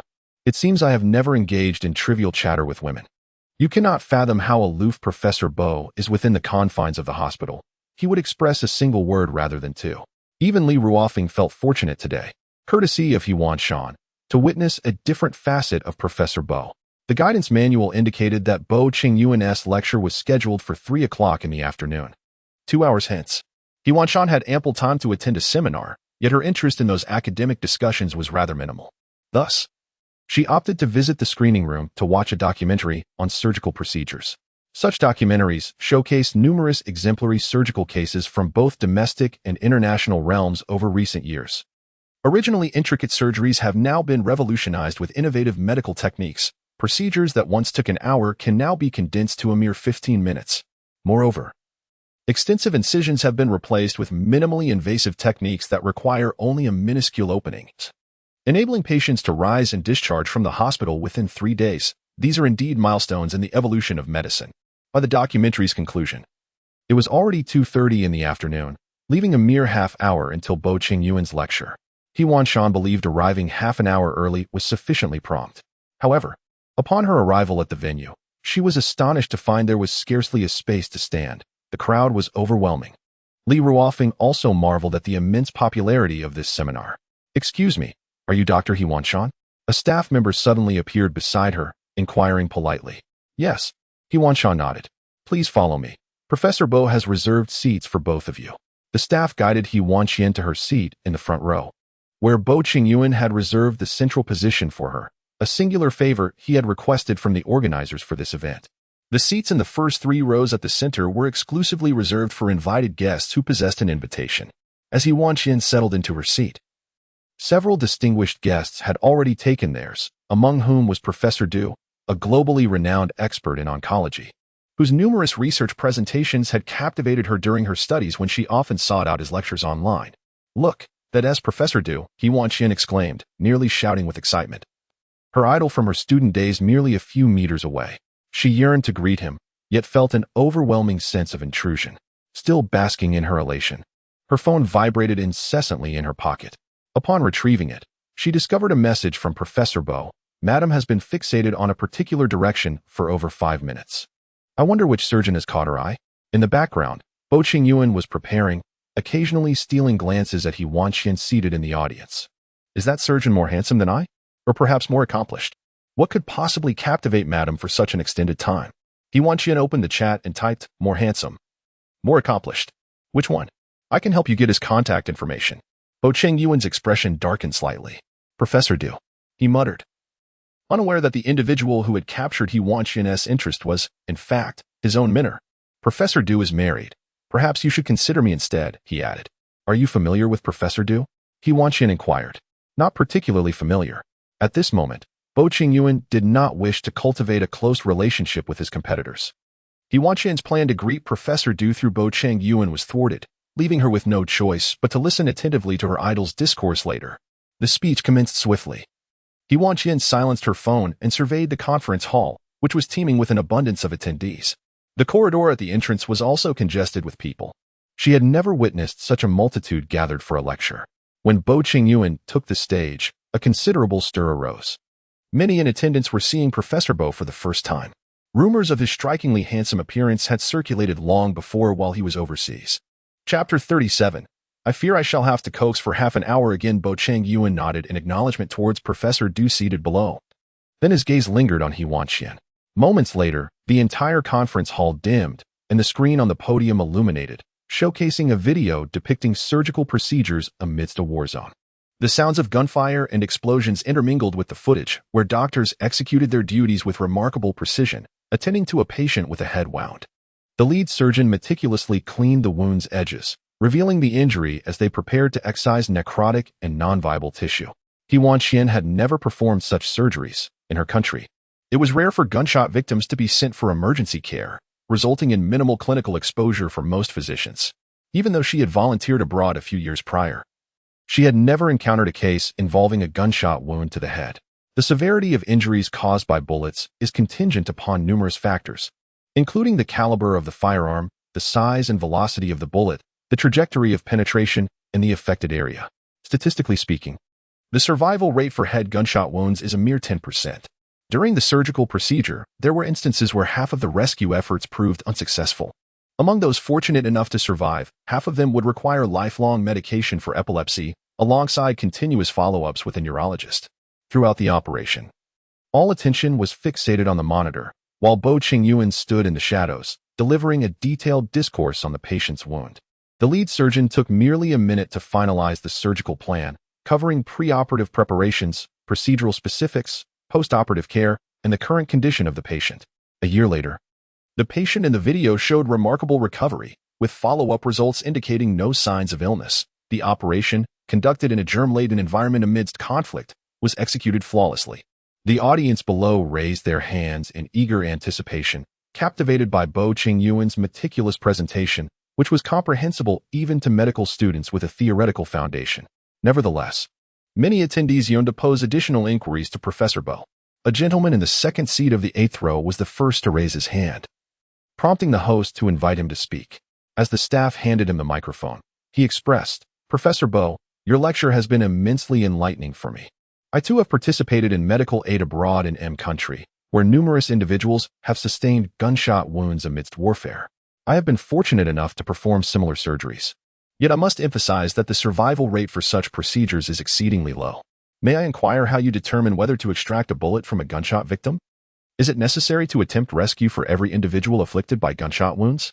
He continued, "In cases of cranial gunshot injuries, cardiac wounds, and enemy-inflicted gunshot trauma, the conditions can swiftly lead to fatality. However, I shall not cease rescue efforts until the patient has been declared deceased. Thank you. Let us now invite the next speaker from the first row, seat 5. The host invited, and He Wanqian followed the direction indicated. Only then noticing a lady standing amidst the crowd beside Professor Bo, tall and graceful, with exquisite features and long, straight hair cascading behind her. She donned an elegant cream-colored suit. Professor Bo, do you still recall our agreement to visit Lake Superior? She inquired in a gentle tone, her eyes sparkling with mirth as she gazed at Bo Chenzhou, reminiscent of a nostalgic conversation between old friends. This inadvertently reminded He Wanqian of Bo Chenzhou's first love, Dr. Tong. He Wanqian turned her gaze towards Bo Chenzhou at the podium, who was fixated on the lady, seemingly oblivious to her presence. I apologize, my wife is present. And to avoid any unnecessary misunderstandings, I hope Miss Du will refrain from such jesting, Bo Chenzhou articulated, his attention firmly anchored on He Wanqian from the outset. Even a fleeting glance at another woman was captured by He Wanqian, and upon noticing her lowered head, he felt a pang of concern. Swiftly picking up the microphone to clarify. Upon hearing his words, He Wanqian immediately lifted her head to meet Bo Chenzhou's gaze, her heart fluttering with a mix of joy and unease. This lady was not Miss Tong, and her marriage seemed secure, yet she was unsettled by the scrutiny of onlookers. The once solemn medical discourse lightened considerably in the wake of Bo Chenzhou's statement, as attendees began to survey the venue, eager to discern which lady was the esteemed professor's wife. The young lady who just stood up is Du Wen, the daughter of Professor Du. She often accompanies Bo Chenzhou for research abroad, naturally becoming quite familiar with him. Her recent jest was merely intended to amuse Bo, but to her surprise, he openly declared his marital status in her presence. Curious about the identity of Professor Bo's wife, she surveyed the room, ultimately fixing her gaze on the far left, where only two unfamiliar faces occupied the invited seats. She felt a peculiar sense of déjà vu regarding the lady on the far left. My wife is rather shy and hopes that our esteemed colleagues will not disturb her. I fear I may have to soothe her for another half hour this evening. Bo Chenzhou explained with a playful smile, eliciting hearty laughter from the audience. It was unexpected to discover that the renowned Professor Bo was somewhat intimidated by his wife at home. After a lively exchange of banter, the lecture officially concluded. He Wanqian, not waiting for Bo Chenzhou to beckon Li Ruofeng, slipped away with the crowd. She had just experienced a pang of jealousy, and Bo's earlier remark from the podium had left her blushing excessively. At that moment, she yearned to escape the entire assembly hall and avoid Bo Chenzhou for the time being. Master, please slow down, He Wanqian exclaimed, sprinting like the wind, leaving Li Ruofeng, a sturdy man, nearly lagging behind. As she passed a women's restroom, she swiftly slipped inside to find a stall to conceal herself. The thought of Bo Chenzhou's recent words quickened her heartbeat, making her blush and struggle for breath. Chapter 38. The boldness to dine with another woman behind my back as the speech concluded. Bo Chenzhou watched in disbelief as He Wanqian darted away faster than a rabbit. However, with his mentor present in the audience, he found himself unable to pursue the elusive lady. Descending from the podium, Bo Chenzhou approached Professor Du, eager to hear his assessment. To his surprise, the first words uttered were, "My dear child, you got married without even informing me?" Having obtained his marriage certificate less than a week prior, he had intended to seize this opportunity to introduce his new spouse, but it seemed that his recent remarks on stage had startled her. Bo Chenzhou chuckled. Indeed, if Professor Bo had informed us sooner, I would not have appeared so indiscreet before Mrs. Bo Du interjected with a complaint, lamenting that had she known of Bo Chenzhou's marriage, she would not have posed that question. I have yet to inform him, Bo Chenzhou replied, his expression darkening as he furrowed his brow at the mention of his father. Professor Du reflected, your father's blame for the incident involving your brother was utterly misplaced. It was not your fault. His failure to acknowledge this is a grave oversight on his part as a father. Despite their lack of recent communication, the affairs of the Bo family always seemed to reach his ears. Bo Chenzhou, the twin brother of Bo Chenzhou, had been the source of division within the Bo household from the moment of their birth. Their father took Bo Chenzhou with him, while their mother retained Bo Chenzhou. Growing up, Bo Chenzhou struggled to gain his father's affection. At the age of 18, the Bo family sought out the brother they had abandoned, prompting Bo Chenzhou to fetch the brother he had never met. Tragically, after delivering him to the airport, Bo Chenzhou encountered a catastrophic accident less than 30 minutes later, resulting in Bo Chenzhou's untimely demise. Father Bo attributed all his faults to Bo Chenzhou, harboring nothing but disdain for him, devoid of any affection. At times, In a drunken stupor, he would raise his cane and strike at Bo Chenzhou, leading to a fractured father-son relationship. What about Dr. He? Bo Chenzhou inquired as he approached. In the ladies' room, Li Ruofeng had been waiting there for nearly an hour, too timid to call for help, fearing he might be perceived as a deviant. Bo Chenzhou stood thoughtfully at the door, glanced at Li Ruofeng, and whispered, "I'm sorry, Dr. Li." Before Li Ruofeng could react, he was unexpectedly administered an injection and fell unconscious. "Dr. Li?" Bo Chenzhou crouched down, feigning urgency. Within seconds, He Wanqian emerged from the ladies' room, rushing over in concern upon seeing Li Ruofeng on the ground. Ruofeng, what happened?" she asked. "Professor Bo?"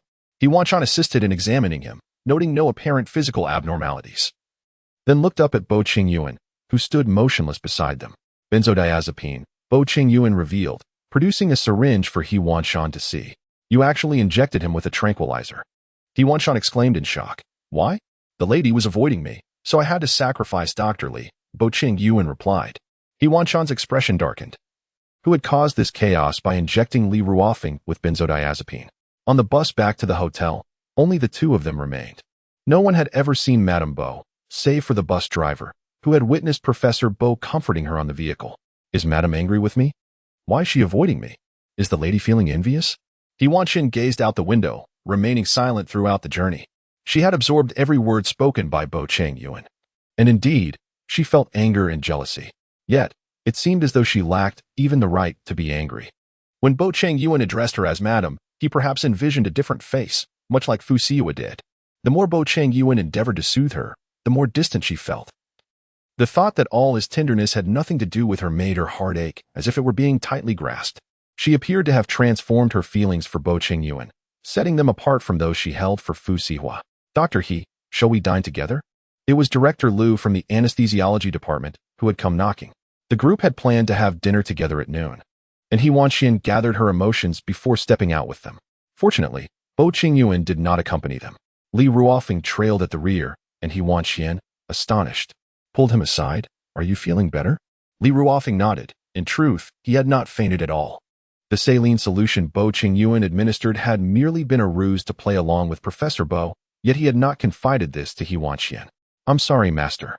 If it weren't for He Wanqian, Bo Chenzhou would not have injected me. I feel a twinge of guilt. I assure you, I am perfectly fine." "Thank you, Master." Li Ruofeng politely declined, feeling a sense of remorse. In the lull of conversation, they had already arrived at the hotel's restaurant. Not far from the entrance, He Wanqian spotted Bo Chenzhou at a table with a woman, sharing laughter and a meal together. "Master, Professor Bo is also here," Li Ruofeng remarked, casting a glance in Bo Chenzhou's direction to draw attention. "Master, I have yet to inquire whether you encountered Professor Bo's wife at the seminar. Would she not feel a twinge of jealousy seeing him dine with another woman? If I were in her place, I would have rushed over to overturn the table and vociferously chastise him for daring to share a meal with another woman behind my back." Before Li Ruofeng could finish his thought, He Wanqian had already strode over, her demeanor reminiscent of someone intent on appending a table. Li Ruofeng hurriedly approached, attempting to pull He Wanqian back. "Master, Professor Bo's wife hasn't arrived to flip the table yet. You might not fare well in doing so." "Who said I intended to flip the table? I merely wished to greet Professor Bo," He Wanqian replied with a smile, yet her words were laced with venom. This was the first time Dowen had observed He Wanqian up close. Earlier, during the lecture, the girl had kept her head down, making it difficult to see her clearly. It was only when she approached that Dowen recalled this girl was the one featured as Professor Bo's phone wallpaper. With her hair tied back in a ponytail.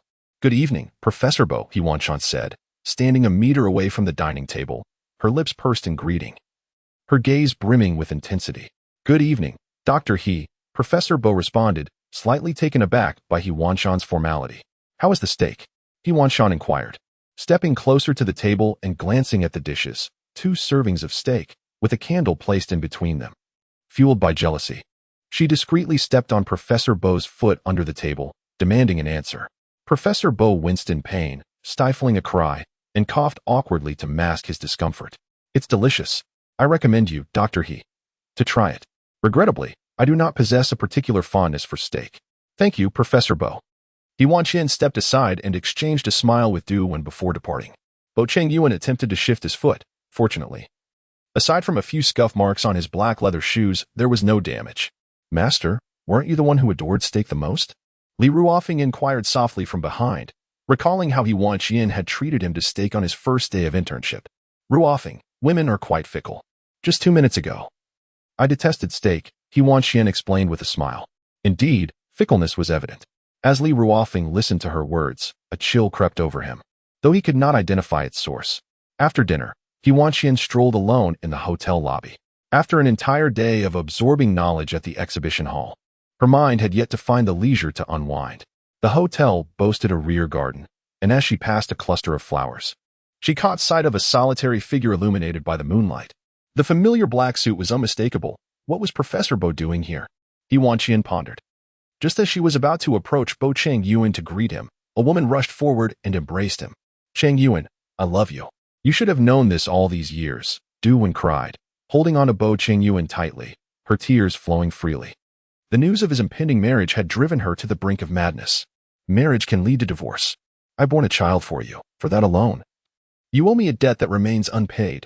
Du-Wen's tone held a hint of threat, the only leverage she possessed to keep Bo Chenzhou tethered to her. I will do my utmost to compensate you. Bo Chenzhou exhaled deeply, perhaps overwhelmed by the weight of this matter for too long, feeling utterly fatigued. I do not seek any monetary gain. What I desire is you, and you can only belong to me, Bo Chenzhou. Du-Wen bore an expression of unwavering determination. And Bo Chenzhou resembled her prey. He Wanqian dared not eavesdrop any longer. The mere thought of the child that had been lost left her feeling disoriented. Bo Chenzhou and Du-Wen once had a child together. He Wanqian stood in the bathroom, letting cold water cascade over her for half an hour before realizing she had turned on the cold tap. It seemed she was growing increasingly unfamiliar with Bo Chenzhou. The mention of that child by Du-Wen made her stomach churn, and she instinctively recoiled from Bo Chenzhou's approach. Dr. He? Late at night. Bo Chenzhou knocked on her door. He Wanqian lay in her room, feigning sleep. She did not wish to confront Bo Chenzhou, the man who had taken her child. Professor Bo, my mentor retired early this evening. Li Ruofing emerged to explain to Professor Bo upon hearing the knocking. Bo Chenzhou had not slept a wink, consumed by thoughts throughout the night. When dawn broke, he rose to seek out He Wanqian, knocking several times without receiving a response. Even Li Ruofing was roused by the incessant knocking, yet there was still no sign of life from within He Wanqian's room. This is the first time I have seen my mentor sleep so soundly. Previously, even the slightest sound would awaken her, Li Ruofing noted, realizing something was amiss. At that moment, Bo Chenzhou disregarded everything else and forcefully kicked open the door. He Wanqian was curled up beneath the covers. And when Bo Chenzhou rushed over to touch her, he discovered she was burning with fever. Professor, what has happened to my mentor? Li Ruofing inquired. High fever? After finishing his words, Bai Chenzhou lifted He Wanqian and carried her into his room. Why must you bring her into your room when she's burning with fever? Li Ruofing questioned, but his voice was too soft for Bai Chenzhou to hear. Bai Chenzhou rummaged through his suitcase, retrieving sodium diclofenac and Chaihu injection from the medical kit, medication specifically designed to treat high fevers. Once the two substances were combined and injected into the intravenous bottle, He Wanqian winced in pain as the needle pierced her vein. Still afraid of needles? Bai Chenzhou murmured softly, reminiscing about how He Wanqian had feared injections as a child, and how he had once comforted her with candy. The room was devoid of any hooks to hang the bottle, compelling Bai Chenzhou to hold it himself while gazing at the pale-faced He Wanqian in the sickbed, feeling a wave of guilt for not taking better care of her. When He Wanqian stirred from her daze, her eyes fluttered open to find Bai Chenzhou standing by her bedside, still holding the bottle. Professor Bai, she softly called out. Upon hearing her voice, Bai Chenzhou immediately bent down, concern etched on his face. Are you feeling better? He Wanqian nodded, attempting to sit up but finding herself utterly devoid of strength. Don't move just yet. Bai Chenzhou glanced at the bottle, which was now empty, and proceeded to gently remove the needle from her hand. Upon seeing the syringe, He Wanqian instinctively recoiled, haunted by memories of a clumsy doctor from her childhood who had poked her 3 or 4 times without success, leaving her with a lasting fear of needles. Still afraid. Just like before, Bai Chenzhou remarked with a smile, unaware that He Wanqian's expression had subtly shifted. How do you know I was afraid of needles when I was young? He Wanqian inquired further. I guess it's common for little girls to fear needles, Bo Chenzhou explained. He Wanqian gazed at Bo Chenzhou's face, recalling his earlier words, and her eyes suddenly brimmed with tears. Are you truly not Bo Chenzhou? Upon hearing that statement, her tears cascaded down. Indeed, how could it be Bo Chenzhou? He had been confirmed dead, so how could another Bo Chenzhou possibly emerge? Bo Chenzhou noticed the tears that fell onto his hand and looked at He Wanqian, whose head was bowed and eyes reddened. His heart ached as if it were bleeding, and a pain akin to countless ants gnawing at his bones consumed him. "I'm sorry, Wanwan." He could only apologize to He Wanqian 1,000 times in his heart. Chapter 40. Brother Bo Chenzhou spent the day with He Wanqian, waiting until she fell asleep before hurrying off to the seminar. The 2 sessions he had originally planned to attend were canceled due to his absence.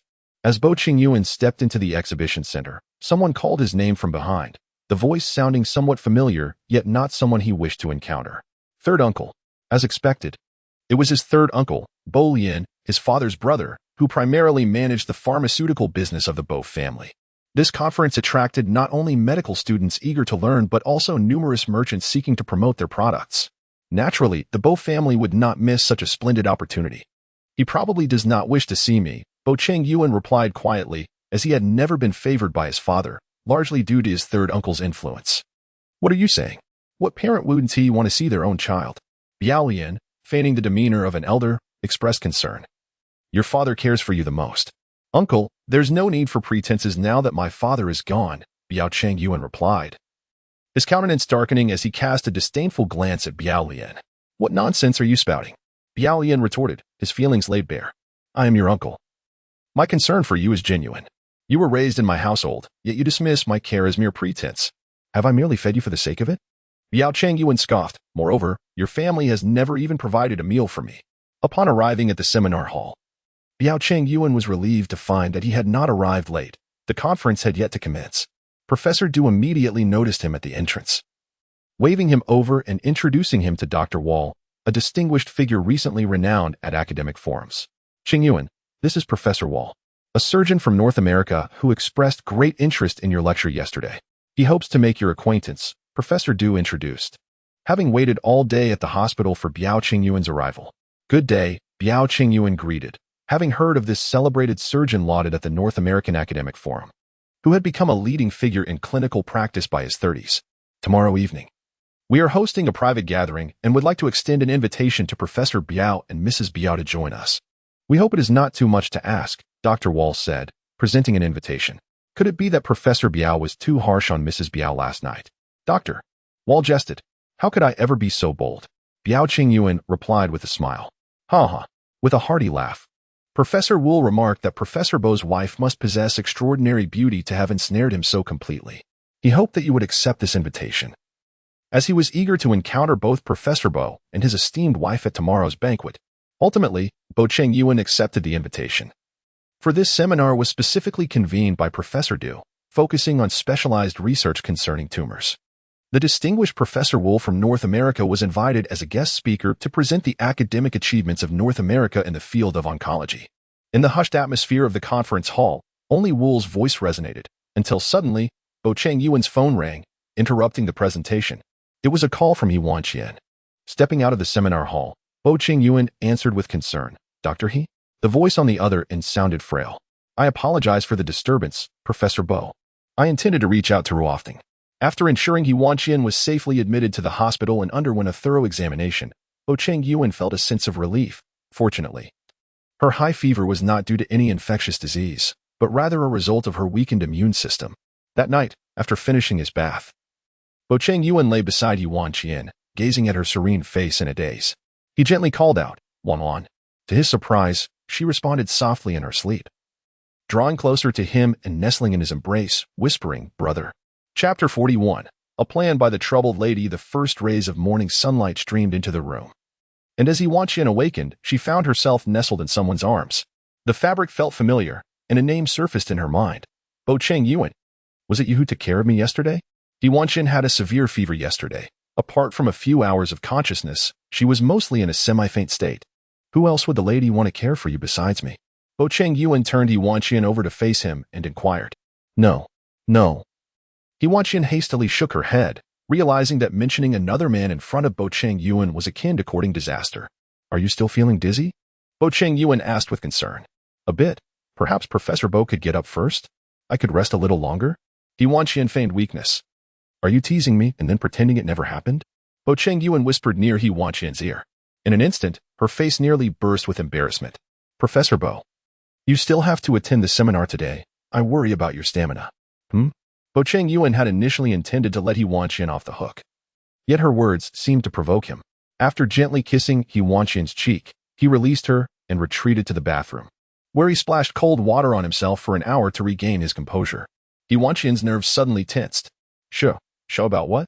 No one heard. Director Liu and the others have already gone ahead. Li Ruofing thought someone was coming down the corridor and glanced around, finding no one. Also, Master, has your fever subsided? Li Ruofing stepped forward and felt He Wanqian's forehead. Noting it was no longer as hot, she likely had a fever reduction. How did you know I had a fever? He Wanqian thought this was a secret only Bo Chenzhou was privy to. Professor Bo discovered it and subsequently kicked down the door, compensating the hotel with 2,000 yuan. You remember to reimburse them. Li Ruofing spoke earnestly. Master, there is one more thing. You spent the night in Professor Bo's room. Although I believe he holds little interest in you, he is, after all, a married man. If his wife were to find out about your stay, I fear she might cause you trouble. Therefore, I have kept this matter to myself. Rest assured, I shall keep this secret for you. But in the future, it would be prudent for us to maintain some distance from Professor Bo. He Wanqian abruptly tugged at Li Ruofing's ear and inquired, Am I that undesirable? Does Professor Bo not have any interest in me? No, Master, that isn't the crux of the matter. The key point is that Professor Bo is married, yet shared a room with you for an entire night. Li Ruofing explained, wincing from the pain of her grip. I am indeed Bo Chenzhou's wife, He Wanqian scolded, immediately regretting her words. Li Ruofing froze, his entire being rendered motionless. He Wanqian's declaration struck him like a missile. What did you say, Master? I must have misheard. You did not mishear. Bo Chenzhou, who had appeared from behind, interjected, gently removing He Wanqian's hand from Li Ruofing's grasp. I hope, Doctor, Li will refrain from casually touching my wife's forehead, as it incites my jealousy. Understood. Wishing you both a blissful marriage, may you be blessed with children. And may your love endure through the years, growing old together. Li Ruofing diligently suppressed his gossipy instincts, congratulating before making a swift exit. Remaining any longer would have left him feeling the ominous threat of Professor Bo ready to sever a hand. Alas, the concealed relationship that He Wanqian had endeavored to keep hidden had inadvertently escaped his lips. Grateful to the lady for acknowledging his identity, Bo Chenzhou leaned in, pinning He Wanqian against the wall with a smile. He Wanqian, her face darkened with annoyance, silently lamented, I did not wish to concede. It was a rare occasion for Bo Chenzhou and He Wanqian to attend a seminar together. This year, a new medical device had emerged from North America, and both she and Professor Du were keen to explore it. Might you accompany me? He inquired. With the mention of Professor Du, He Wanqian found herself without a reason to decline. The secret she had overheard 2 nights prior regarding Du Wan and Bo Chenzhou lay buried within her heart. Yet it did not diminish her respect for Professor Du's academic prowess. In another part of the exhibition hall, numerous display booths were set up, adorned with advertisements from pharmaceutical and medical device companies overhead. It was said that the entire venue could accommodate 3,000 booths, each showcasing an array of products developed by various manufacturers. Business representatives, sharply dressed in suits, filled the spaces before each booth, with some reputed salespeople reportedly securing contracts worth several million at this event alone. For many smaller companies, the orders secured here constituted their annual revenue, prompting every representative to exert their utmost efforts. Professor Du had yet to arrive, and Bo Chenzhou led He Wanqian through the first exhibition hall, which buzzed with excitement. It was He Wanqian's inaugural experience at such an event, and each booth displayed medical products she was well acquainted with, including scalpels. This is the most common surgical scalpel. He Wanqian, unable to resist, picked it up. This is perhaps a common trait among surgeons. Upon entering Hall 1, she was immediately drawn to this instrument and took a few tries with it. Dr. He's hand, holding the scalpel, looked exquisite. Bo Chenzhou, standing nearby, remarked with a smile, people often say that a pianist's hands are the most beautiful, yet Professor Bu prefers the elegance of a hand wielding a scalpel. He Wanqian chuckled, recalling her once self-effacing demeanor in front of Song Lanshan's concert poster. It was not merely the allure of the scalpel that captivated her, but rather her affection for Dr. He that made every part of him endearing to her. Leaning closer, Bo Chenzhou softly whispered in her ear, Chapter 42. I ask you, dear lady, to safeguard me today. Within this exhibition center, there are a total of 8 halls. Most doctors merely skim through the displays, unless they encounter products that pique their interest, prompting them to examine them more closely. Bo Chenzhou's lecture was on a continuous loop in the hall yesterday. allowing even those representatives who had never previously met him to become acquainted with him through the video. On a regular day, if a sales representative can secure a chief physician's endorsement, her annual sales figures are assured. However, if she could win over a professor, she would be set for life. A sales representative from a company specializing in abdominal pull straps spotted Bo Chenzhou from a distance. She had been eyeing him as a lucrative target since yesterday. As he approached her booth, she feigned urgency and hurriedly moved toward him, intending to accidentally collide with him and introduce herself. After all, the exhibition hall was bustling with people, and it was common to bump into one another. Surely, Professor Bo would not hold it against a young woman.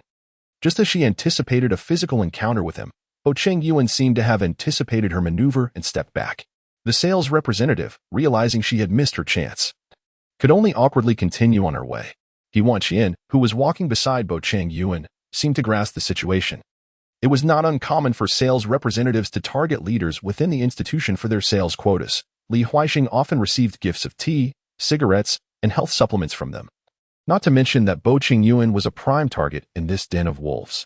Watching the dark expression on Bo Chenzhou's face, He Wanqian secretly reveled in the situation, thinking to herself that Professor Bo should take care to protect himself while out in the world.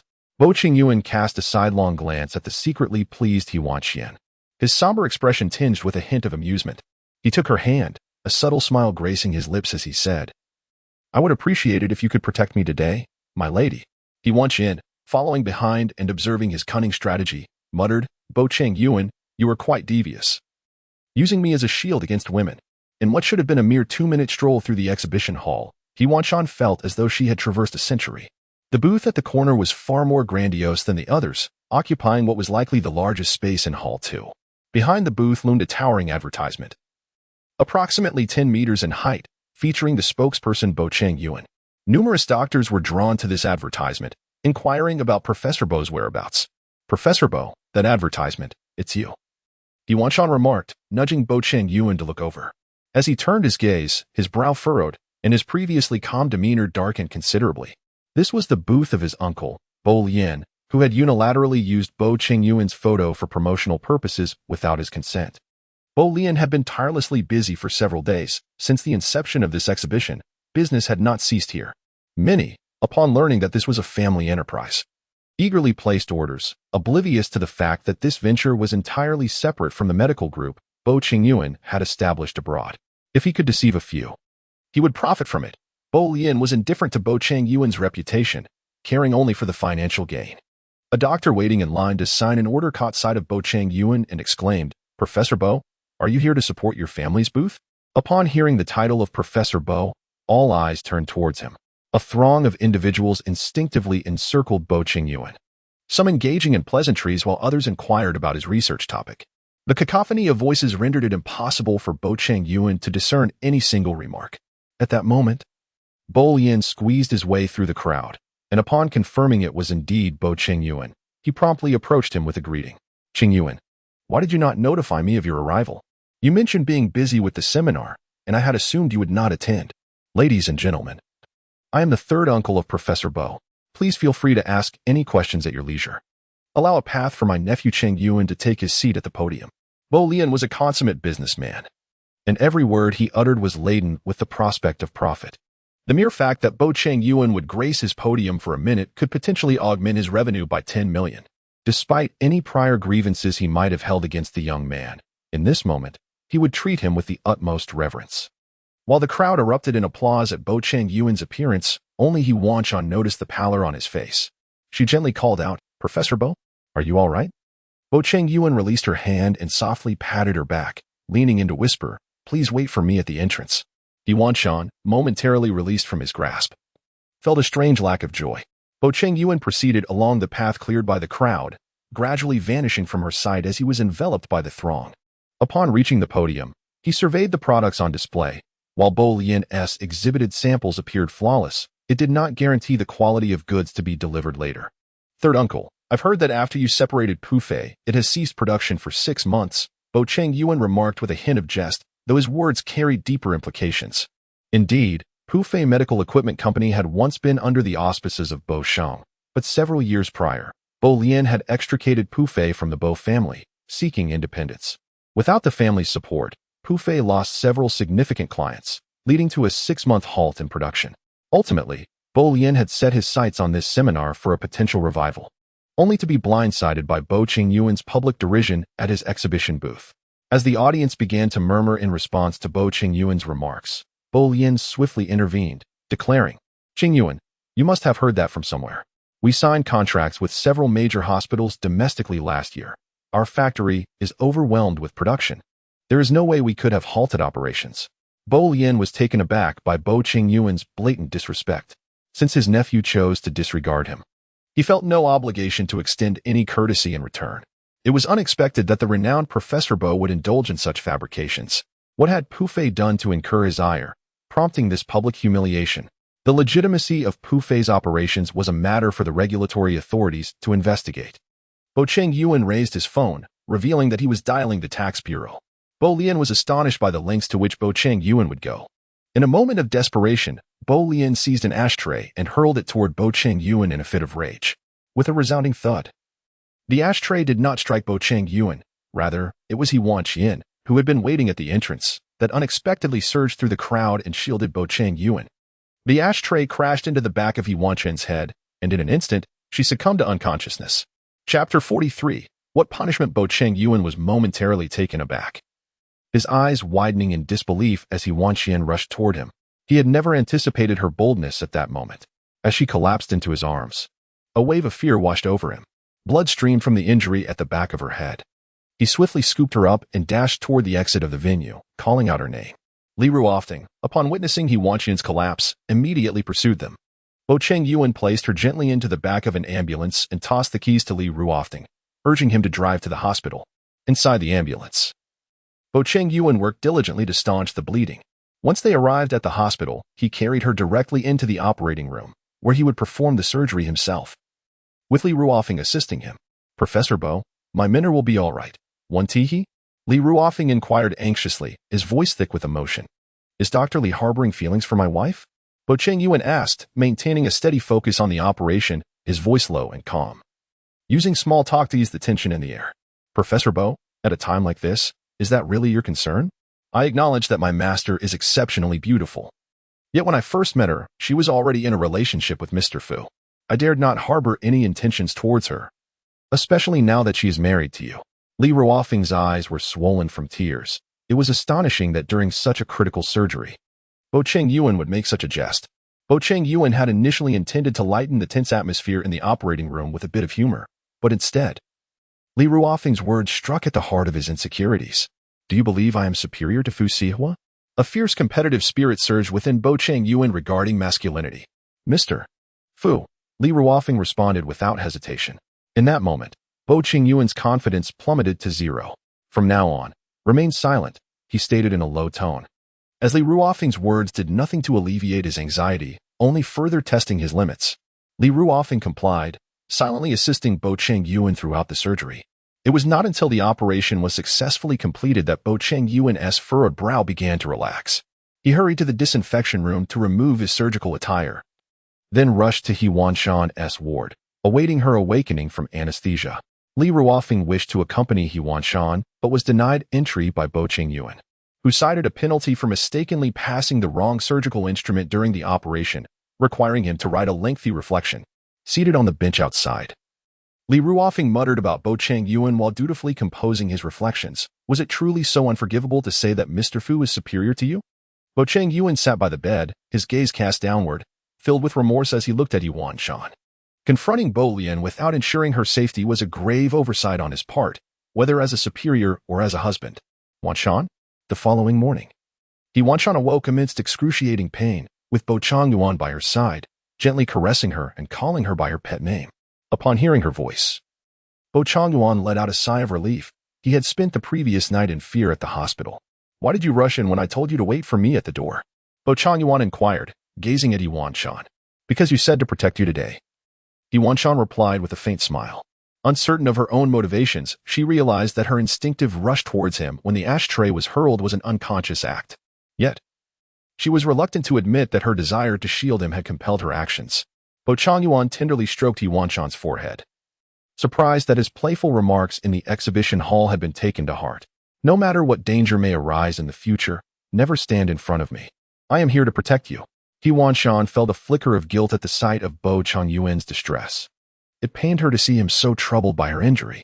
She gently lifted her hand to smooth the furrowed lines on his brow, a rarity for her to witness. Professor Bo, you are far more charming when you smile. Gradually, Bo Chenzhou's furrowed brow relaxed, and a subtle smile revealed two dimples at the corners of his lips. Professor Bo, who was that person yesterday? He Wanqian had long wished to ask him this question. She had not been able to hear the confrontation. And by the time she arrived, that individual had already grasped the ashtray, ready to hurl it at Bo Chenzhou. 3. Uncle. He Wanqian's utterance was somewhat awkward. Not due to the word itself, but rather because if this person were indeed Bo Chenzhou's uncle, why would he inflict such harsh treatment upon him? The intricacies of this murky situation are far too convoluted to discuss, lest we tarnish Madame's ears. Bo Chenzhou gently asserted that he would not involve He Wanqian in the conflicts of the Bo family. This marked the first occasion He Wanqian had heard about Bo Chenzhou's familial matters, revealing a web of relationships and issues so complex that even Bo Chenzhou found them somewhat challenging to navigate. We shall share a room, legally, Bo Chenzhou declared, swiftly carrying He Wanqian into the room before she could slip away. Rest well, he added tenderly after placing her on the bed and covering her with a blanket. What punishment? He Wanqian inquired earnestly, raising her gaze. On the bed, Bo Chenzhou's penetrating eyes met hers as he spoke sternly. In an instant, He Wanqian's playful thoughts dissipated at the weight of his words, leaving her no choice but to obediently remain in the hotel to rest. The video of Bo Lian's disgrace had long since reached Bo Chenzhou, and in a villa in North America, a silver-haired man leaned on his cane, cursing, "Beast." As shattered tea sets lay strewn across the floor, what advantage did dismantling Fu Sihe bring him? Having already expelled the third son from the Bo family, why did he seek to eradicate all traces? What exactly was this beast plotting? Chapter 44. A gentleman named Mr. Hateful wishes to meet you. Upon opening the door, there was no sign of Bo Chenzhou, only a foreign gentleman impeccably dressed in a suit. He Wanqian recognized Dr. Wall the moment she laid eyes on him. He had been part of their medical team during a humanitarian mission abroad a few years prior. Dr. Wall held a similarly profound impression of He Wanqian, not only for her exceptional clinical skills, but also for her strikingly beautiful visage. During the hurried departure of their medical team, he regrettably did not have the chance to obtain her contact information before he left in haste.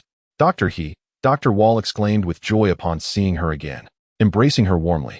It has been far too long. My only regret from our last encounter was not having your contact information. He continued with a sense of nostalgia. Thus, I have persistently attended these conferences in China, hoping to cross paths with you, and I believe this time, it must be divine providence that has reunited us. 5 meters away, Bo Chenzhou observed He Wanqian engaged in animated conversation with the foreign gentleman, and his expression darkened instantly.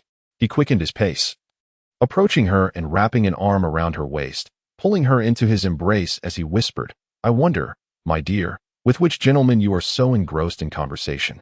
Noticing the stormy expression on Bo Chenzhou's face, He Wanqian immediately quelled her smile and explained, This is Dr. Wall, a renowned surgeon from North America. Dr. Wall. Bo Chenzhou then shifted his gaze to Dr. Wall, scrutinizing the way he looked at He Wanqian. May I inquire about your business with my wife? Professor Bo. Please do not misunderstand.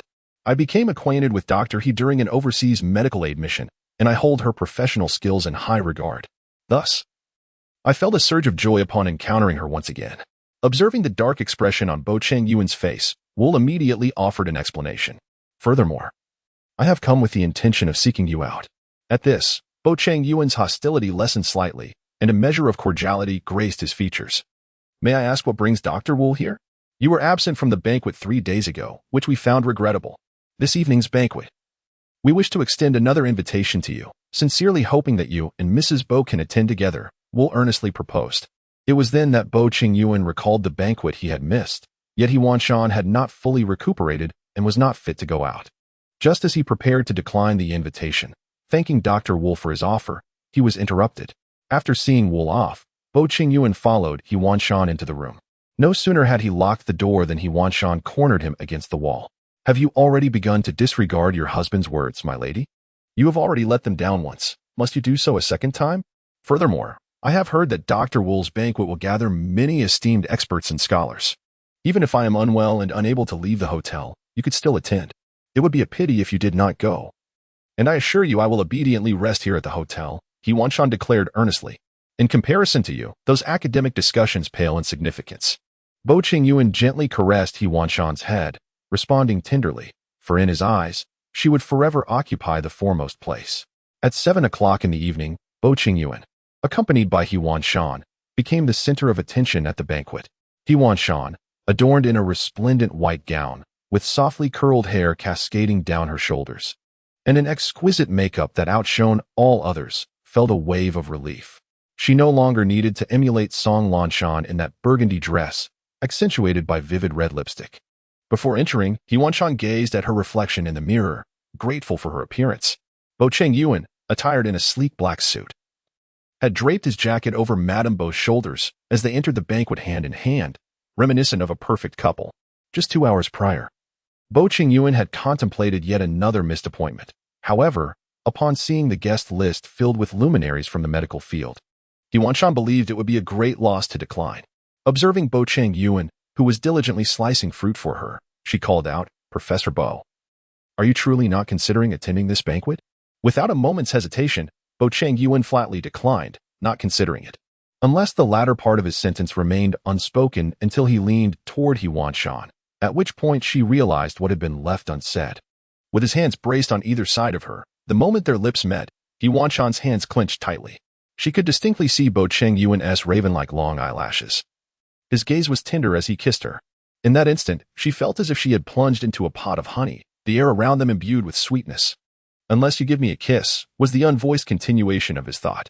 Wall was the first to greet the two of them, and upon seeing He Wanqian, he jested. "Dr. He, it seems you are not solely a white coat wearer. This gown is simply stunning." In earlier years, amidst the chaos of the battlefield, He Wanqian was often seen clad in a white coat. On more than one occasion, Wall teased her about her choice of attire, suggesting she might prefer something more comfortable. As they were not in a hospital, He Wanqian jested in response, stating that in such disorderly surroundings, it was only by wearing this outfit that patients could promptly identify a doctor to seek assistance. Wall always remembered her words. "Thank you, Dr. Wall." He Wanqian expressed her gratitude. "Professor Bo, there is a Mr. Chiu who wishes to meet you," Wall informed. He then gestured towards Bo Chenzhou, who, accompanied by He Wanqian, entered a private room at Wall's invitation. Inside, a grand movie screen dominated the space, and a man dressed in a black suit sat with his back to the entrance. When the door swung open and Wall addressed him, the man slowly turned to face them. He was a remarkably handsome young man, his features still bearing the freshness of youth, appearing to be just over 20. It was difficult to reconcile his appearance with the Mr. Chiu mentioned by Wall. "Mr. Chiu, Professor Bo has arrived," Wall announced. When Chiu Yuan turned to look at Bo Chenzhou, he scrutinized him for a considerable moment, remaining silent until Wall stepped forward to introduce them. "It is an honor to meet you, Professor Bo and Mrs. Bo," Chiu Yuan said, his eyes lighting up with delight upon seeing Bo Chenzhou, and he promptly invited them to take their seats. Chapter 45. Harmony with My Lady Chiu Yuan is a pharmacist whose reputation precedes him. Bo Chenzhou had previously encountered an article about him in a magazine, noting that his prices for medicines were consistently below market rates, and he frequently sponsored medical teams to provide aid in impoverished mountainous regions. Despite operating in the pharmaceutical industry, he refrained from profiting from these life-saving medicines, earning the admiration of numerous scholars and businessmen. When Bo Chenzhou first read the article, he had assumed that Chiu Yuan would be a man well into his 50s. He was surprised to find him quite youthful. "Mr. Chiu, it is a pleasure to finally meet you," Bo Chenzhou remarked. He sensed an unusual enthusiasm in Chiu Yuan's gaze, one that surpassed the fervor exhibited by the representatives in the exhibition hall. "I have heard that Professor Bo is in urgent need of a batch of medical supplies. I am willing to offer them to you free of charge," Chiu Yuan stated directly, unveiling his intentions without preamble. Bo Chenzhou felt no excitement regarding this donation of medical supplies. Firstly, he possessed sufficient funds to procure the necessary items himself. Secondly, he suspected that Chiu Yuan's offer was not as straightforward as it appeared. "What are the conditions?" Bo Chenzhou inquired, eager to understand Chiu Yuan's stipulations. "This is Ming Village, home to barely 100 residents, most of whom exhibit signs of ill health. The children featured in the video are prime examples. I hope Professor Bo can lead a medical team to provide assistance, with all funding and supplies supplied by me," Chiu Yuan explained as the video concluded. "Why choose me?" Bo Chenzhou pondered. It was well known that Chiu Yuan was charitable and had previously aided numerous similar villages. However, in past instances, he had always assembled the medical teams from his own hospitals. This was the first occasion he sought assistance from external sources. Recently, I had the privilege of attending a performance by Professor Bo, and our Tao Shiga Research Institute is eager to welcome him. Qiu Yuan extended an invitation, his ultimate aim being to recruit Bo Chenzhou into his medical research institution. Upon hearing the name of the Tao Shiga Research Institute, He Wanqian was profoundly astonished. It is one of the world's leading medical research establishments, an institution that most medical students aspire to but seldom attain. To her surprise, the benefactor behind the Tao Shiga Institute was none other than the young Qiu Yuan. I am afraid I have no interest in Tao Shiga, Bo Chenzhou stated, before taking He Wanqian's hand and rising to depart, scoffing at Qiu Yuan's invitation. Upon reaching the door of the private room, they discovered themselves surrounded by Qiu Yuan's associates. It was well known that Professor Bo shunned fame and fortune, and today's encounter confirmed those rumors. Perhaps my overture lacked sincerity. I shall prepare a grand gift for Professor Bo upon our next meeting, Qiu Yuan mused as he stood to applaud. Bo Chenzhou's refusal did not diminish the smile on his face in the slightest. Old three, see them out, he commanded, at Qiu Yuan's behest.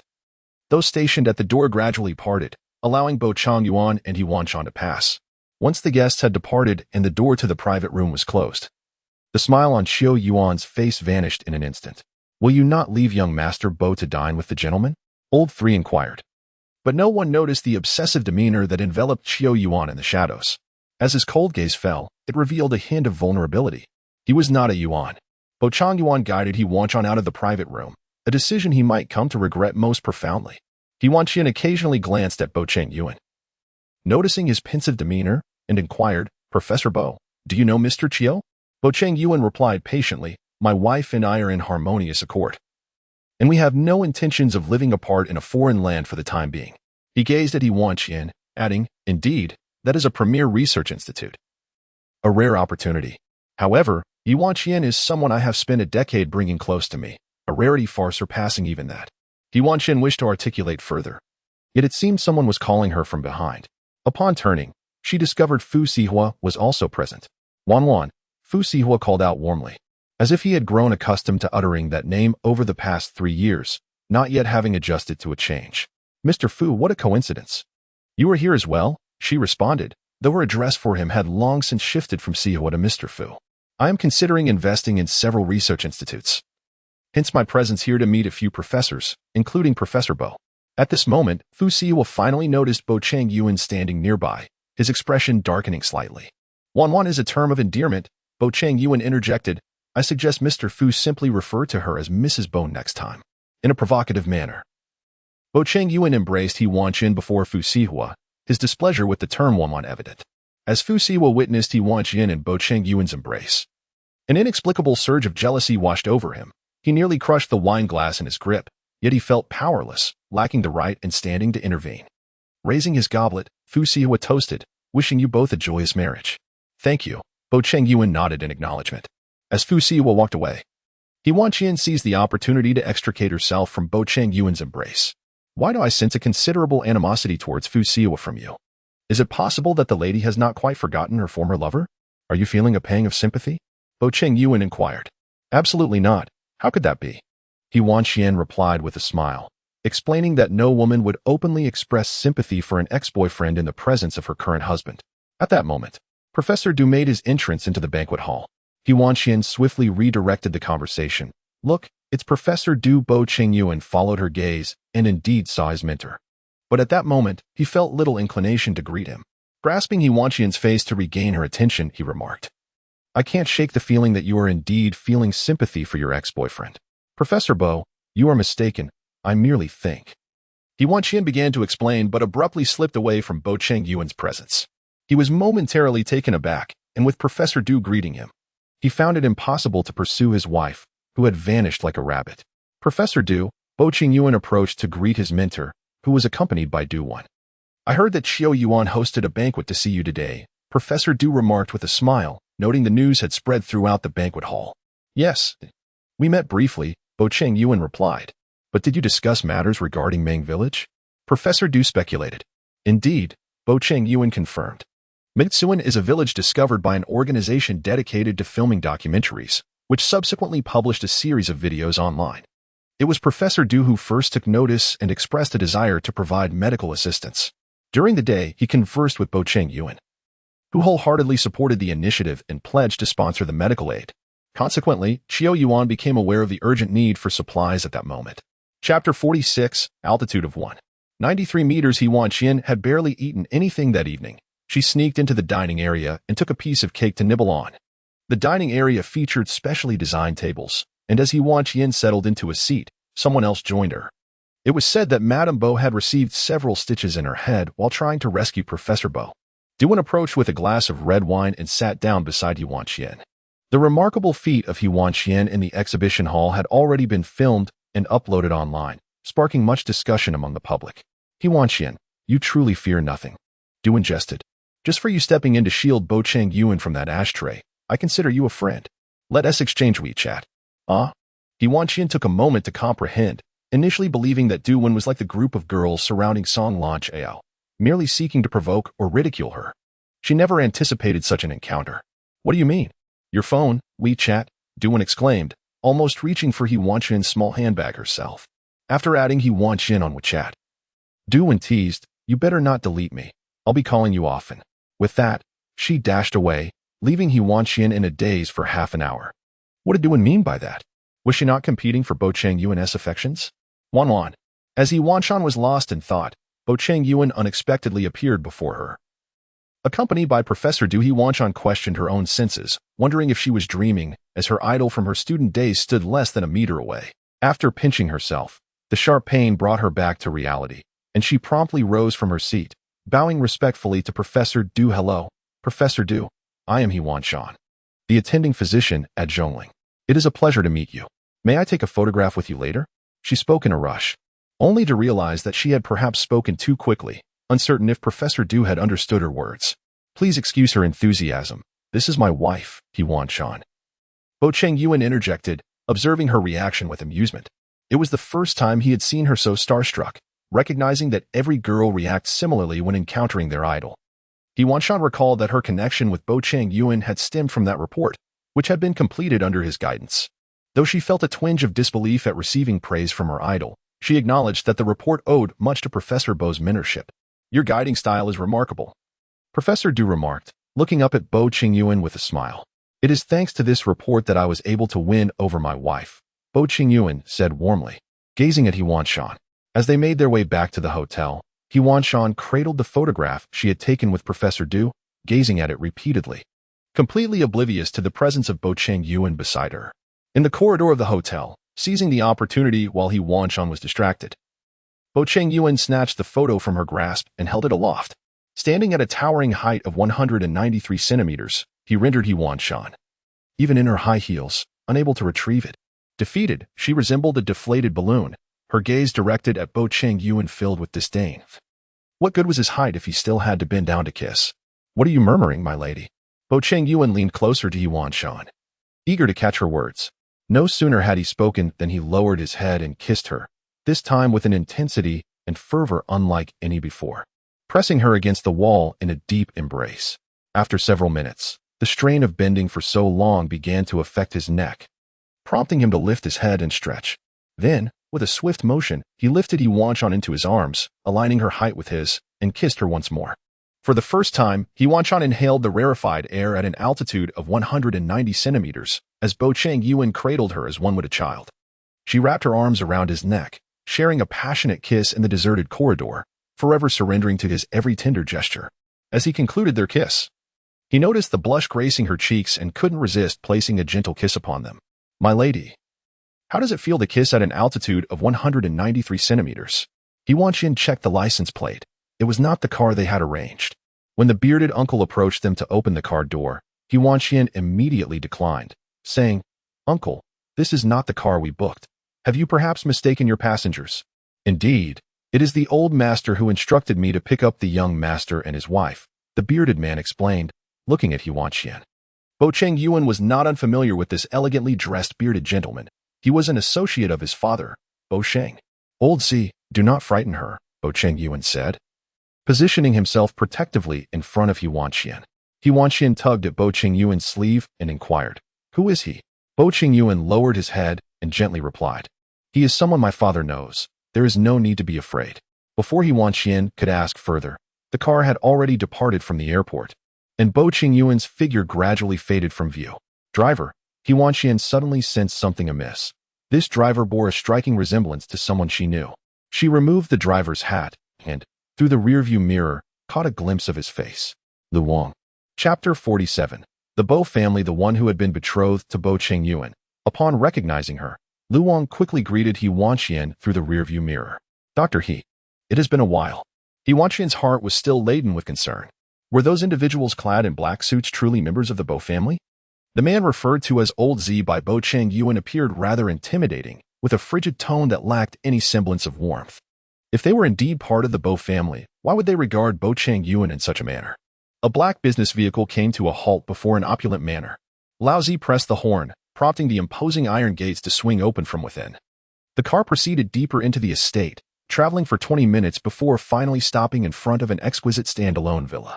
Lao Zi exited the driver's seat and graciously opened the door for Bo Chenzhou, saying, "Young master, please," as Bo Chenzhou alighted. He observed the parking lot adjacent to the courtyard, filled to capacity with vehicles. It was evident that a considerable number of guests were inside, awaiting the unfolding drama. However, Bo Chenzhou paid them no heed and strode directly toward the hall. As he had anticipated, the room was brimming with visitors, each one instinctively recoiling in fear upon his arrival, few daring to meet his gaze. His uncle, Bo Lian, was conspicuously absent, presumably detained for committing intentional bodily harm in Libya. Bo Chenzhou had steadfastly refused to sign the mediation agreement, while his aunt was currently weeping profusely before Bo Cheng, lamenting and accusing Bo Chenzhou of his misdeeds. "Chenzhou, I hope you can show leniency," pleaded his aunt Lu Jing, her eyes red and swollen. "He is your uncle who raised you since childhood. Please, Chenzhou, considering how our family has cared for you in the past, sign this reconciliation document. Would you allow your aunt to kneel before you?" "Kneel? You are the elder. It is inappropriate for you to kneel before a junior," Bo Xing interjected, lifting a teacup and hurling it at Bo Chenzhou. The cup shattered upon impact, sending shards flying and slicing open Bo Chenzhou's ankle. No one seemed to notice the injury, nor did anyone step forward to defend Bo Chenzhou at that moment. Biao Chenzhou paid no heed to Biao Cheng's words. Instead, he retrieved a small medicine box from his pocket and presented it to him. Biao Cheng suffered from severe heart disease, and any emotional upheaval could easily prove fatal. "Take your medication away. I fear it may poison me," Biao Cheng exclaimed, knocking the medicine box from Biao Chenzhou's hands and casting the mediation document at him. He hastily signed the document, admonishing him not to further disgrace the Biao family. Biao Chenzhou's gaze remained icy as he picked up the torn mediation document from the ground and ripped it in two. "Aunt, rather than lamenting at my father's side, it would be more prudent to cultivate connections, which may spare uncle a few more years." "You, Chenzhou, what kind of talk is this? Brother, you must intercede on our behalf. If it weren't for Chenzhou sabotaging Pu Fei, Lian Ge wouldn't have been provoked to injure someone in a fit of rage." Lu Jing, witnessing Biao Chenzhou's ruthless demeanor, placed her hopes upon Biao Cheng, believing only he could reign in this son. "Beast." Biao Cheng coughed violently, even experiencing difficulty breathing. Biao Chenzhou rushed to his side, retrieving another medicine box from his pocket, pouring the medication into his hand and administering it to him, allowing Biao Cheng to regain his composure. "Old Z," Biao Chenzhou called out, and Old Z promptly approached, taking Biao Cheng into his care and guiding him to a room for rest. The others in the living room, witnessing Biao Cheng faint from anger, fell silent. Upon emerging from the bedroom after completing Biao Cheng's examination, Biao Chenzhou noticed Lu Jing had not yet departed. He stepped forward and advised, "Aunt, refrain from burdening my father with your family's troubles in the future, or I shall ensure you and your son find yourselves sleeping on the overpass." Lu Jing fled in haste with her child, and the others who had come to join the commotion dared not linger, each finding an excuse to depart. Upon returning home, Bo Chenzhou spotted He Wanqian watering the garden, and his previously gloomy mood was instantly lifted. From a distance, He Wanqian saw Bo Chenzhou and promptly waved, calling out, "Professor Bo." Bo Chenzhou approached He Wanqian, enveloping her in a tight embrace, burying his face in the crook of her neck, remaining in that position for quite some time. "Are you tired, Professor?" He Wanqian gently inquired, stroking his head. "Yes, I need my wife to help recharge me," he replied with a nod. Without hesitation, he lifted He Wanqian and carried her indoors, placing her on the sofa and only after a soft kiss did he relent. As Bo Chenzhou rose from He Wanqian, she tugged him back down into her embrace. He looked up and chuckled. Is my wife so direct? He Wanqian frowned slightly, not in a playful mood. She stood up from the sofa, crouching before Bo Chenzhou, rolling up her pant legs to reveal a conspicuous 4-centimeter-long cut on her ankle, blood staining the surrounding sock and fragments clinging to the wound. Does it hurt? He Wanqian's eyes welled with tears as she gazed at the injury. It doesn't hurt, Bo Chenzhou replied tenderly. With red-rimmed eyes, He Wanqian rummaged through the cabinet for the first aid kit, kneeling before him to clean his wound. Bo Chenzhou bent down, gently wiping away the tears at the corner of her eyes, and softly reassured her, that is not my home, this is. Chapter 48. 3 photographs. The words of Bo Chenzhou resembled a distress signal, and He Wanqian was the sole recipient. Listen to your wife. Bo Chenzhou responded with a slight smile.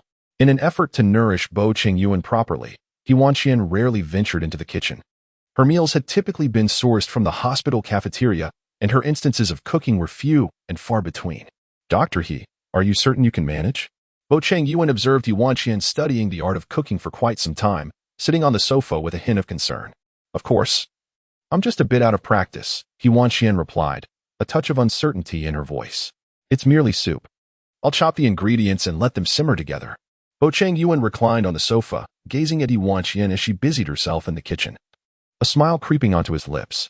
This felt like a scene from a dream long past. He had envisioned their future together more than once, and fortunately, it was not too late. Stealthily, Bo Chenzhou captured a photograph of He Wanqian's silhouette with his phone. His photo album contained only 3 images, one of He Wanqian from her high school days, her ponytail swaying beneath a banyan tree, another, an incidental capture of her profile during a medical aid mission abroad, taken by a young Chinese child, and the third, the recent candid shot of her in the kitchen. Bo Chenzhou found himself lost in thought as he stared at the second photograph. During that aid mission, he had instantly recognized He Wanqian. He had often felt an overwhelming urge to meet her, but one fateful incident, overhearing a phone conversation between He Wanqian and her boyfriend, had curbed that desire. In the call, He Wanqian's demeanor was humble and submissive as she offered comfort to her boyfriend, prompting Bo Chenzhou to relinquish his hopes. Shortly thereafter, he requested a transfer to a different medical team. It is likely that He Wanqian was deeply in love with Fu Sihe at that time, which explains why she spent so long comforting him over the phone. Professor Bo, who is that lovely lady you are gazing at so joyfully? Bo Chenzhou glanced at his phone, a smile curling at the corners of his mouth, which inevitably aroused a sense of unease in He Wanqian. After preparing the soup, she approached Bo Chenzhou with a smile and inquired softly. Upon seeing her, Bo Chenzhou immediately retracted his smile, sitting upright on the sofa to clarify. It's not a lovely lady, merely a medical report. Why are you so anxious over just a medical report? He Wanqian slowly settled beside him, probing further, her hand subtly reaching into the pocket of his phone. Bo Chenzhou sensed her delicate gesture and allowed her to explore. And as soon as the rabbit ventured into the wolf's den, he wrapped his arm around her waist, playfully pinning her down and remarked, Madam, your initiative is quite rare. Feeling somewhat exposed as if her ruse had been uncovered, He Wanqian quickly retorted, I did not. Bo Chenzhou gazed down at the defiant He Wanqian in his embrace, chuckling softly before retrieving his phone from his pocket and handing it to her. Indeed, it was not a picture of a lovely lady, nor was it merely a medical report. It was, in fact, a photograph taken in the operating room during an emergency rescue. The moment He Wanqian recalled how Bo Chenzhou had smiled at a photo taken in the operating room for such an extended period, an unsettling chill coursed through her. Could it be that Professor Bo has become so enamored with the operating table? Yet, she couldn't shake the feeling that the scene in the photograph seemed vaguely familiar. It wasn't until she glanced at the date displayed on the surgical instruments that realization struck her. This was from the last medical aid mission during which she had performed a surgery. It had merely been a makeshift operating room set up in a tent, and she had been the lead surgeon. How did you come by this photo?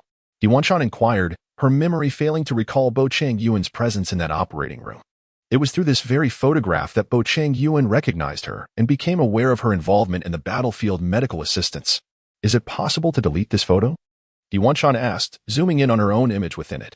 Although the picture was sufficiently clear, her face was smudged and her expression bore signs of fatigue, failing to capture her facial features in their best light.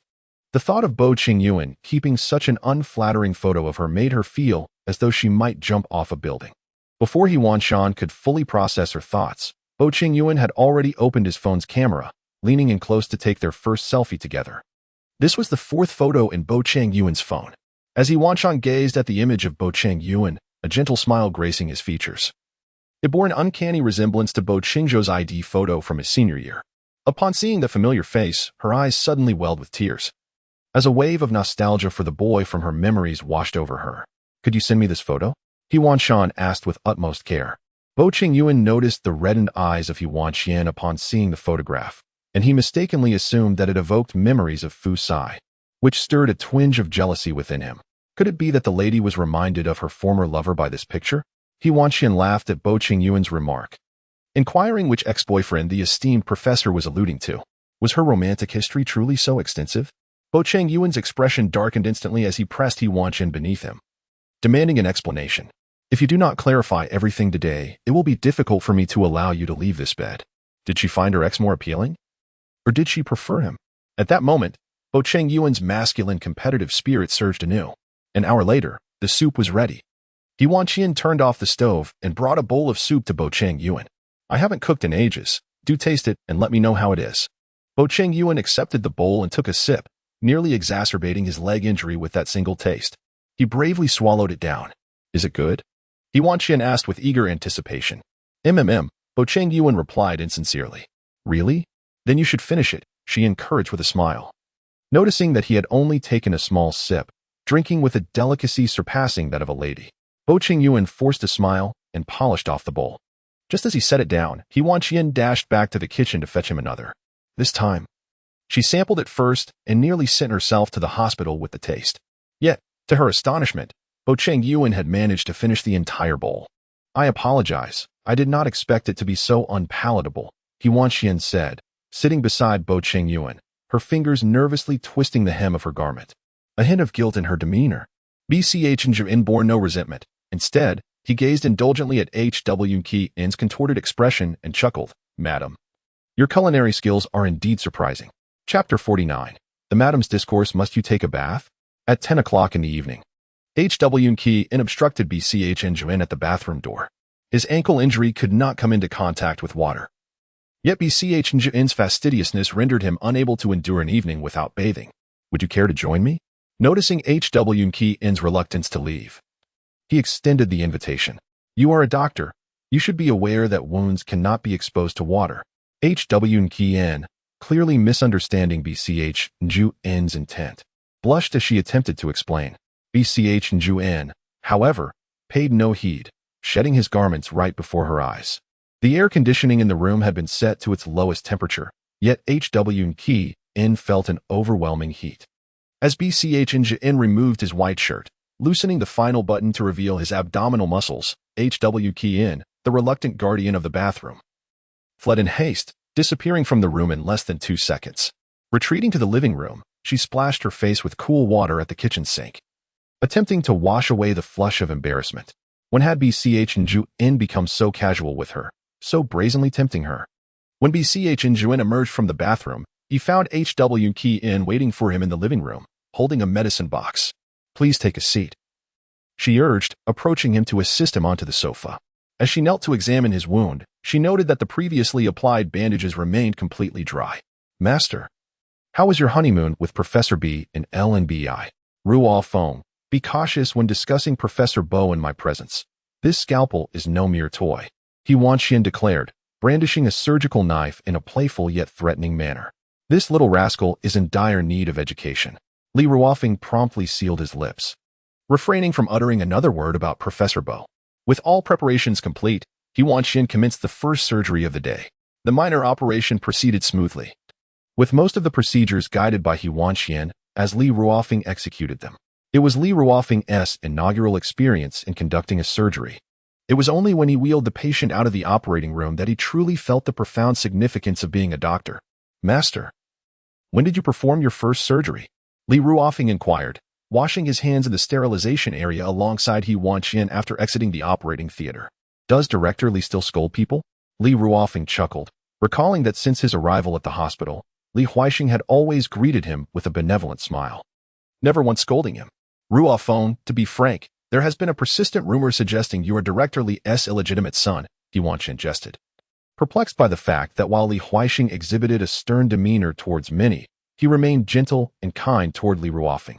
Master, if I may be honest, I too have long suspected that you are Professor Bo's wife, Li Ruofing replied in a teasing tone, only to be met with a swift kick from He Wanqian as she playfully retreated. As the two made their way to the ward to visit the next patient, they suddenly heard urgent shouts from the nurses in the corridor. A bloodied patient lay on the bed, while Bo Chenzhou knelt beside him, fervently attempting to save the patient's life. He Wanqian followed closely behind, assisting in wheeling the patient's bed into the operating room. Along the way, she attentively observed the patient's condition. The individual was covered in blood, yet there were no apparent external wounds. If minor lacerations had resulted in such copious bleeding, one could only surmise it was due to a gunshot wound. Rest assured, Master, with Professor Bo here, everything will be fine. We must attend to our next patient.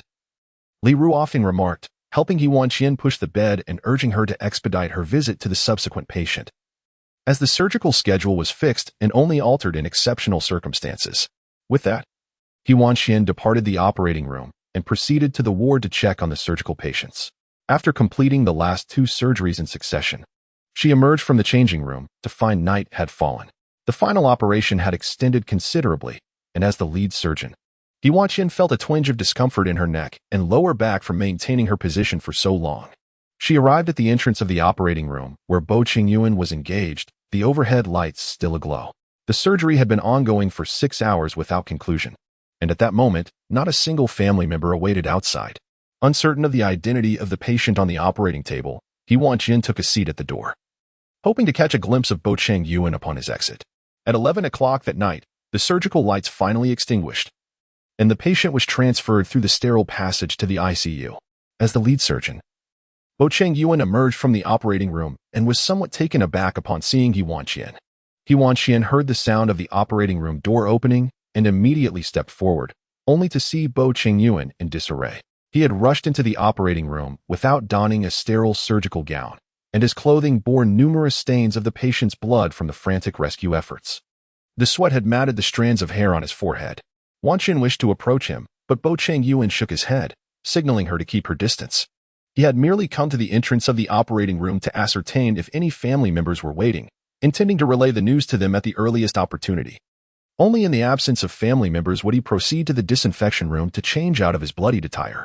The surgery lasted nearly 10 hours, during which Bo Chenzhou tirelessly fought to save the patient from the brink of death. Have you been waiting here all this time? Wanqian inquired after Bo Chenzhou had changed his clothes and returned to the door. The patient has been saved? She continued.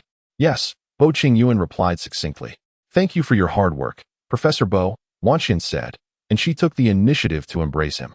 Bo Chenzhou held her close, resting his head against her neck for a moment. It was the only respite he had found all day. Professor Bo, Wanqian suddenly noticed 2 individuals behind her, clad in police uniforms, addressing him. Officer Liu, Bo Chenzhou acknowledged, rising to greet the 2 police officers. He then introduced Wanqian, saying, "This is my wife, He Wanqian. Congratulations." Congratulations. Hello, Dr. He. I am Lu Ran from the Criminal Investigation Unit, the officer who had called out to Bo Chenzhou said, his gaze softening considerably as he extended his hand to Wanqian for a handshake. Professor Bo, regarding the patient who was sent in today, we would like to have a private conversation with you. As soon as Lu Ren received Bo Chenzhou's call, he hurried to the hospital. Of course, Lu Ren responded immediately. Thank you, madam, Bo Chenzhou said, lifting He Wanqian's face and kissing her, oblivious to Lu Ran's gaze nearby. He had not experienced genuine affection for a long time, which made him succumb to the sweetness of the moment, rendering him utterly helpless. Chapter 50, Caught in the Act? Lu Ren followed closely behind Bo Chenzhou, unable to bear the sight of the earlier scene, hastily covering his eyes. They arrived at the top floor of the Zhonglin building, specifically the dean's office, which had been vacant for several months. Bo Chenzhou brought Lu Ran here, as it was a secluded spot, the only secure location for their discussion.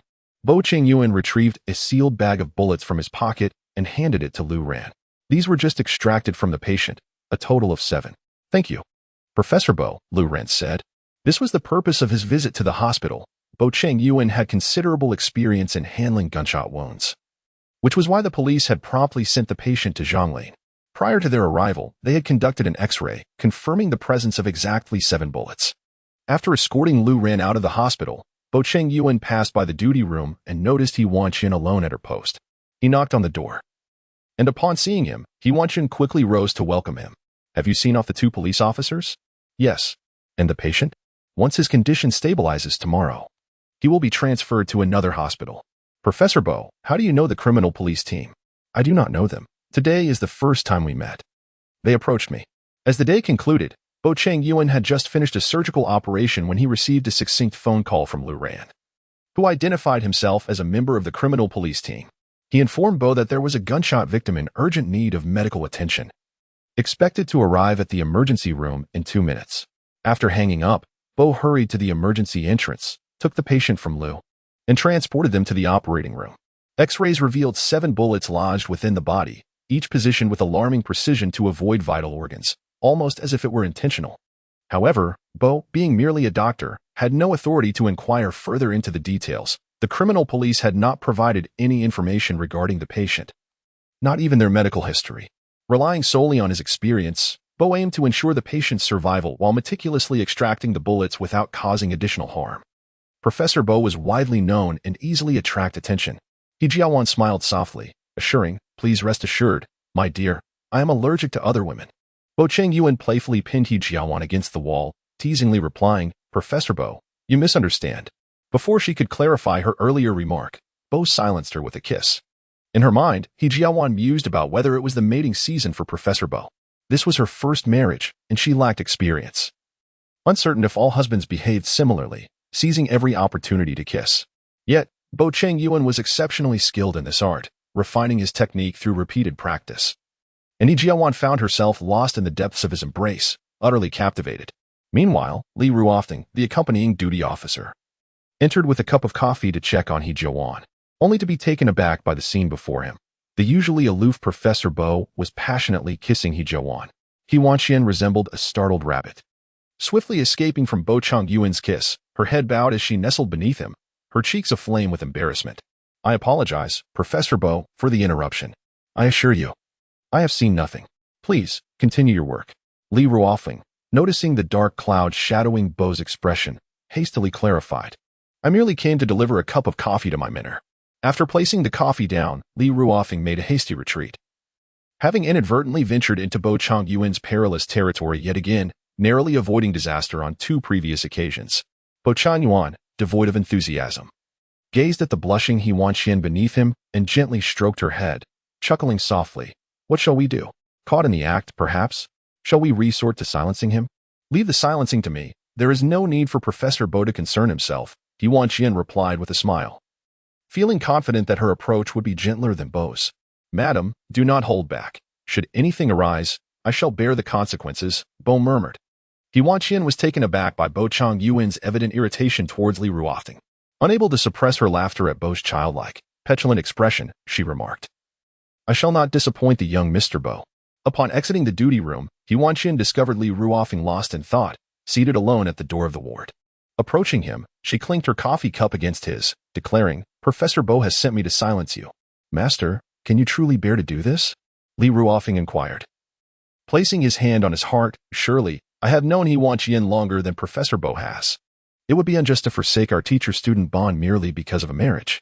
If I were capable of such compassion, it would be Professor Bo standing here, not I." He Wanqian lifted the coffee cup in her hand and took a sip, savoring its delightful flavor. "Thank you," she said. "You're welcome," Li Ruofeng replied, a hint of secret joy flickering across his face. However, when he turned his gaze towards He Wanqian, his expression dimmed slightly. "Master, why did you choose to marry Professor Bo? Do you think Professor Bo is inadequate?" He Wanqian inquired. "It's not that he is inadequate. I simply believe that Mr. Fu is more suited for you," Li Ruofeng asserted. Unlike what He Wanqian had told him, Li Ruofeng had witnessed Fu Sihe visiting the hospital in the middle of the night to keep her company during her shifts.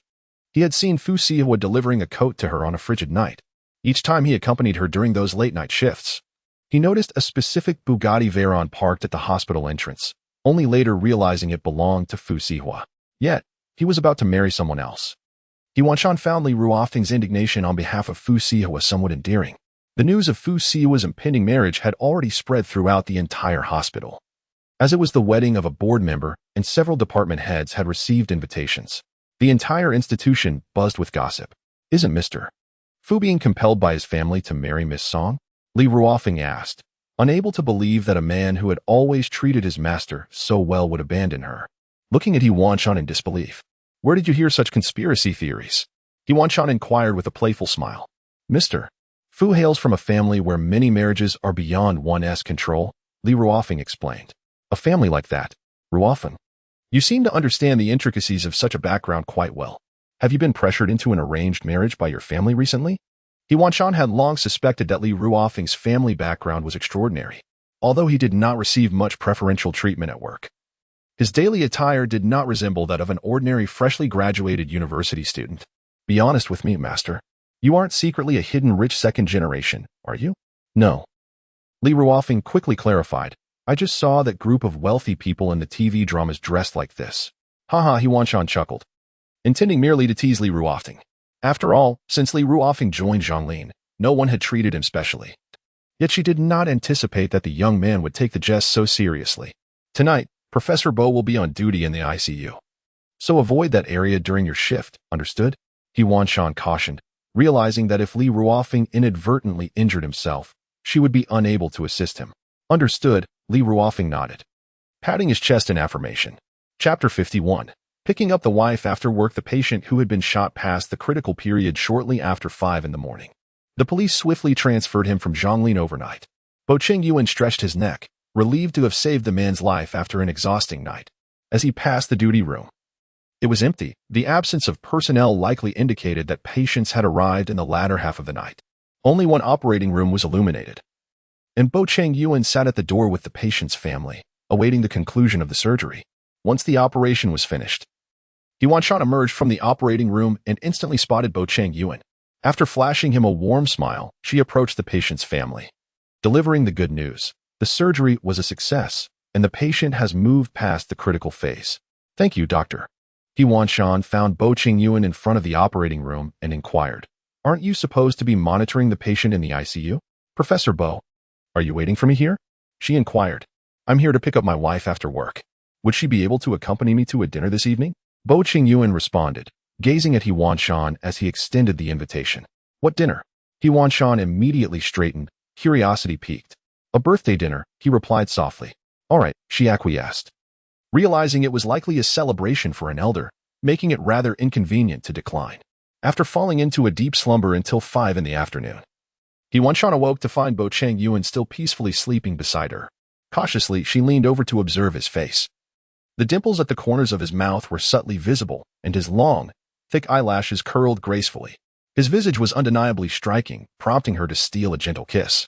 Brother, she whispered silently to herself, wishing he were Bo Chenzhou instead.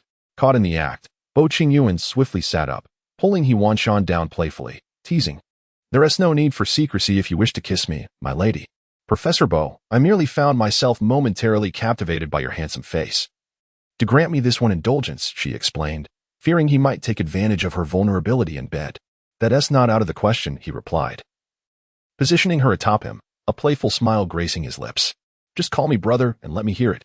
Gazing into Bo Chenzhou's face, He Wanqian felt a wave of confusion wash over her. This was the second time she questioned whether he was indeed Bo Chenzhou. The first instance had been during the seminar at the hotel when he instinctively mentioned her childhood fear of injections. Brother, He Wanqian softly called out, her gaze fixed on Bo Chenzhou's face. He seemed to hesitate for a fleeting moment, but in the next instant, he resumed his usual demeanor, deciding to let the lady off the hook for today. As He Wanqian stepped into the shower, she thought of Bo Chenzhou, who had always been taciturn and reclusive since childhood. Apart from exchanging a few words with He Wanqian, he rarely spoke to anyone else. On the first day of school, Jiang Yuming had even asked He Wanqian if Bo Chenzhou was truly mute. It wasn't until Jiang Yuming heard him call out He Wanqian that she was convinced of his ability to speak. After applying her makeup and donning a light-colored dress, He Wanqian descended the stairs, where Bo Chenzhou stared at her for a prolonged moment. Is it not beautiful? He Wanqian inquired, noticing his dazed expression. It is beautiful, however. With the lady looking so exquisite, I find it difficult to allow her to venture outside. Bo Chenzhou stepped forward, supporting He Wanqian and draping his suit jacket over her shoulders, thus asserting his claim. It appeared they were heading towards the northern suburbs. He Wanqian recognized the direction the car was taking. The northern suburbs, located on the outskirts of Luoqing, had once been nothing but desolate mountains. Due to geographical issues, the government had never considered planning that area until a plane crash occurred there a decade ago, capturing everyone's attention. In the aftermath, to commemorate the victims, the government constructed a temple on the barren mountains, which over the years became a site of fervent worship, with many ascending the mountain to pray for blessings. The once desolate area gradually transformed, bustling with visitors and eventually attracting businesses, as people began to slowly forget the tragic aviation disaster. Indeed, Bo Chenzhou replied. Eventually, the vehicle came to a halt before a grand estate, enclosed by an ornate iron fence. The grounds were adorned with lush greenery and vibrant blossoms. Bo Chenzhou's car meandered through the estate for 10 minutes before reaching the parking area. He Wanqian, too, was experiencing such an expansive outdoor parking lot for the first time, with a steady stream of guests arriving and departing. Together with Bo Chenzhou, she navigated through the throng towards the villa at the heart of the estate. Professor Bo, it appears your elder is quite affluent, He Wanqian observed, having noted the estate's vastness and the wealth apparent in the attendees. It was evident that the estate's owner was a person of considerable repute to host such a gathering. Indeed, half of Lo City is under his purview, Bo Chenzhou modestly remarked. So wealthy, He Wanqian exclaimed. What is the relationship between you and this elder? As He Wanqian linked her arm with Bo Chenzhou's and stepped inside, they entered a hall reminiscent of a palace, spacious enough to accommodate thousands for the banquet. At that moment, she gained a preliminary understanding of the extent of wealth in Lo City. Before He Wanqian could fully absorb this newfound knowledge, a woman of refined demeanor, clad in a deep green qipao, called out to Bo Chenzhou. Chenzhou. He Wanqian sensed the woman's gaze appraising her. After a few brief glances, she turned her gentle eyes towards Bo Chenzhou and inquired, Is this the one, Wanqian? He Wanqian was taken aback that the woman would utter her name, as she had never encountered her before. She glanced up at Bo Chenzhou, whose somber expression seemed to conceal something, deliberately avoiding excessive interaction with the poised lady before them. Zhang Hua did not change her expression upon hearing the title. She regarded he with a gentle smile. At that moment, someone approached Bo Chenzhou with an invitation, saying, Professor Bo, our esteemed Mr. Li wishes to meet you. As the owner of this estate, Bo Chenzhou could not refuse. You may proceed with your tasks, he said, as He Wanqian willingly released her hold on his arm. Do not wander off, Bo Chenzhou cautioned, leaving He Wanqian to follow the individual into the house. Chapter 52. The Battleground of Emotions. Isn't that Sister Wanqian? Song Lanshan, positioned beside Fu Sihe, appeared particularly radiant in her wine-red gown, her seaweed-like hair cascading over her fair shoulders. Her delicate oval face was breathtakingly beautiful, capturing the attention of many. Song Lanshan approached He Wanqian with her group of sisters, exchanging pleasantries. Among them, He Jing could not contain her disdain upon spotting He Wanqian, remarking, I never imagined someone like you would qualify to be here. Sister Wanqian, do you have an invitation? You haven't snuck in, have you? Song Lanshan, I have already broken up with Fu Sihe. Why do you keep watching me? Are you worried I might steal your sister's boyfriend? He Wanqian had previously shown some kindness to Song Lanshan merely because she was Fu Sihe's girlfriend. Now that she had become Bo Chenzhou's wife, she felt no fear of the Song family. He Wanqian, what gives you the audacity to say such things? Song Lanshan retorted loudly. If it weren't for your resemblance to my sister, Fu Sihe would not have kept you around as a mere substitute. No one here knows you. To be frank, my initial agreement to engage in a relationship was largely due to the striking resemblance of Fu Sihe's visage to that of my family's Professor Bo.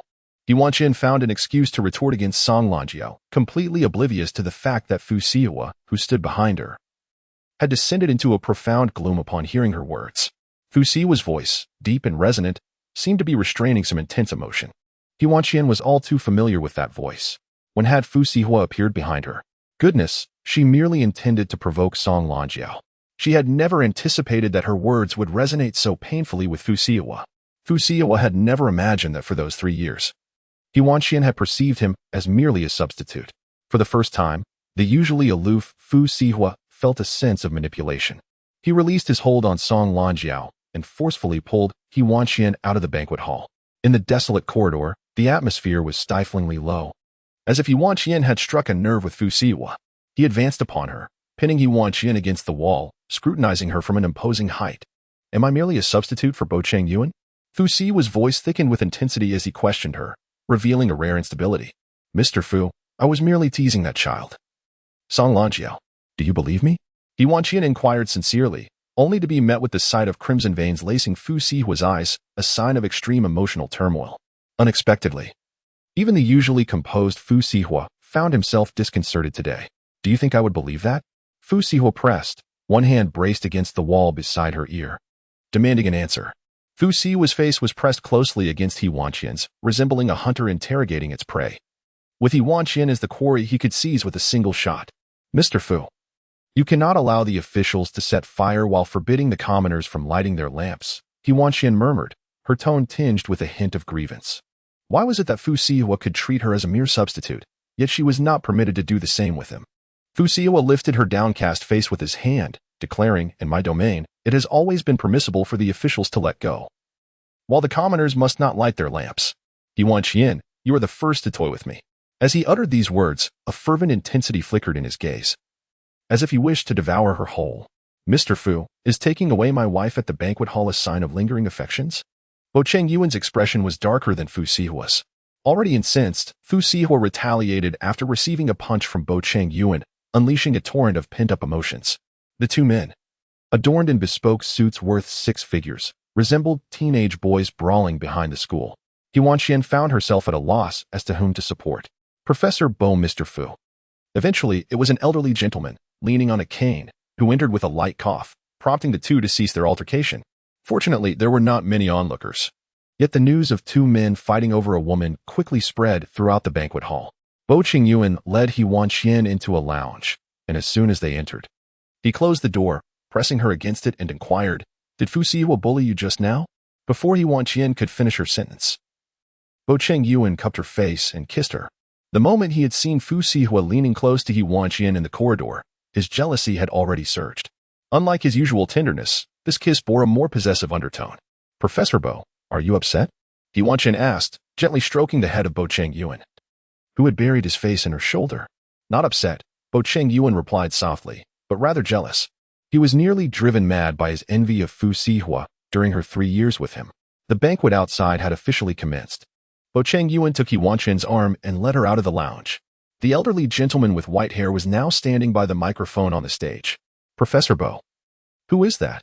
He Wanqian inquired. That is Mr. Li Yimo, Bo Chenzhou gently introduced. He Wanqian was familiar with Li Yimo, the benefactor of the bustling temple in the northern suburbs.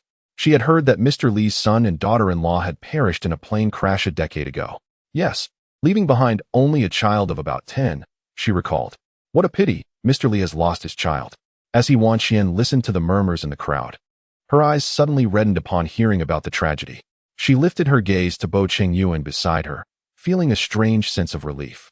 In this world, countless substitutes could exist, but Bo Chenzhou was the only true replica. Why are your eyes red? Bo Chenzhou, whose gaze never strayed from He Wanqian for more than a minute, grew anxious upon noticing the slight redness in her eyes. Is it Bo Chenzhou?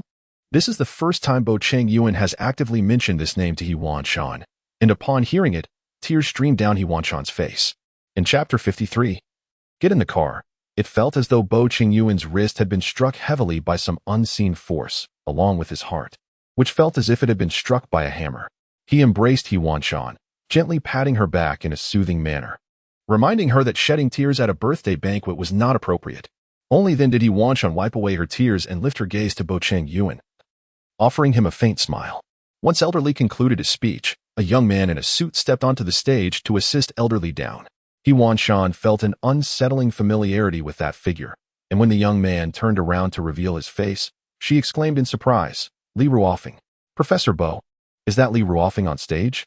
He Wanqian tugged at Bo Chenzhou's arm, urgently seeking his confirmation that she had not misidentified him. In that fleeting moment, her mind went blank. Li Ruofeng was actually the grandson of Li Yimo, the rumored heir to half of the assets in Luoqing. Whispers in the academy suggested he was a wealthy second generation, and it turned out to be true. He Wanqian had even directed the heir to fetch her coffee. Ruofeng studied medicine for his grandfather, Bo Chenzhou explained to He Wanqian. When Ruofeng was a child, Elderly fell gravely ill. At that time, the northern suburbs were still undeveloped, and it took an hour for the ambulance to reach from the city center, nearly missing the critical window for rescue. Although Elderly was ultimately saved, he was left with mobility issues as a consequence, which has burdened Ruofeng with guilt ever since. Li Lao is the sole kin of Ruofeng in this world, having relied on each other for a decade. and all he desires is for Li Lao to enjoy good health. The tragic air disaster claimed not just one life, it plunged countless families into sorrow, leaving the survivors to spend their lives cherishing the memories of the departed. Thus, was Madame truly unaware of Ruo Feng's identity beforehand? On his very first day at Zhonglin, Bo Chenzhou recognized Li Ruofeng and observed the brusque demeanor of his attending physician, He Wanqian, towards him, often reprimanding Ruofeng with a folder and requiring him to fetch coffee. "Professor Bo, what do you think of my mentor?" He Wanqian inquired, a hint of guilt in her voice. "Very beautiful," Bo Chenzhou replied gently.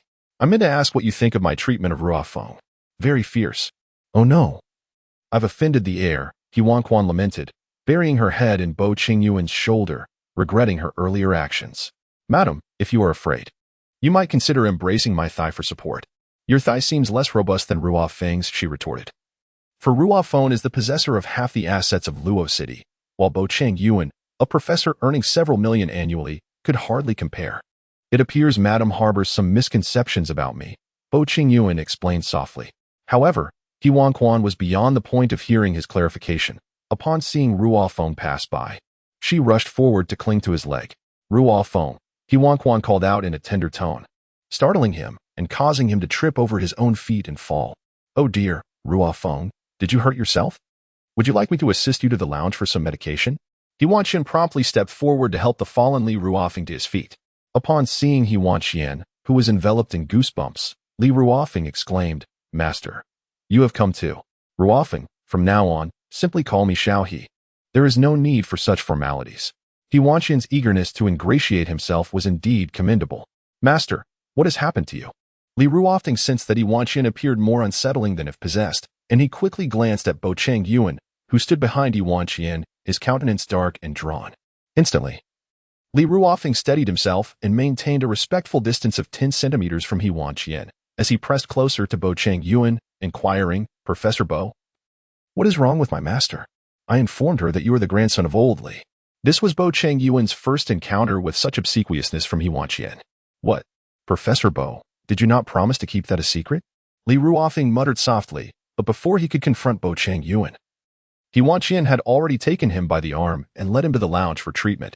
He Wanqian obediently nodded, and as soon as Bo Chenzhou exited, he immediately rose to seek out Li Ruofeng in the banquet hall, not merely to curry favor, but to strengthen their master-disciple bond. "Dr. He." Before He Wanqian could step out of the lounge, Song Lanshan stood at the doorway, calling out to her, "Miss Song." He Wanqian was somewhat surprised that Song Lanshan would seek her out. Plans to find Li Ruofeng were set aside as she assisted Song Lanshan into the lounge and poured her a cup of warm water. "Is there something you need from me?" He Wanqian inquired with concern. "Is your stomach unwell?" "No." Song Lanshan picked up the glass of water and took a sip, gently shaking her head as she said, "I would like to ask Dr. He for a favor." "What is it?" Dr. He inquired. "I wish to discreetly terminate this pregnancy without Fu Sihe's knowledge." "Why?" Dr. He asked, her eyes filled with confusion. "This is your first child with Fu Sihe, and the baby is already 12 weeks along. It is no longer possible to perform a surgical abortion. A medical abortion followed by a curettage is necessary, and I do not recommend this course of action." Dr. He Wanqian patiently counseled her, although she was unaware of the circumstances that led Song Lanshan to contemplate such a decision. It was her duty as a physician to elucidate all potential risks of the procedure and provide sound advice. Just as Dr. He finished speaking, Song Lanshan, who was seated beside her, suddenly knelt before her, tears brimming in her eyes as she pleaded, "Dr. He, I beg you." The sight startled Dr. He Wanqian, who immediately rose to assist Song Lanshan, but inadvertently, she was pushed back by Song Lanshan's force and stumbled backward herself. "Miss Song?" Dr. He Wanqian observed that Song Lanshan's complexion had turned pale, and she noticed blood seeping from her lower body. At that moment, Song Lanxiao entered the room and, upon witnessing the scene, exclaimed, "Sister, what has happened to you?" Chapter 54. Your actions. Bo Chenzhou drove Fu Sihe and Song Lanshan to a hospital in the northern suburbs. It was already 11 o'clock at night, and the on-call doctors had all entered the operating room, leaving no one available. Chapter 55. So well behaved inside the room. Song Lanshan heard Dr. He Wanqian's voice, got out of bed, and opened the door. "Dr. He, I would like to speak with you privately." The Song family refrained from further entanglement. Chapter 56. Medical advice. The pool of blood is primarily concentrated in the cranial area. and the corrosion inflicted by the insect is concentrated at the decayed spot on the forehead, if I am not mistaken. It should be a fatal shot to the point between the eyebrows. Chapter 57. Ming Village upon opening the box.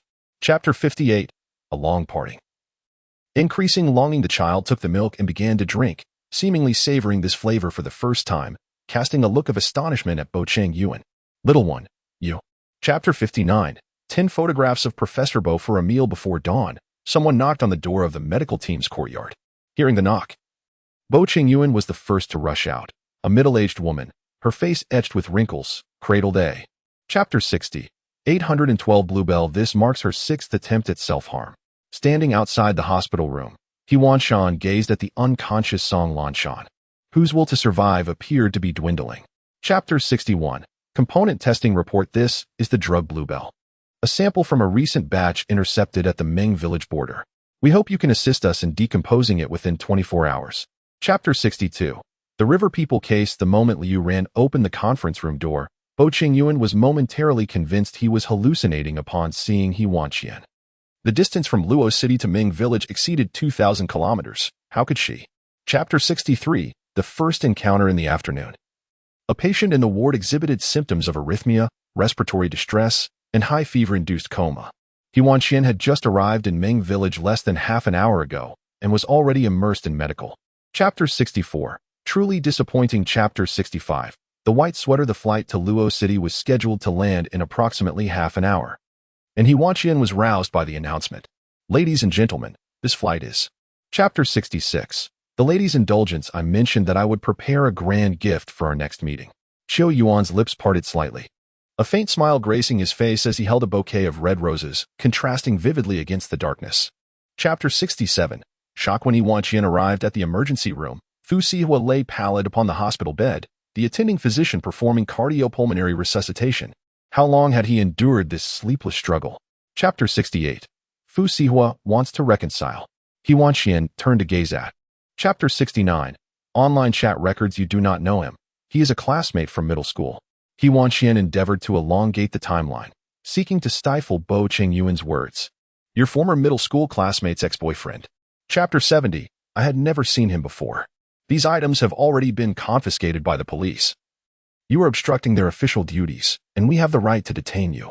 And in turn, who accompanied Liu Ran had.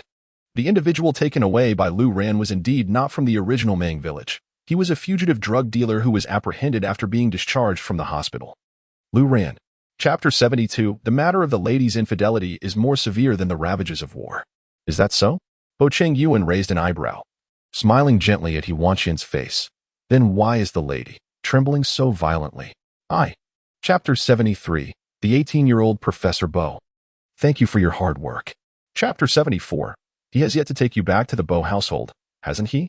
The incident of Bo Chenzhou kissing Dr. He in the hospital corridor had already ignited a flurry of discussions in the hospital's underground group. He Wanqian, having suffered a tarnished reputation, became. Chapter 75. I apologize. That group of people did not pay much attention to He Wanqian. They had long been accustomed to such matters and merely regarded this as a small episode.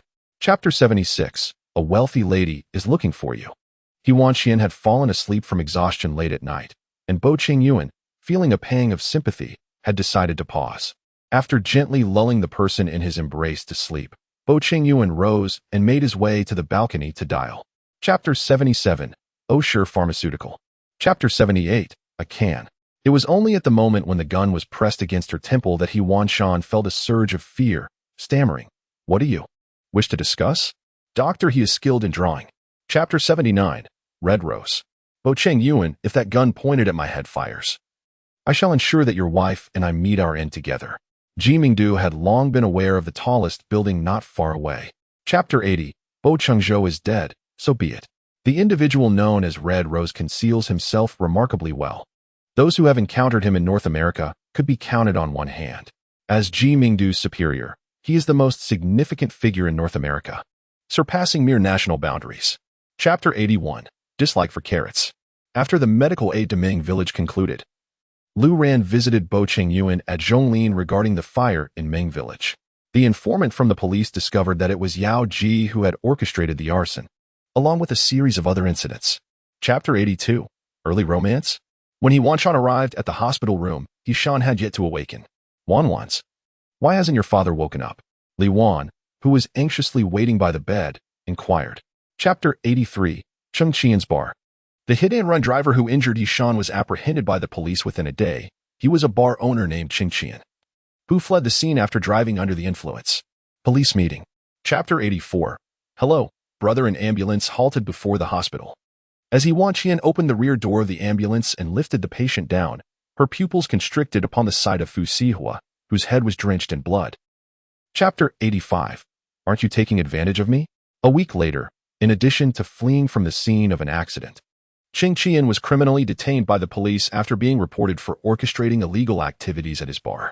The accumulation of such offenses could.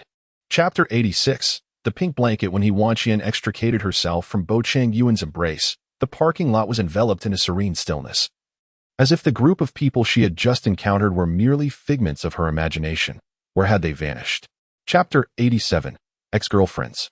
Such creatures. He Wanqian regretted the recklessness of her youth, her legs trembling slightly after 3 consecutive days of rising from bed. Bo Chenzhou rose earlier than He Wanqian, busily engaged in the kitchen. Chapter 88. Are you going to catch them in the act? He Wanqian glared at the 2 messages, her fist clenched, nearly ready to confront Bo Chenzhou violently. Tang Xing, on duty, noticed her furious expression as she strode in. Chapter 89. Have you been resting well lately? Tang Xin's second provocation came the following afternoon, when she gifted He Wanqian a photograph of herself with Bo Chenzhou as a welcome present. The timestamp on the photo read 8:40 from the previous evening. Chapter 91. Have you been asleep? Why is it so late? Lu Wang has arrived. Chapter 92. Blacklisting Fu Sihe. The patient has developed a resistance to this medication. Continuing its use has proven ineffective. A switch to a more potent remedy is imperative, Tang Xun asserted with conviction. Chapter 93. The invitation from the Bo family. Bo Chenzhou inched closer to He Wanqian, a hint of mockery gracing his lips. Madam, when inebriated, you answer any inquiry. I am curious whose birthday it is. Chapter 94. With Lu Wang, he has experienced heartbreak. Do you know who you are speaking to? The third aunt, previously adorned in a dark green qipao, instantly rose to reprimand He Wanqian on behalf of Bo Shang. I know. Chapter 95. The call from Yaoji. He Wanqian, having seen through Bo Chenzhou, advanced step by step, ultimately cornering him against the wall. Yet, due to her height disadvantage, she could not discern the fear in the threatened individual. Instead, Chapter 96. The Bo family's resources. Chapter 97. Ms. Yao, having long heard of President Bo's marital status, it was a delightful surprise for Li wanting to encounter Mrs. Bo today. His gaze lingered on He Wanqian, momentarily taken aback, as if. Chapter 98. He Wanqian, you dare to betray me behind my back. It seems President Fu is still unaware that my wife considers you a mere substitute for me. Biao Qingyuan played his final card, and Fu Sihe entangled him several times. Chapter 99. After your training, I must still soothe you. Upon exiting the Biao residence, Biao Chenzhou immediately noticed the black sports car parked at the entrance. It wasn't the car's luxury that caught his attention, but rather its parking position. Chapter 100. New Year's Eve. Perhaps Ji Mingdu's initial target was not the Osher pharmaceutical factory, but rather a yuan. Biao Qingyuan stood before the floor-to-ceiling window in the living room, the sunlight streaming down upon him. Chapter 101. Has Chenzhou not mentioned his brother to you? Has Chenzhou not mentioned his brother to you? Years ago, the Biao family sought out Chengzhou, and it was Qingyuan who went to fetch. That inebriated relative raised an eyebrow upon seeing Biao Qingyuan. Chapter 102. Lunatic. Upon hearing that term, Biao Chenzhou raised an eyebrow meaningfully. Yao Ji, after all these years, your taste in tormenting others remains so vulgar. Even. Chapter 103. I will save you first. Fu Sihe cradled He Wanqian in his arms, shielding her as he prepared to rush through the inferno at the doorway. No. It's too dangerous. Chapter 104. 3 years later. At Berlin-Brandenburg Airport. This was the last location where Bo Chenzhou had tracked down He Wanqian before her disappearance. Luke followed closely behind Bo Chenzhou. Chapter 105. Father Luke brought the abducted child to Bo Chenzhou's hotel room, where Bo Chenzhou sat on the sofa reviewing a contract, lifting his gaze to the little one upon hearing footsteps. Chapter 106. He Wanqian. How dare you run away? He never expected He Wanqian to speak the truth to him. He preferred to rely on evidence. Though he had never hoped that He Wanqian would keep his child, he still. Chapter 107. Returning home after waking up, Bo Chenzhou realized it was already midday the following day. His head felt somewhat heavy. He Wanqian had administered a strong dose that kept him asleep for so long. Drinking water could. Chapter 108, Sending the Lady Home. Chapter 109, The Contract Here. Wasn't it burned down? He Wanqian asked, gazing at the building before her, which looked exactly like it did 3 years ago. It's good that there is no memory loss. Bo. Chapter 110, Testing the Waters. Chapter 111, The Nanny. He Wanqian clenched her fists, gritting her teeth. Enduring Bo Chenzhou's humiliation. After putting Bo Nian to sleep early that evening, He Wanqian finally made her way to Bo Chenzhou's bedroom. Chapter 112, Mango Allergy. He Wanqian nodded in response. Director Li mentioned that you haven't touched the operating table for 3 years, so you may as well observe from the sidelines. She nearly risked everything. Chapter 113, My brother? What else do you know? Bo Chenzhou's lips curved slightly upward, his eyes seemingly concealing a wealth of hidden amusement, even as the hand that had been tightly gripping He Wanqian gradually loosened. Chapter 114, Departure. You seem to have never grasped the crucial truth. He has been living under my identity all along. Bo Chenzhou cast a mocking glance at He Wanqian, recalling that tragic air disaster from years past. Chapter 115, The Zhu Family. This marks Bo Chenzhou's first public appearance in 3 years, accompanied by a female companion, prompting curious glances from the attendees directed at his partner. Chapter 116, Country. After a considerable time, He Wanqian finally heard the news amidst the crowd. Someone had died. During the banquet, there was an attempt on Mr. Bo's life, and the Zhu family's daughter shielded him. Chapter 117, A Demand. Chapter 118, Are you jealous? Chapter 119, Berlin, Germany. Why have you sought me for 3 years? He Wanqian remained perplexed. If the man before her was not the Professor Bo she married, why was he still pursuing her? Chapter 120, International Medical Aid. He Wanqian sobbed to the point of being unable to speak, prompting Bo Chenzhou to end the call, enveloping her in his arms to offer gentle comfort. As long as you behave. Chapter 121, Check-in. He Wanqian's sudden entrance was entirely unexpected for Bo Chenzhou. He holstered his firearm and approached He Wanqian step by step, the gun pressed against her brow. Chapter 122, He is still alive. This video lasts for 2 hours. He Wanqian diligently focused on the screen, and it mirrored precisely what she had seen in Bo Chenzhou's study. Chapter 123, The Patient with the Severed Leg. The medical team was established at the front line of the conflict, 5 miles away from the sounds of gunfire and missiles. He Wanqian endeavored to adapt swiftly to the dire medical environment. Chapter 124, 600 Days of Torment. Chapter 125, No Less Pressure. He Wanqian had just concluded a day's work, leaning against the iron railing. She had long been aware of Bo Chenzhou's impending arrival in Country M. Today marked his landing there. Chapter 126, It is Your Duty. In order to wed his 9th wife, this general cultivated several acres of red roses. Bo Chenzhou elucidated behind He Wanqian, noticing her interest in his narrative. Chapter 127, Have you lost weight? He Wanqian disembarked the vehicle with a yen and only noticed Bo Chenzhou waiting at the elevator upon entering the hotel. A yen did not accompany them into the lift. Chapter 128, There is an issue with the transaction. Do you speak Chinese?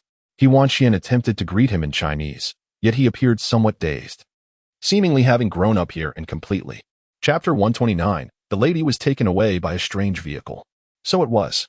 The leader then exhibited a slight reduction in his reservations. He is indeed an exceptional individual, at least in the realm of safeguarding the homeland. Chapter 130, Bo Chenzhou has been sold. Bo Chenzhou promptly dialed the number of the Red Rose, and the call was quickly connected, followed by a bout of maniacal laughter on the other end. The sound was stifling, heavy. Chapter 131, Something is amiss. He Wanqian had been in this state for several consecutive days, her gaze vacant as she lay on the hospital bed, staring at the ceiling in a daze. Bo Chenzhou had remained by her side, enduring the 3rd day of this. Chapter 132, The Negotiation. The negotiation venue was in the capital of Country, Yangchuan, the ultimate destination for Bo Chenzhou and Lu Wang. To evade the pursuers, he deliberately circumnavigated most of Country and finally. Chapter 133, Do you remember my name?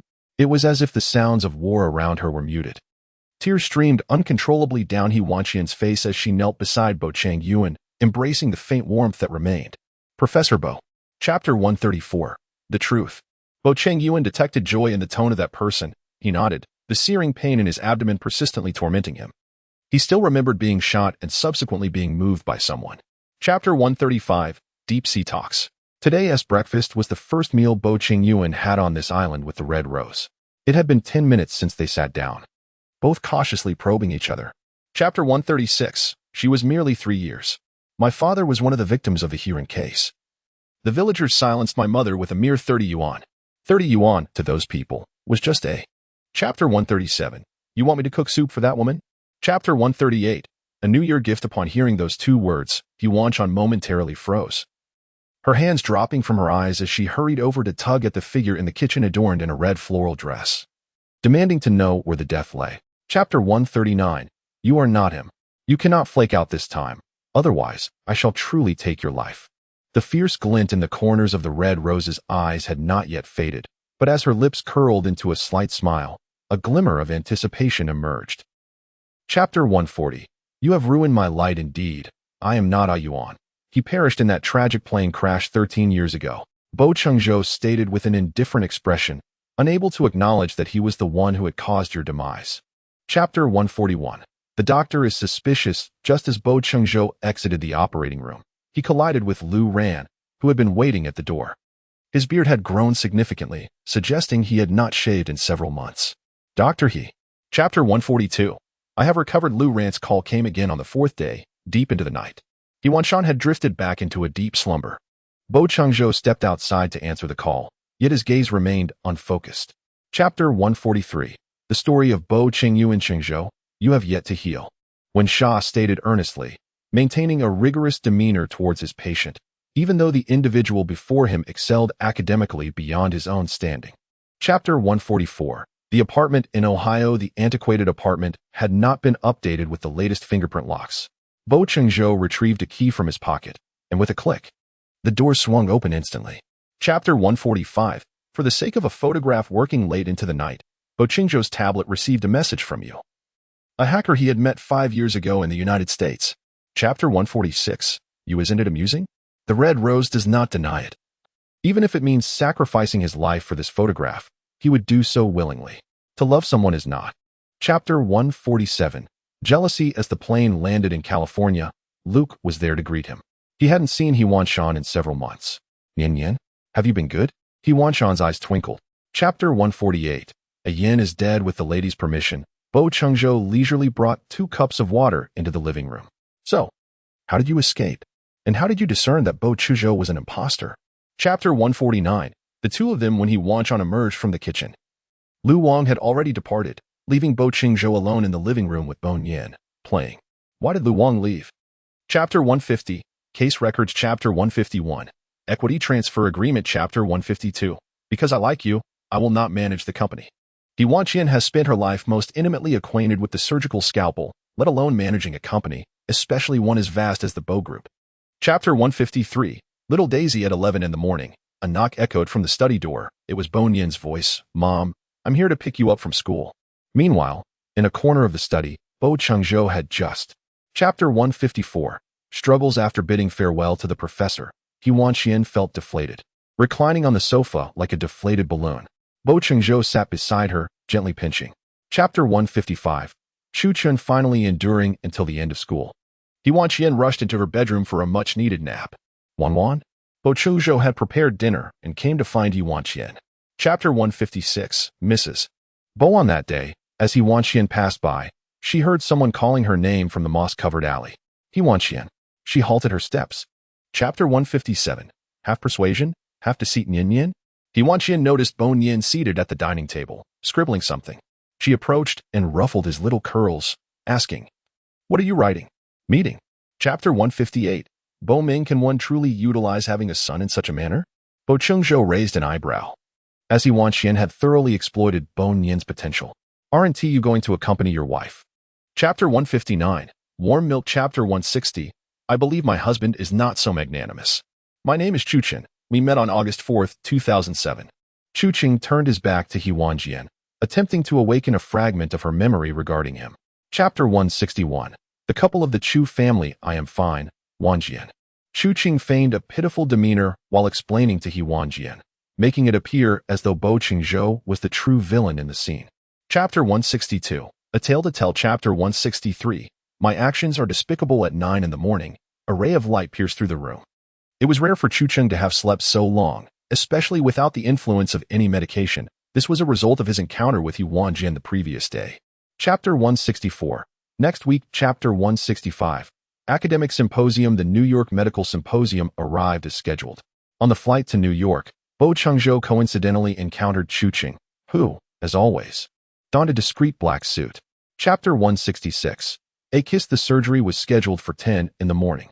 Bo Chenzhou awoke after 6 hours of sleep and hurried to the hospital, ensuring that the patient was in optimal health before proceeding with the preparations. Chapter 167. Bo Chenzhou is truly inept. In a quaint rural town in America, the yard was adorned with pure white daisies. Chucheng awoke to find He Wanqian peacefully asleep in his arms, a recurring dream he had experienced countless times. Chapter 168. Daisy Island. Chucheng. He Wanqian nearly yelled his name in anger, unable to bear the repugnant words emanating from his lips. Only her fury could silence him. Chapter 169. Our wedding. He Wanqian wandered through the quaint town for an entire afternoon. Yet she could not find a single iconic landmark amidst the monotonous architecture and the scattered daisies on the ground. Chapter 170. I want to elope with you. He Wanqian stood before Chucheng, momentarily lost in thought. He did not seem like a madman. For several consecutive days, Chucheng had not been home. Chapter 171. A person like you even loves in a distorted way. Chapter 172. Everything comes to an end. Chucheng, enduring excruciating pain, attempted to seize the button, only to be struck by a second gunshot from Bo Chenzhou, aimed directly at his heart. At the tender age of 7, Chucheng. Chapter 173. Punishment. Bo Chenzhou opened the car door for Bo Yin, grabbing the back of her collar and tossing her into the back seat. You little rascal. Your father is the president of a conglomerate, yet you allowed your teacher to reprimand you. Chapter 174. The end. He Wanqian discovered her pregnancy a month later. When she presented the pregnancy test to Bo Chenzhou, he joyfully leaped down the stairs, only to twist his ankle, leading to an unplanned stay. Chapter 175. Extra 1. The wedding. 2 months into He Wanqian's pregnancy, Bo Chenzhou organized an unprecedented wedding for her. His parents specially arranged for a private jet to bring her to the United States, where the plane landed. Chapter 176. Extra 2. Birth.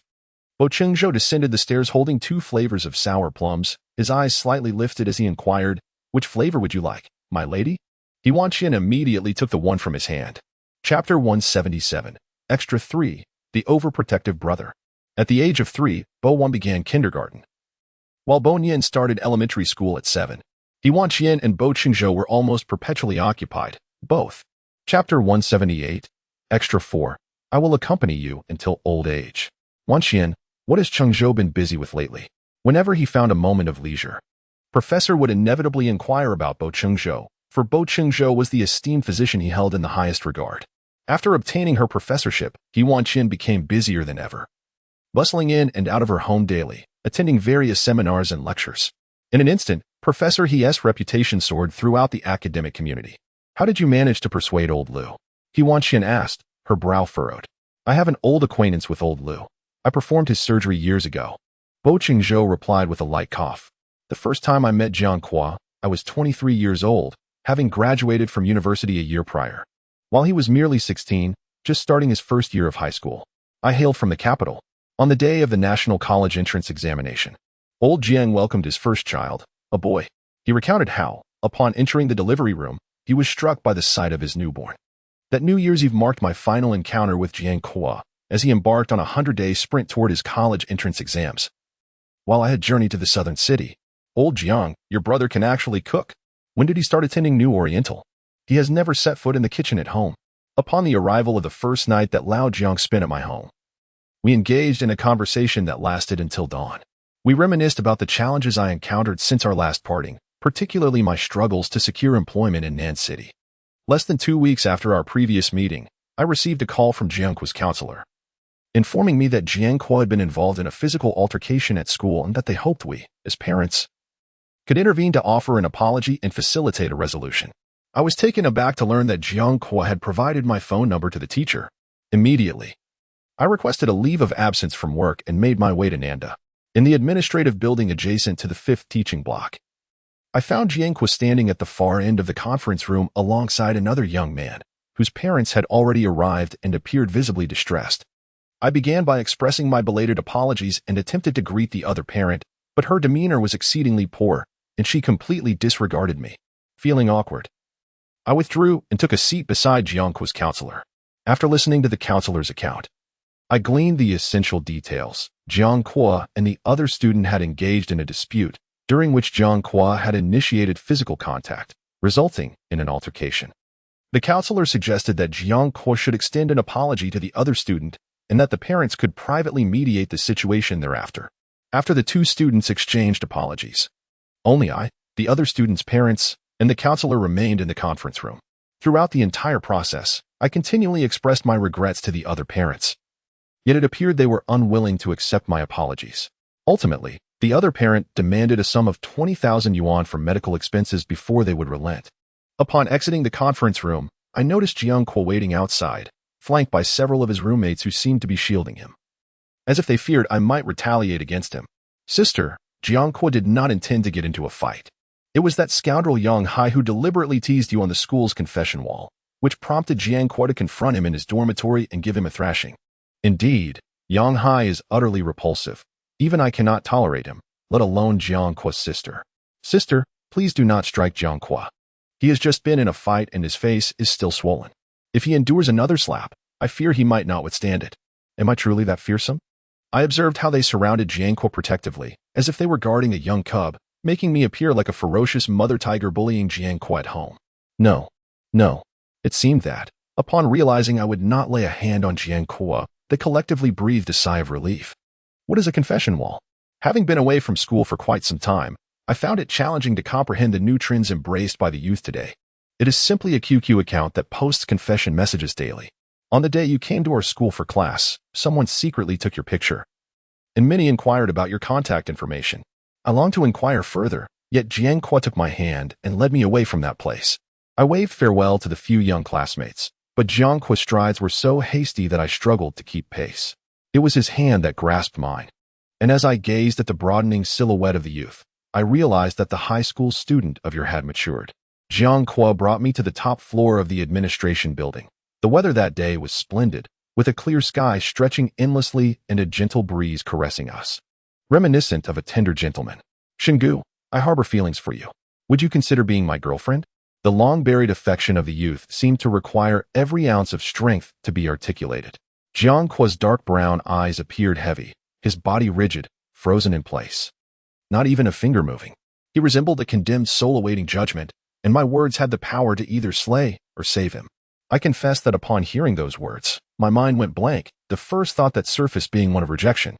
He could undoubtedly find a girl 1,000 times more accomplished than I. Silenced by my refusal, Jiangquo hung his head, his voice trembling as he asked, "Is it because I am too young?" Those words pierced my heart like 1,000 needles. The day was clear and bright. Yet Jiangquo stood in a shadow of rain. As I watched his departing figure, a profound sense of guilt washed over me. The last person I should have ever harmed was a member of the Jiang family, who had offered me so much support. After that day, I never saw Jiangquo again, and I chose not to confide in old Jiang about his unspoken affection for me. I even feared that old Jiang might discover the truth, and whenever I passed by South University during my work, I would deliberately avoid that route. On August 9th, 2020, at 2:14 p.m., I scarcely imagined I would appear in such a disheveled state before my dearest friend and her brother. 2 decades prior, when I was 7, my father inadvertently killed my mother in our home. The initial trial resulted in a death sentence, which my grandfather appealed, leading to a second trial where the sentence was commuted to life imprisonment. This alteration in the verdict hinged on my testimony in court, where I stated, "Mother frequently struck father." As a child, I was oblivious to the gravity of my words in the courtroom, merely uttering the truth. I inadvertently influenced the outcome of the second trial, ultimately leading the court to determine my father guilty of manslaughter. Following the pronouncement, my maternal grandmother, who had always showered me with affection, abandoned me on a thoroughfare, urging me to perish. Upon being relegated to my paternal grandfather's care, I was deemed a financial burden due to my gender, and no relative was willing to take me in. I subsisted on the charity of numerous households, acutely aware of its unpalatable nature, so much so that, as old Jiang would say, even a canine would reject it. After visiting my mother's gravesite, I journeyed to the penitentiary to see my father. His term of incarceration is rapidly drawing to a close, with his release anticipated next year. I am preparing to welcome my sole remaining kin and to share a warm and comforting year with him, perhaps owing to my annual visits. He seems to have aged minimally, though his gray hairs have steadily increased. Subsequent to my visit, I proceeded to our ancestral home to retrieve some of my father's identification documents, which may prove useful or require updating upon his release.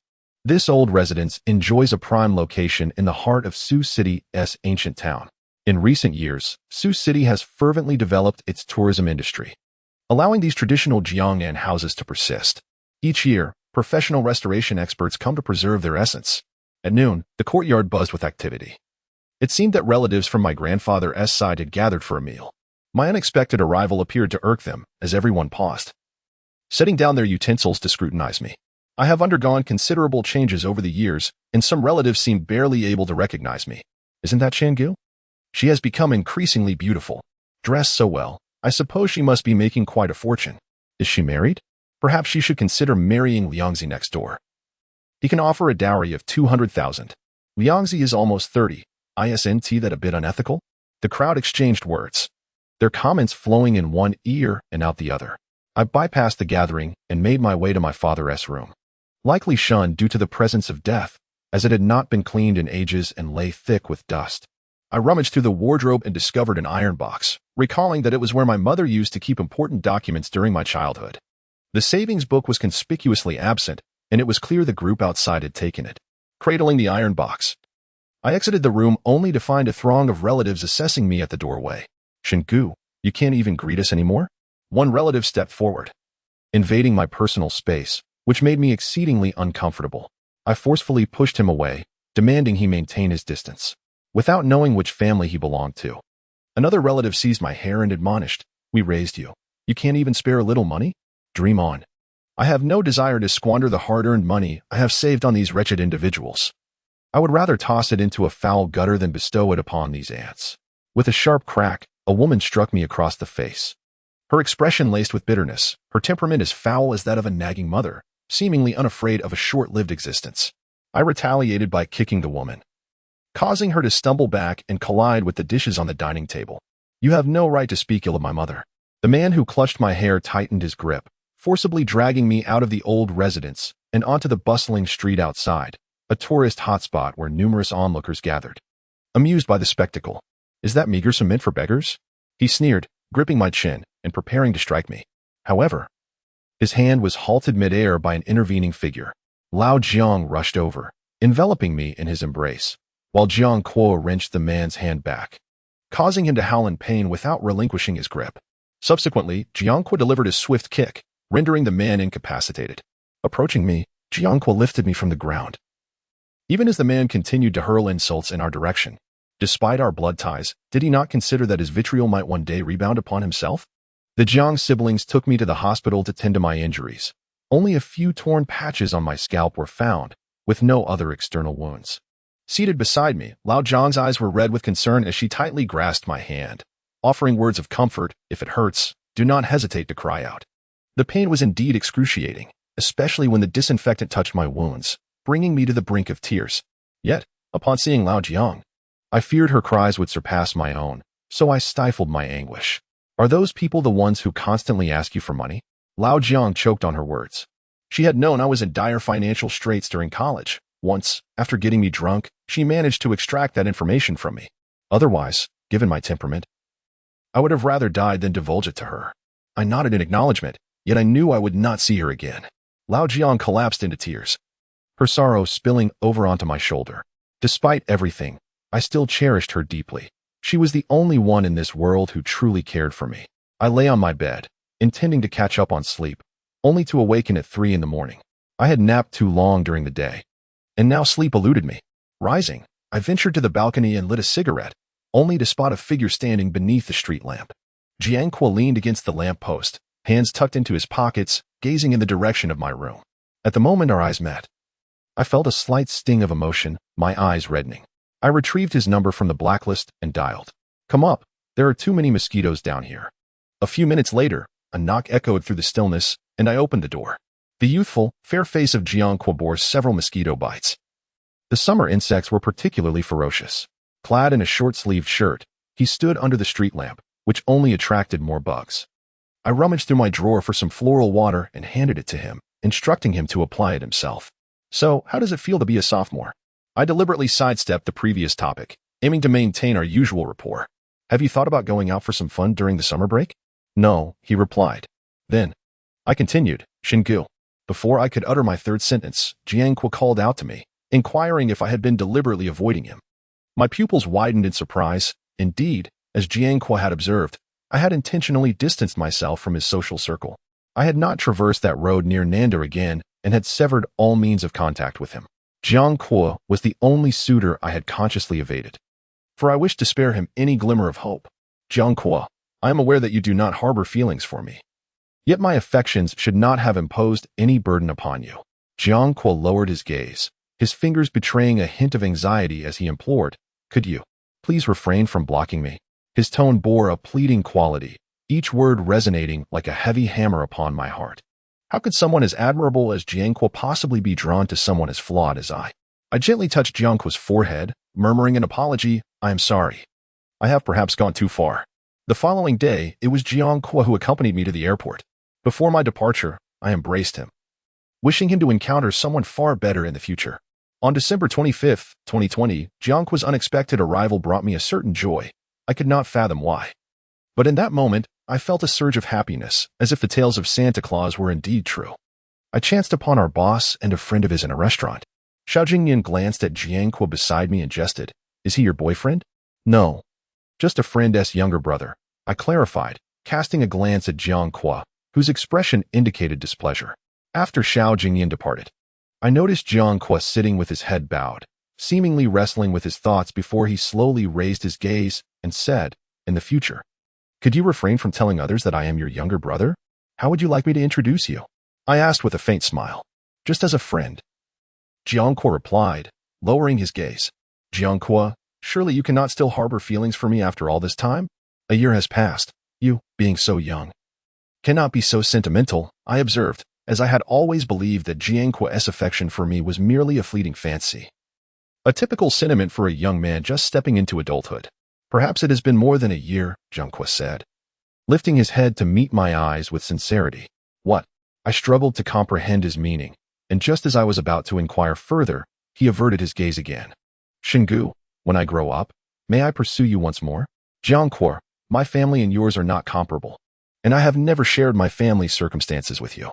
My father is a murderer, and a typical family would hardly accept my situation, I confessed, rarely divulging such personal matters to anyone outside of my close circle. Aside from Lao Jiang, Jiangque was the second to listen. Jiangque appeared somewhat taken aback, his teacup slipping from his grasp and spilling onto the table. I quickly grabbed a few tissues to wipe up the spilled tea, repeatedly apologizing. I'm so sorry. Did I frighten you? This reaction is indeed common. We often encounter the term murderer through various news reports. Yet when confronted with the reality of such a person in one's vicinity, fear becomes a natural instinct for most. I had intended only to provide Jiangque with a deeper understanding of my situation, hoping he would come to realize the misguided nature of his current sentiments. But I did not anticipate that it would frighten him so. Shen Laosan. I was taken aback when Jiangque suddenly called me by that nickname. Since the day he inquired about my name in college, he had never referred to me by that rustic moniker again. Huh? I raised an eyebrow, questioning why Jiangque would suddenly use that name. It signifies a reversal of fate, he remarked, a faint smile gracing his lips as he looked at me. This was something old Jiang had calculated for me. I felt as if I had indeed altered my destiny since meeting old Jiang. On December 27, 2020, I observed that the youthful exuberance of the young seemed inexhaustible. Xiao Jingyan, gazing at a group of interns engaged in animated discussions, sighed softly, his voice barely audible, only reaching my ears as I sat nearby. Though Xiao Jingyan had only just turned 30, he was indeed the most enthusiastic among our bosses in attending gatherings like these. The other bosses, with whom I had worked for quite some time, were seldom seen at such dinners. Xiaozong, you are not old, are you? I remarked with a gentle smile, glancing at Xiao Jingyan. Care for a drink? He offered, raising his glass. I do not drink, I replied. My tolerance for alcohol was quite low. Old Jiang had tested it during our university days, and even a slight sip would send me reeling. To avoid any indiscretions, I seldom indulged in drinking outside.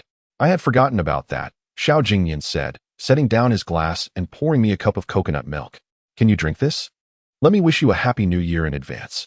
Indeed, happy new year, I replied, accepting the coconut milk and raising my glass in a toast with Xiao Jingyan. After our meal, everyone proposed heading to KTV for some singing, a customary part of our gatherings. The KTV was located on the floor above the dining area. And as Xiao Jingyan and I trailed at the end of the group, we unexpectedly collided with Jiangque around the corner. Jiangque cast a fleeting glance in my direction, his attention also drawn to the presence of Xiao Jingyan beside me. Several younger classmates surrounding Jiangque recognized me and greeted me warmly, saying, "Hello, sister. Today is Jiangque's birthday, and we are here to celebrate." "Happy birthday," I responded. A twinge of guilt washing over me as I realized I had never remembered Jiangque's birthday. Jiangque nodded in acknowledgement and then extended his hand toward me, inquiring, "Gift?" I had barely managed to remember the date, let alone prepare a present. I replied, "I will go home to fetch it later." With that, Jiangque entered the private room, leaving me no time to refuse. My enthusiasm for singing waned, and I decided to leave early to browse downstairs for a birthday gift for Jiangque. Remarkably, I had never given a gift to a boy in my life. I called Lao Jiang for assistance, only to discover that she was even more misinformed than I. She had always believed Jiangque's birthday fell in the summer. Such is the bond of siblings. However, Lao Jiang informed me that Jiangque had a penchant for figurines and basketball. I ventured into a figurine shop, surrounded by a dazzling array of models, none of which I recognized. After an hour of perusing the store, I still hadn't settled on a gift for Jiangque. Ultimately, the shop owner, noticing my indecision, approached me and asked, "Are you selecting a gift for your boyfriend?" "No, it's for my brother," I quickly clarified. "What style are you looking for? Do you know who Zoro is?" I awkwardly inquired about names of individuals I had never understood. Recalling that I had once noticed Jiangque's WeChat username had changed to one that he mentioned belonged to someone he admired. Initially, I assumed it was the name of a girl he secretly loved, until one day, while gazing at a poster for One Piece on the subway, I discovered it was a character from an anime, and notably, a male one. Upon hearing this name, my boss immediately understood and promptly led me to a display case. Retrieving several figurines from the top shelf for me to behold, those very characters I had seen on the advertisement, I cradled the figurine in my hands, intending to personally present it to Jiangque, thus sparing him an extra trip later that evening. However, upon arriving at the entrance of the private room, I found that his companions had already dispersed, leaving only a cleaning attendant behind. "You must be one of their friends, right?" "They left early," the attendant explained to me, prompting my gradual retreat. Just as I took a few steps away, the attendant called out to me, "It seems they might have forgotten something. Could you take a look inside and see if it belongs to them? We cannot rummage through the guest belongings." The crossbody bag caught my eye, appearing somewhat familiar. I believed I had seen Jiangque carrying it before, yet I could not be entirely certain. I reluctantly opened the bag and rummaged through its contents, ultimately discovering Jiangque's identification card, which confirmed it indeed belonged to him. In addition to the ID, I noticed a crystal pendant nestled within the bag, seemingly engraved with my name. I felt a twinge of discomfort at the thought of sifting through someone else's possessions. Thus, upon glimpsing the ID, I refrained from delving deeper into the bag's contents. As I stepped out of the elevator, I noticed Jiangque standing at my doorstep. His gaze lowered as he perused his phone. Upon hearing the elevator's sound, he subtly lifted his head to glance in my direction. Once he confirmed my presence, he tucked away his phone and promptly approached me, offering to carry my belongings. Could this possibly be my birthday gift? Jiangque seemed somewhat dissatisfied with this present. "If you don't like it, I can always buy you something else," I coaxed, much like one would comfort a child. "I like it," he replied, fixating on the figurine for quite some time. "And you left your bag in the booth." I draped the bag over Jiangque's shoulder and then pressed the elevator button for him. It was already 10 o'clock, and if he didn't leave soon, he would miss the last subway. I truly did not intend to rush him. Just as the elevator doors were about to close, Jiangque abruptly halted the doors with his hand, cornering me against the wall and kissing me fervently. I had never anticipated that this young man could be so audacious. Yet, despite his boldness, his body remained rigid, and he kissed me with his lips only, unable to open his mouth. Moreover, he reeked of alcohol, perhaps having indulged in quite a bit before arriving from the KTV. A few minutes later, his face flushed deeply. He took a couple of steps back. His eyes slightly reddened. "I'm sorry, Xingu. I like you too much." From the moment Jiangque spotted Xiao Jingyan walking closely alongside Xingu, he had been struggling to suppress his jealousy. Observing the redness in Jiangque's eyes stirred a pang of sympathy within me, not as an older sister feeling for her younger brother, but as a girl who empathizes with a boy who has harbored a secret affection for her for so long. If only he were not Jiangque. How wonderful it would be. Even with a 7-year age difference, I would unhesitatingly leap into his embrace. Yet he is Jiangque, the younger brother of old Jiang, the son of Uncle Jiang and Aunt Jiang. Even if I may harbor a slight affection for him, accepting him is an impossibility.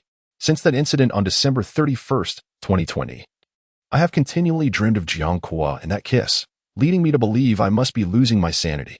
The mere thought of actually being with Jiangque sends old Jiang chasing after me with a handful of kitchen knives through several streets, despite his usual disdain. Old Jiang is unyielding when it comes to serious matters. I rose from bed, rushed to the bathroom, and splashed cold water on my face to dispel those improper thoughts. Before I had even arrived at the office that morning, I received a call from old Jiang on the subway. She mentioned that she had recently dreamt that I had fallen in love, and in her dream, she celebrated by beating drums and cymbals as she witnessed my iron tree blooming. I felt a pang of guilt as I listened to old Jiang recount this dream, beads of sweat forming on my forehead in the chill of December. Before the end of the workday, I received a message from Jiangque, inviting me to celebrate the new year. I coldly declined his invitation. Just as the water began to boil, the doorbell rang. I turned off the stove and went to answer the door, finding Jiangque standing outside with a bouquet of red roses and a bag of snacks. "Happy New Year," he said. He seems to always come to keep me company on such occasions, and his presence reminds me of these moments. For Jiangque, I reluctantly set aside my instant noodles and took to the kitchen to prepare a few of my signature dishes. However, they were only self-proclaimed specialties. Jiangque remarked that upon tasting the first bite, he thought I was harboring a grudge from days past and plotting his demise. Indeed, it was quite difficult to swallow. After an hour of toil, Master Shen ultimately resorted to ordering a barbecue through a delivery app. I was pleasantly surprised that this barbecue came with beer. Adhering to the principle of not wasting what could be enjoyed, I decided to gift it to the delivery person. However, the delivery guy seemed to suspect my intentions, exclaiming, "Who drinks on the job?" At 50 minutes and 2 seconds into episode 19, as A supported himself on the sides of the chair to kiss Des on, I glanced at Jiangque, who was unusually engrossed in watching television with me. I immediately rushed over to cover Jiangque's eyes, declaring, "Inappropriate for minors, inappropriate for minors." "Shen Laosan, I am already 21. Jiangque appeared somewhat defiant about my actions. Missing the kiss scene, he abruptly seized a beer from the table, opened it, and handed me a bottle, toasting to Shen Laosan's 28 years of singlehood. This boy has held grudges since childhood, and I fully believed it. Jiangque, last time was your first kiss, wasn't it? It was rather lackluster. Shen Laosan, I hold grudges too. I can return the favor in kind." Watching Jiangque's sullen expression, I found a perverse sense of pleasure in it. Little did I know I was courting disaster. "Shingu, what do you mean?" Jiangque, having taken advantage of the situation, questioned my bewilderment. "Let us give it a try," I proposed, gazing at his chiseled face. His raven-like lashes casting shadows over his eyes, his prominent nose nearly touching mine. We had never been this close before. This was the first time I witnessed Jiangque smile so joyfully, his lips curving upwards to reveal faint dimples, as he enveloped me in a tight embrace, burying his head into the nook of my shoulder and gently nuzzling. It was overwhelming, a tenderness so profound, and in that moment of possession, it was handled with utmost care. However, I intend to seize the opportunity to discuss this matter with your sister. I promptly established an agreement with Jiangque. It was all settled. Jiangque had yet to recover from his previous intoxication. On the morning of January 1st, 2021, the very first day of our relationship, I opened my eyes to find Jiangque sleeping beside me, which startled me into rolling back a few times. Had he not swiftly embraced me, I might have tumbled off the bed. Having second thoughts, Jiangque pulled me closer into his arms, his gaze clear and penetrating. And no, it's just that having a man beside me is a novel experience, and I am still adjusting to it. If I were to say I had changed my mind, I truly believe Jiangque would devour me on the spot. "Oh, Shen Laosan, have you truly remained single for 28 years? Am I still permitted to reconsider my stance?" I was mistaken. Jiangque drew me nearer and explained, "Then during that summer of my sophomore year when I sprained my foot, who was it that you claimed a man had asked you out? Did I ever mention that?" I can hardly recall uttering such a statement. Indeed. Yet Jiangque remembered it vividly. "Wasn't it inappropriate to admit my single status in front of you young ones? It would have greatly diminished my allure. Where shall we go for our date today?" Jiangque nestled his head into the crook of my shoulder and inquired, "How about a meal followed by a movie?"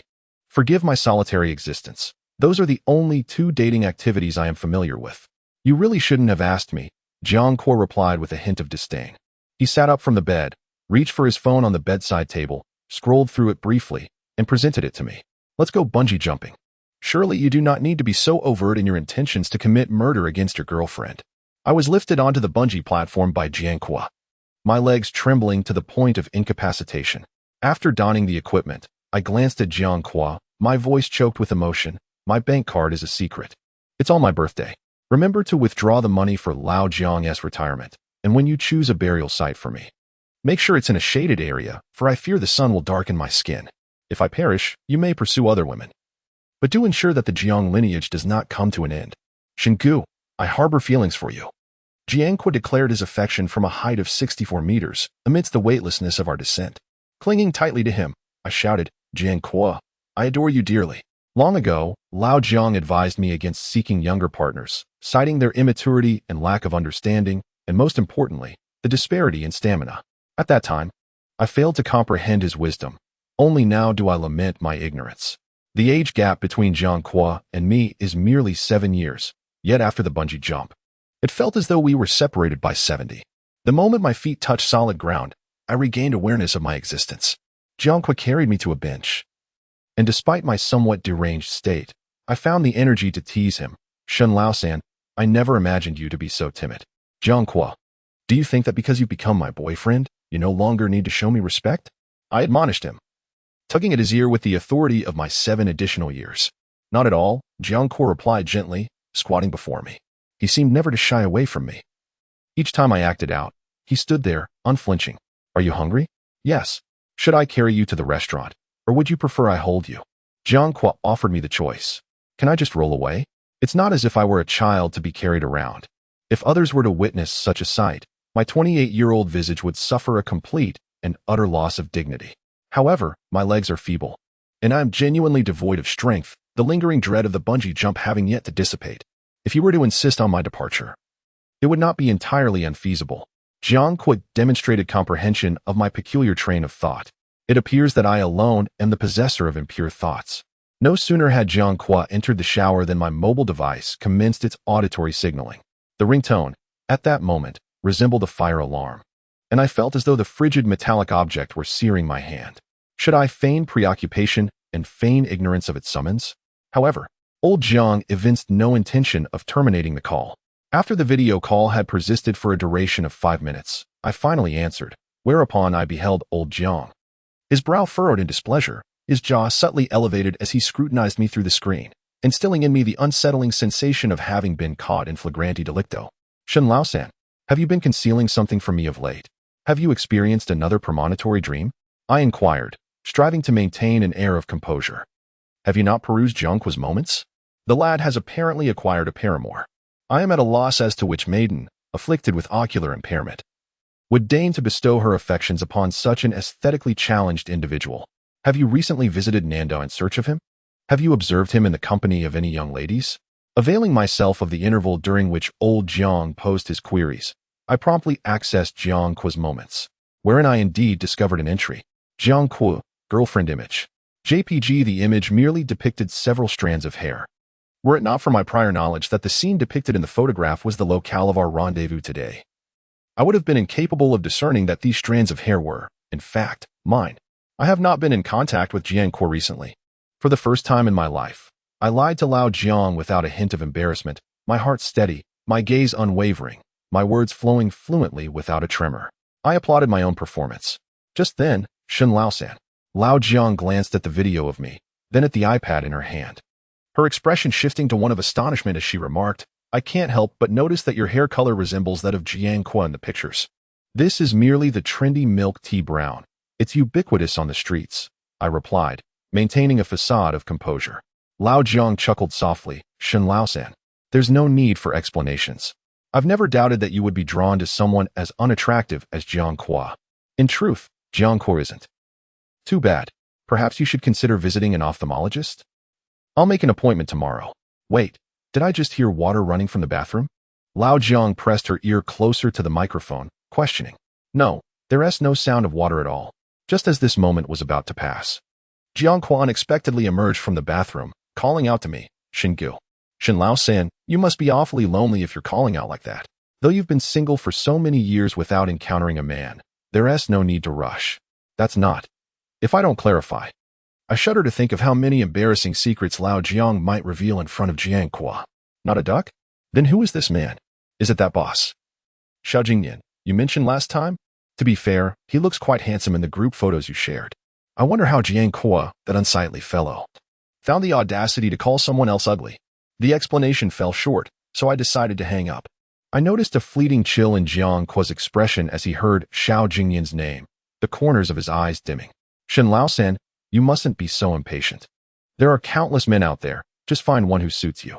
After the call ended, the living room was enveloped in a suffocating silence. Jiangqua, I called out to him as he stood by the floor-to-ceiling window. Only then did he approach me, his thin lips curving into a hint of mockery beneath the warm glow of the lamp. Miss Shun, my fee for an evening begins at 6 figures. Will you be paying by card or cash? I let out a laugh, recalling how old Jiang mistakenly regarded Jiangqua as my escort, unable to stifle my amusement. Can I get a discount? I inquired, raising an eyebrow. Since it's my first day, how about a complimentary service for Miss Shun? Jiangqua lifted me off the sofa and carried me into the bedroom. Our gazes met in the darkness, his cool palm resting over my fingers, our breaths intertwining, making the air feel heated. The scent of his masculine essence enveloped us. Xingu, noticing my pallor, Jiangqua's expression turned apologetic, and he hesitated to touch me. Is there a warranty for an unsatisfactory first experience? I gently traced my finger along Jiangqua's nose, smiling. How about I gift you a lifetime exemption card? He buried his head in my shoulder, overwhelmed with guilt. Fine. I tenderly caressed him, wishing to offer solace. This matter was not grave. Every novice feels this way. Yet, I hadn't anticipated Jiangqua's profound remorse over it. I never anticipated that Lao Jiang would be so relentless in his inquiries regarding the identity of the man from that evening, calling me for 3 consecutive days. I descended the stairs, intending to indulge in some libations. Laoshan, you were quite peculiar, drinking so early in the day. Lao Jiang answered my call at 9 in the morning, still ensnared in the remnants of his dreams. Quickly freshen up, and let us dine together. Wait for me. In less than 10 minutes, Lao Jiang emerged, accompanied by my fiancé, with whom I had a verbal agreement.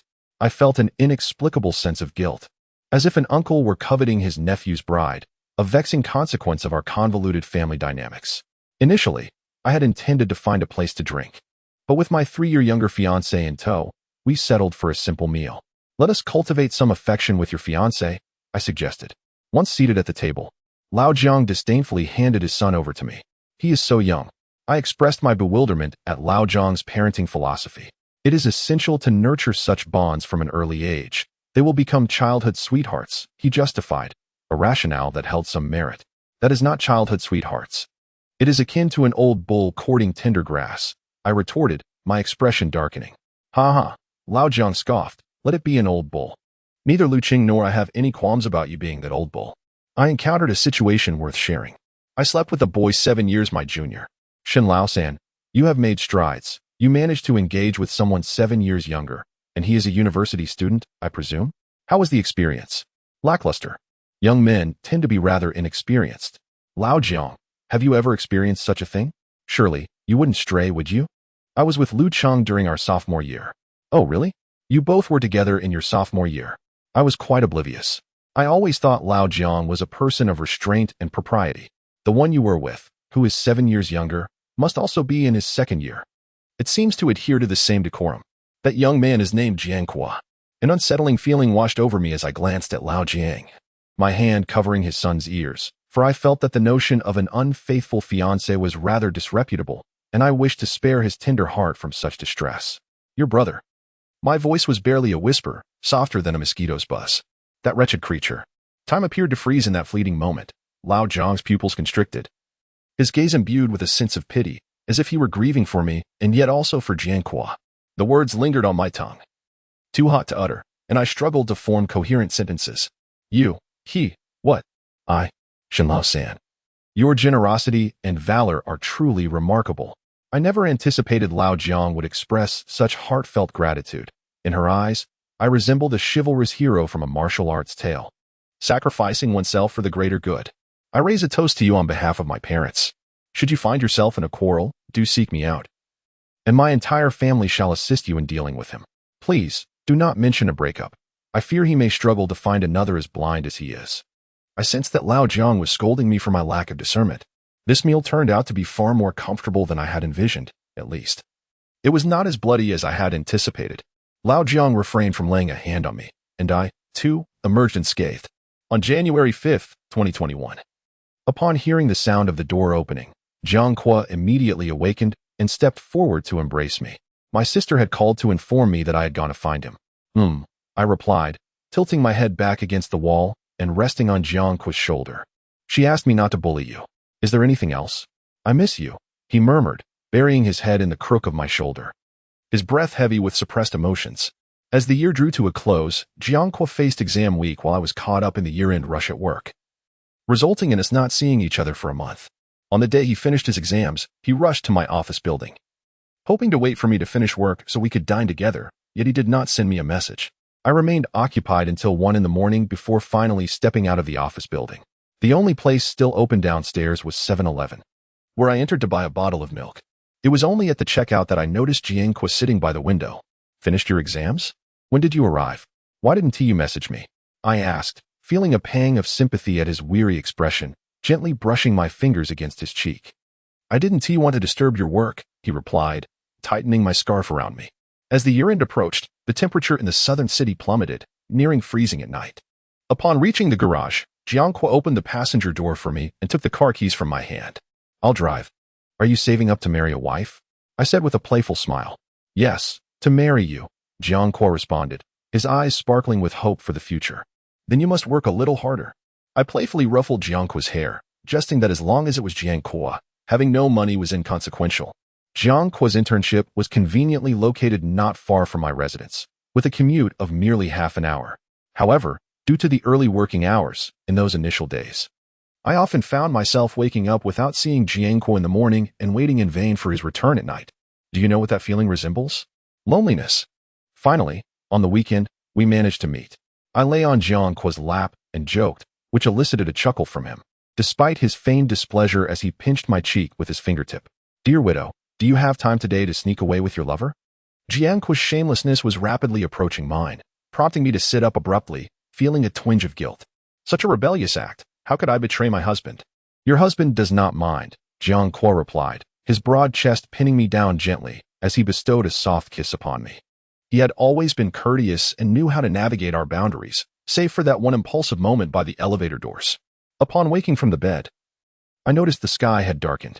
Jiang Kua was still deeply asleep. I seldom took the time to examine his face closely. The pronounced line of his jaw lent his profile a distinctive charm. Gently, I traced my fingertip along his brow and eyelashes, reminiscent of raven feathers, and in his slumber, he fluttered his eyes open slightly. Fearing I might awaken him, I immediately ceased my touch and rose to prepare for a shower. I initially believed that Jiang Kua had awakened, but upon turning around, I discovered him still in a deep slumber, his hand clutching the blanket tightly, and his brow furrowed deeply, as though he were ensnared in a nightmarish reverie. The name he had uttered moments before echoed from his dreams. After finishing my shower, I ventured to the supermarket to procure a few items. While waiting in line to check out, I received a phone call from Jiang Kua, his voice laced with a pitiable tone. Shen Lao-san, you wouldn't abandon me for your lover, would you? I informed him of my whereabouts, and it seemed that only then would he consider ending the call. It was the weekend, and the supermarket was bustling with people. The queue at the cash register stretched nearly to the aisles of goods. After approximately 20 minutes, I finally noticed Jiang Kua standing at the exit. The moment he spotted me, he approached and took the items from my hands. Did you make a special trip just to carry my things? I inquired. Jiang Kua shook his head, his gaze softening as he replied, I simply woke up longing to see you. Our professional paths were not meant to intersect. Yet fate led to an unexpected encounter at my company's annual gala. Jiang Kua's company was among those invited to collaborate with ours. And as Xiao Jingyan and I stood at the entrance to greet guests, our eyes fortuitously locked with Jiang Kua's. He chose not to unveil our connection, instead graciously accepting a seat as arranged by me. I leaned in to compliment him softly, and I noticed a slight relaxation in the furrow of his brow. Once all the guests had arrived, I followed Xiao Jingyan to our table, where Jiang Kua sat directly opposite me. Xiao Jingyan recognized him immediately, greeting him with, Mr. Jiang. May our collaboration be fruitful. For a fleeting moment, my mind went blank. I witnessed Xiao Jingyan raise his glass in a toast to Jiangque, who regarded him with a profound gaze before slightly lifting his brows and clinking his glass against Xiao Jingyan's. A harmonious collaboration. I recall most of the partners we work with at the company, yet I have no recollection of Jiangque being associated with this firm. It surprised me to learn of their connection and subsequent collaboration.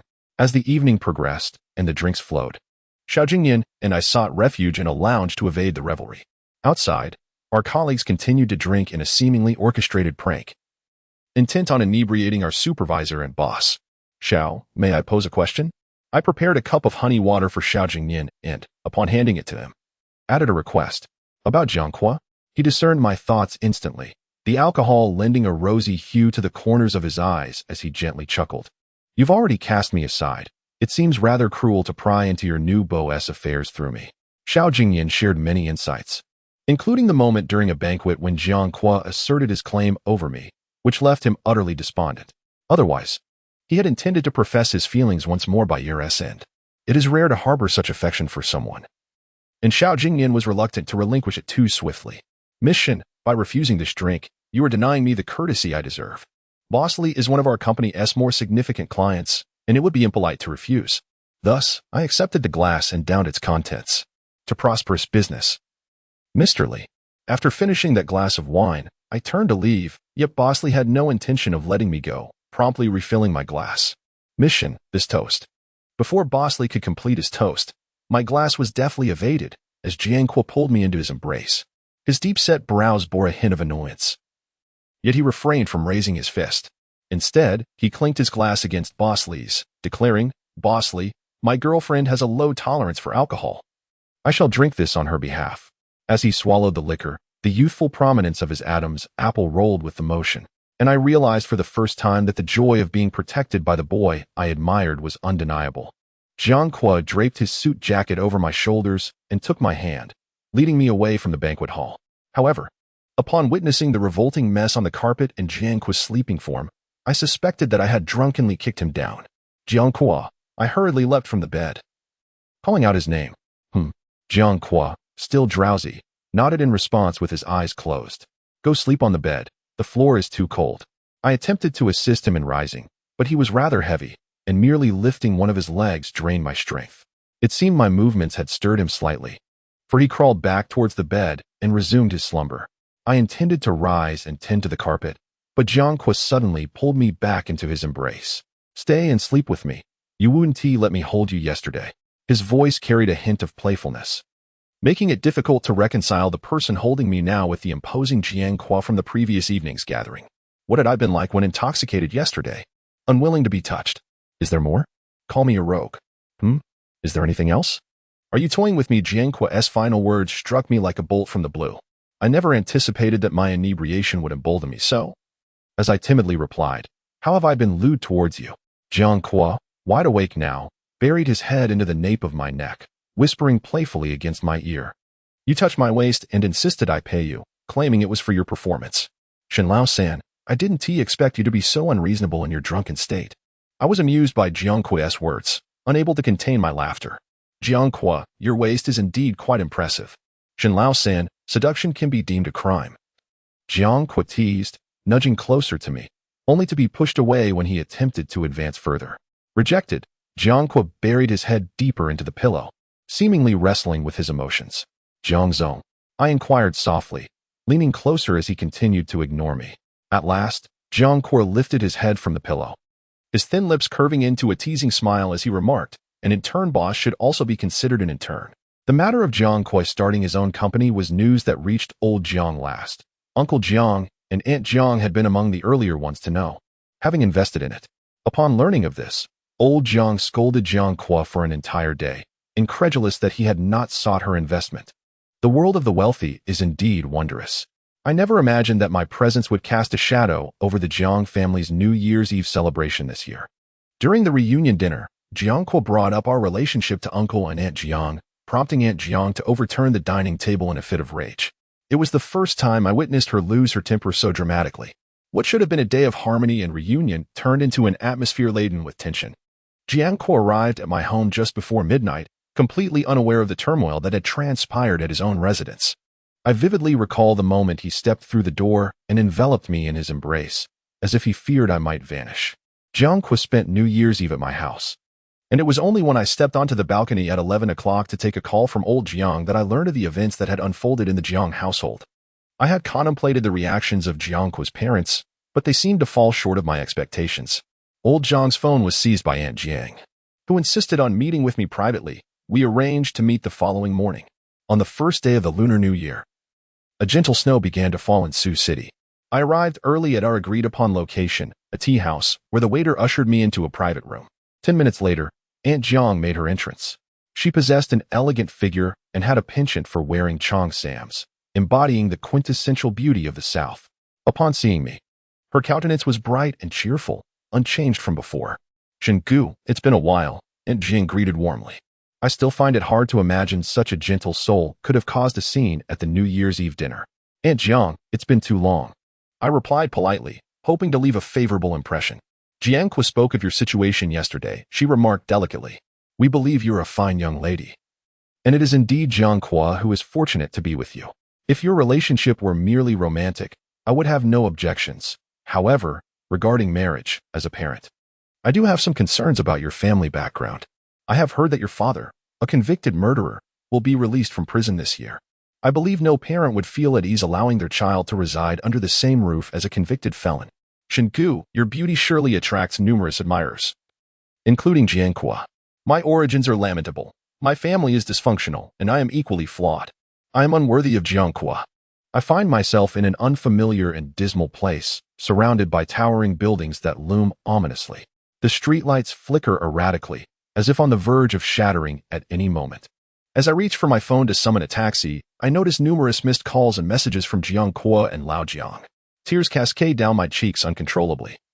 The Jiang siblings are truly the most benevolent souls I have encountered in this world. Lao Jiang's calls persist, and I reluctantly answer. Upon connecting, I hear Lao Jiang's anxious voice, tinged with a hint of tears. I feel like a villain for causing Lao Jiang distress on the very first day of the new year. "Shen Lao-san, where are you?" I glance around, completely disoriented by my surroundings. Jiangque has seized Lao Jiang's phone, demanding to know my whereabouts. It is rare to witness Jiangque in such a state of agitation. His voice quivers slightly. I feel as though I am lost. Enable location sharing. The call abruptly ends, and Jiangque initiates a location share via WeChat. 20 minutes later, Lao Jiang's car halts before me, the headlights blinding. The Jiang siblings rush toward me, silhouetted against the light. Jiangque envelopes me in his arms, his face etched with guilt as he utters an apology. Beside us, Lao Jiang embraces both Jiangque and me, his eyes swollen from tears. "Shen Lao-san, you startled me to the core. I feared you might take a drastic step and leap from a building. I spent the entire day absorbing societal news, and thankfully, there were no such incidents in Sioux City today." Emerging from Jiangque's embrace, I cradled Lao Jiang in my arms, affectionately rubbing my head against him. "How could I possibly depart this life before you? We had promised each other that I would be the one to send you off in farewell." Although the present circumstances may not be ideal for such declarations, Lao Jiang and I share an abundance of rustic vows. Upon returning home, I plunged into the comfort of my blankets, while Jiangque remained seated in the living room. It was imperative that we have a conversation. "Jiangque," I called out from the doorway, glancing at him on the sofa. "If you intend to discuss breaking up, I must firmly oppose." I never anticipated that Jiangque hesitated to approach me out of fear that I would broach the subject of our separation. Settling beside him, I took a deep breath before daring to speak. Even if we were to part ways, we could still remain friends. "Zhenggu," Jiangque exclaimed, his voice raised in frustration. It was the first time he had called my name with such intensity.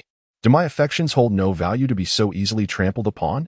Witnessing Jiangque in such a vulnerable state was a first for me. His eyes were slightly reddened at the corners. Yet I felt as though he had suffered a profound defeat. Before returning to Nan City, Lao Jiang had invited me to meet at the milk tea shop situated at the entrance of Jiangque's high school.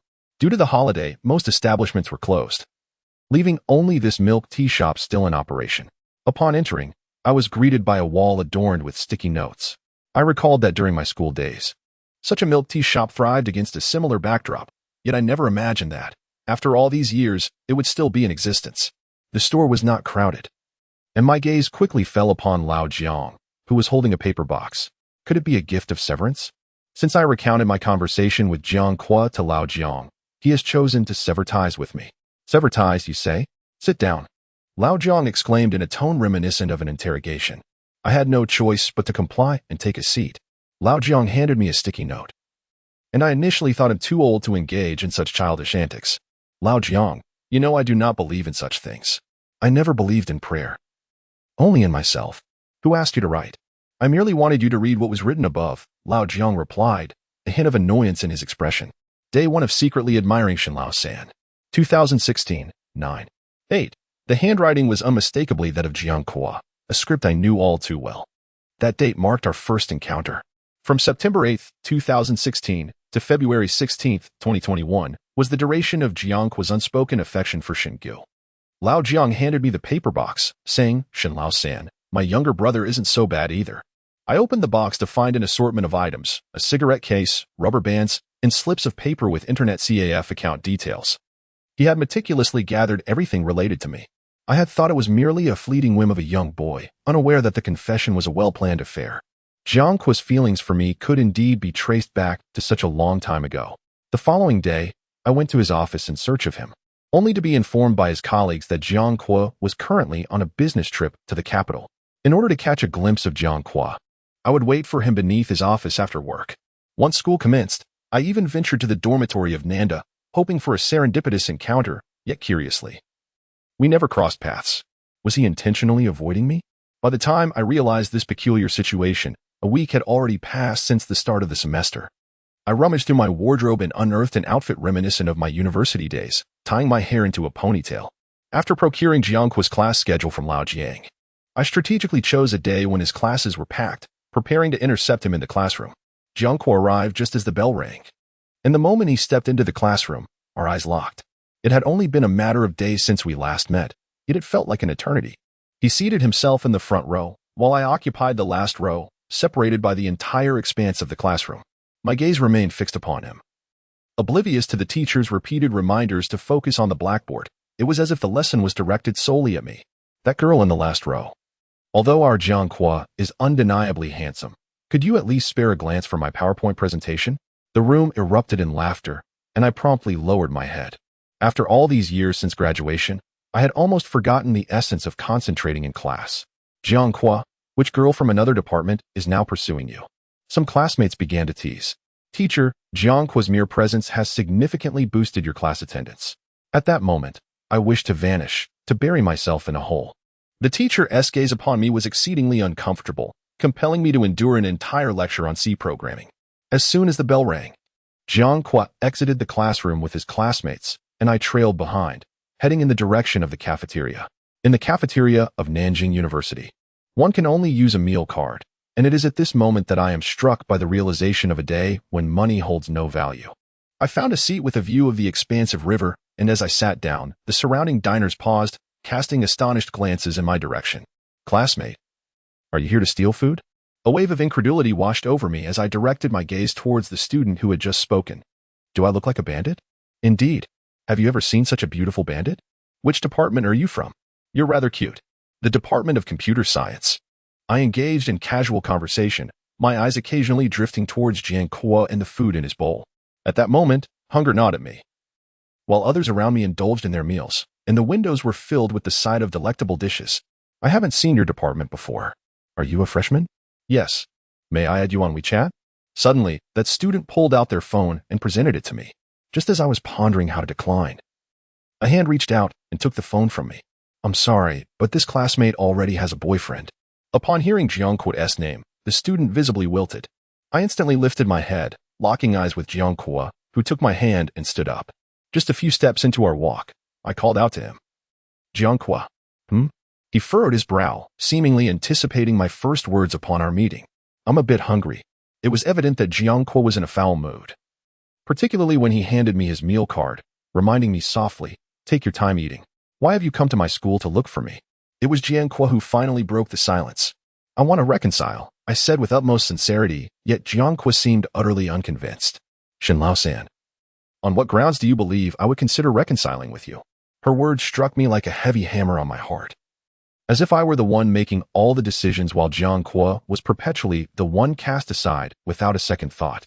In the following days, I spent my afternoons at work and my evenings waiting beneath the dormitory building of Jiangque at Nanda, lingering until the gates of the male dormitory closed. Yet Jiangque never appeared. On the weekend, I visited Jiangque's company, which had gradually hired a number of new employees after the new year, creating a lively atmosphere. Under the guidance of the HR department, I traversed the office area, awaiting Jiangque in the break room. However, once again, I left empty-handed after waiting for the final colleague to finish their shift. On my way home, I passed a newsstand that had not yet closed for the day. Noticing an old-fashioned landline phone, I borrowed it from the owner and dialed Jiangque's number. After a lengthy wait, the call was finally answered. And when Jiangque's clear voice resonated through the receiver, my eyes instantly welled with tears. It was as if all my grievances surged forth. And I had not anticipated that loving someone could render one so profoundly humble. Shen Laosan? I was astonished at how Jiangque discerned my identity. Can we reconcile? My voice trembled, each word fragmenting into hesitant syllables.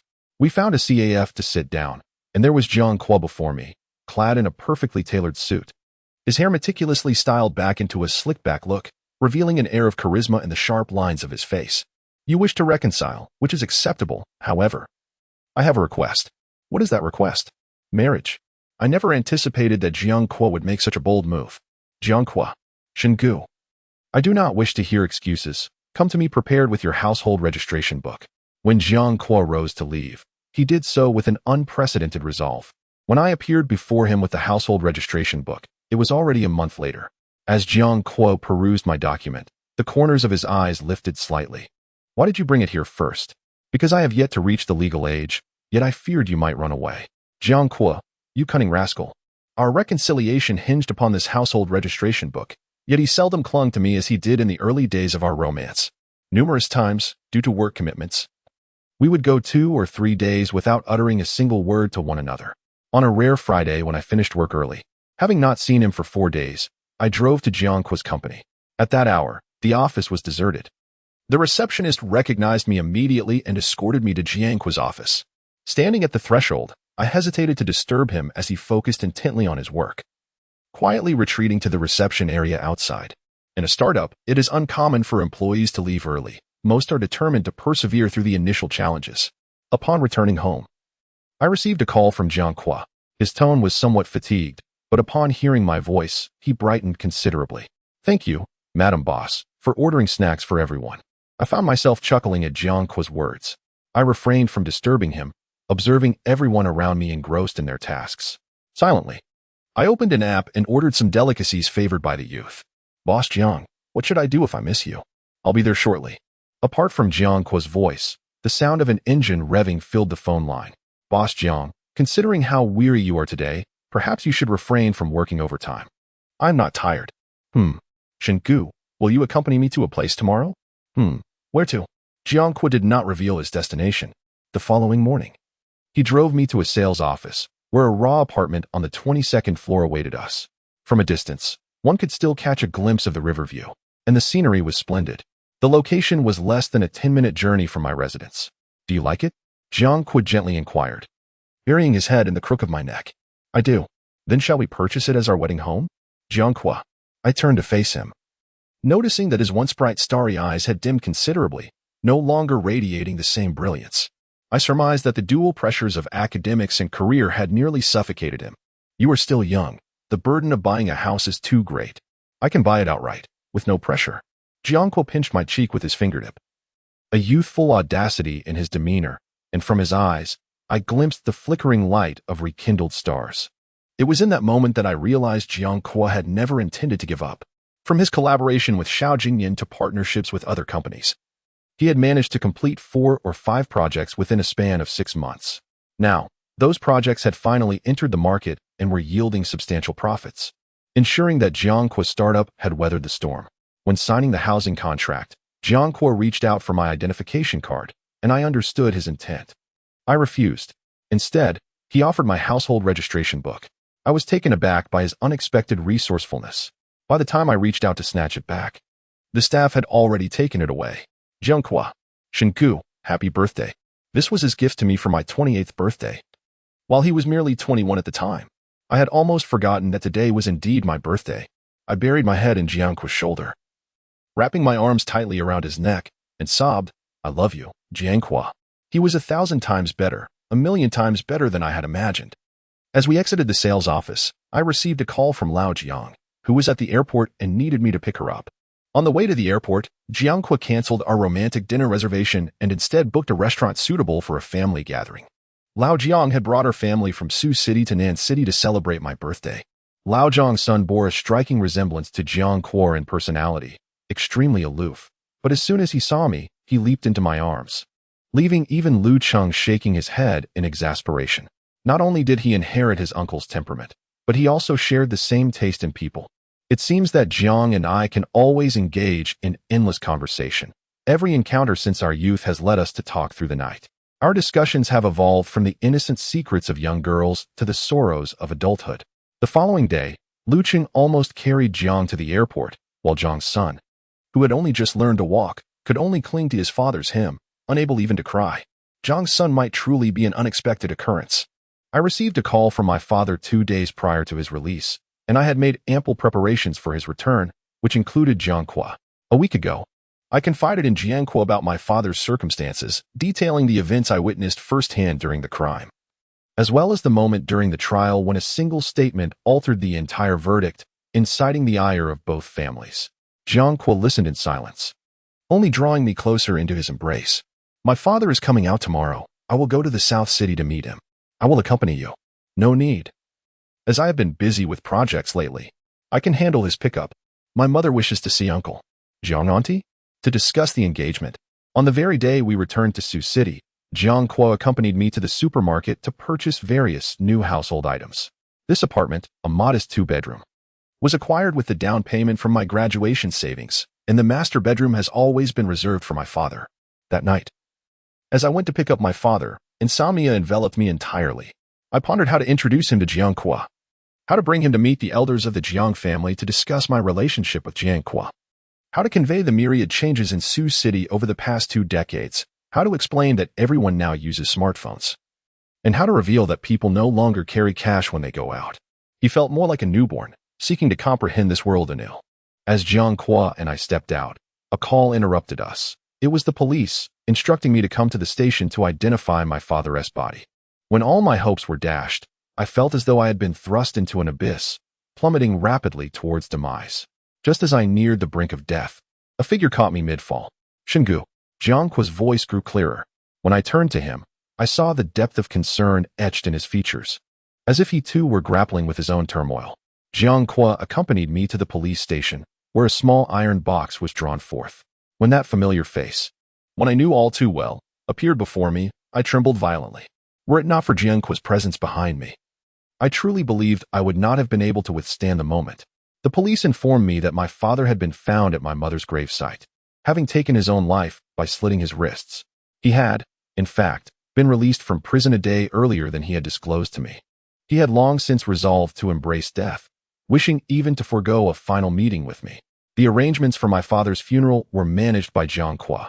The number of attendees paying their respects was disappointingly few. I had anticipated that the ceremony would conclude swiftly, however. I was taken aback when my maternal relatives arrived to cause a disturbance.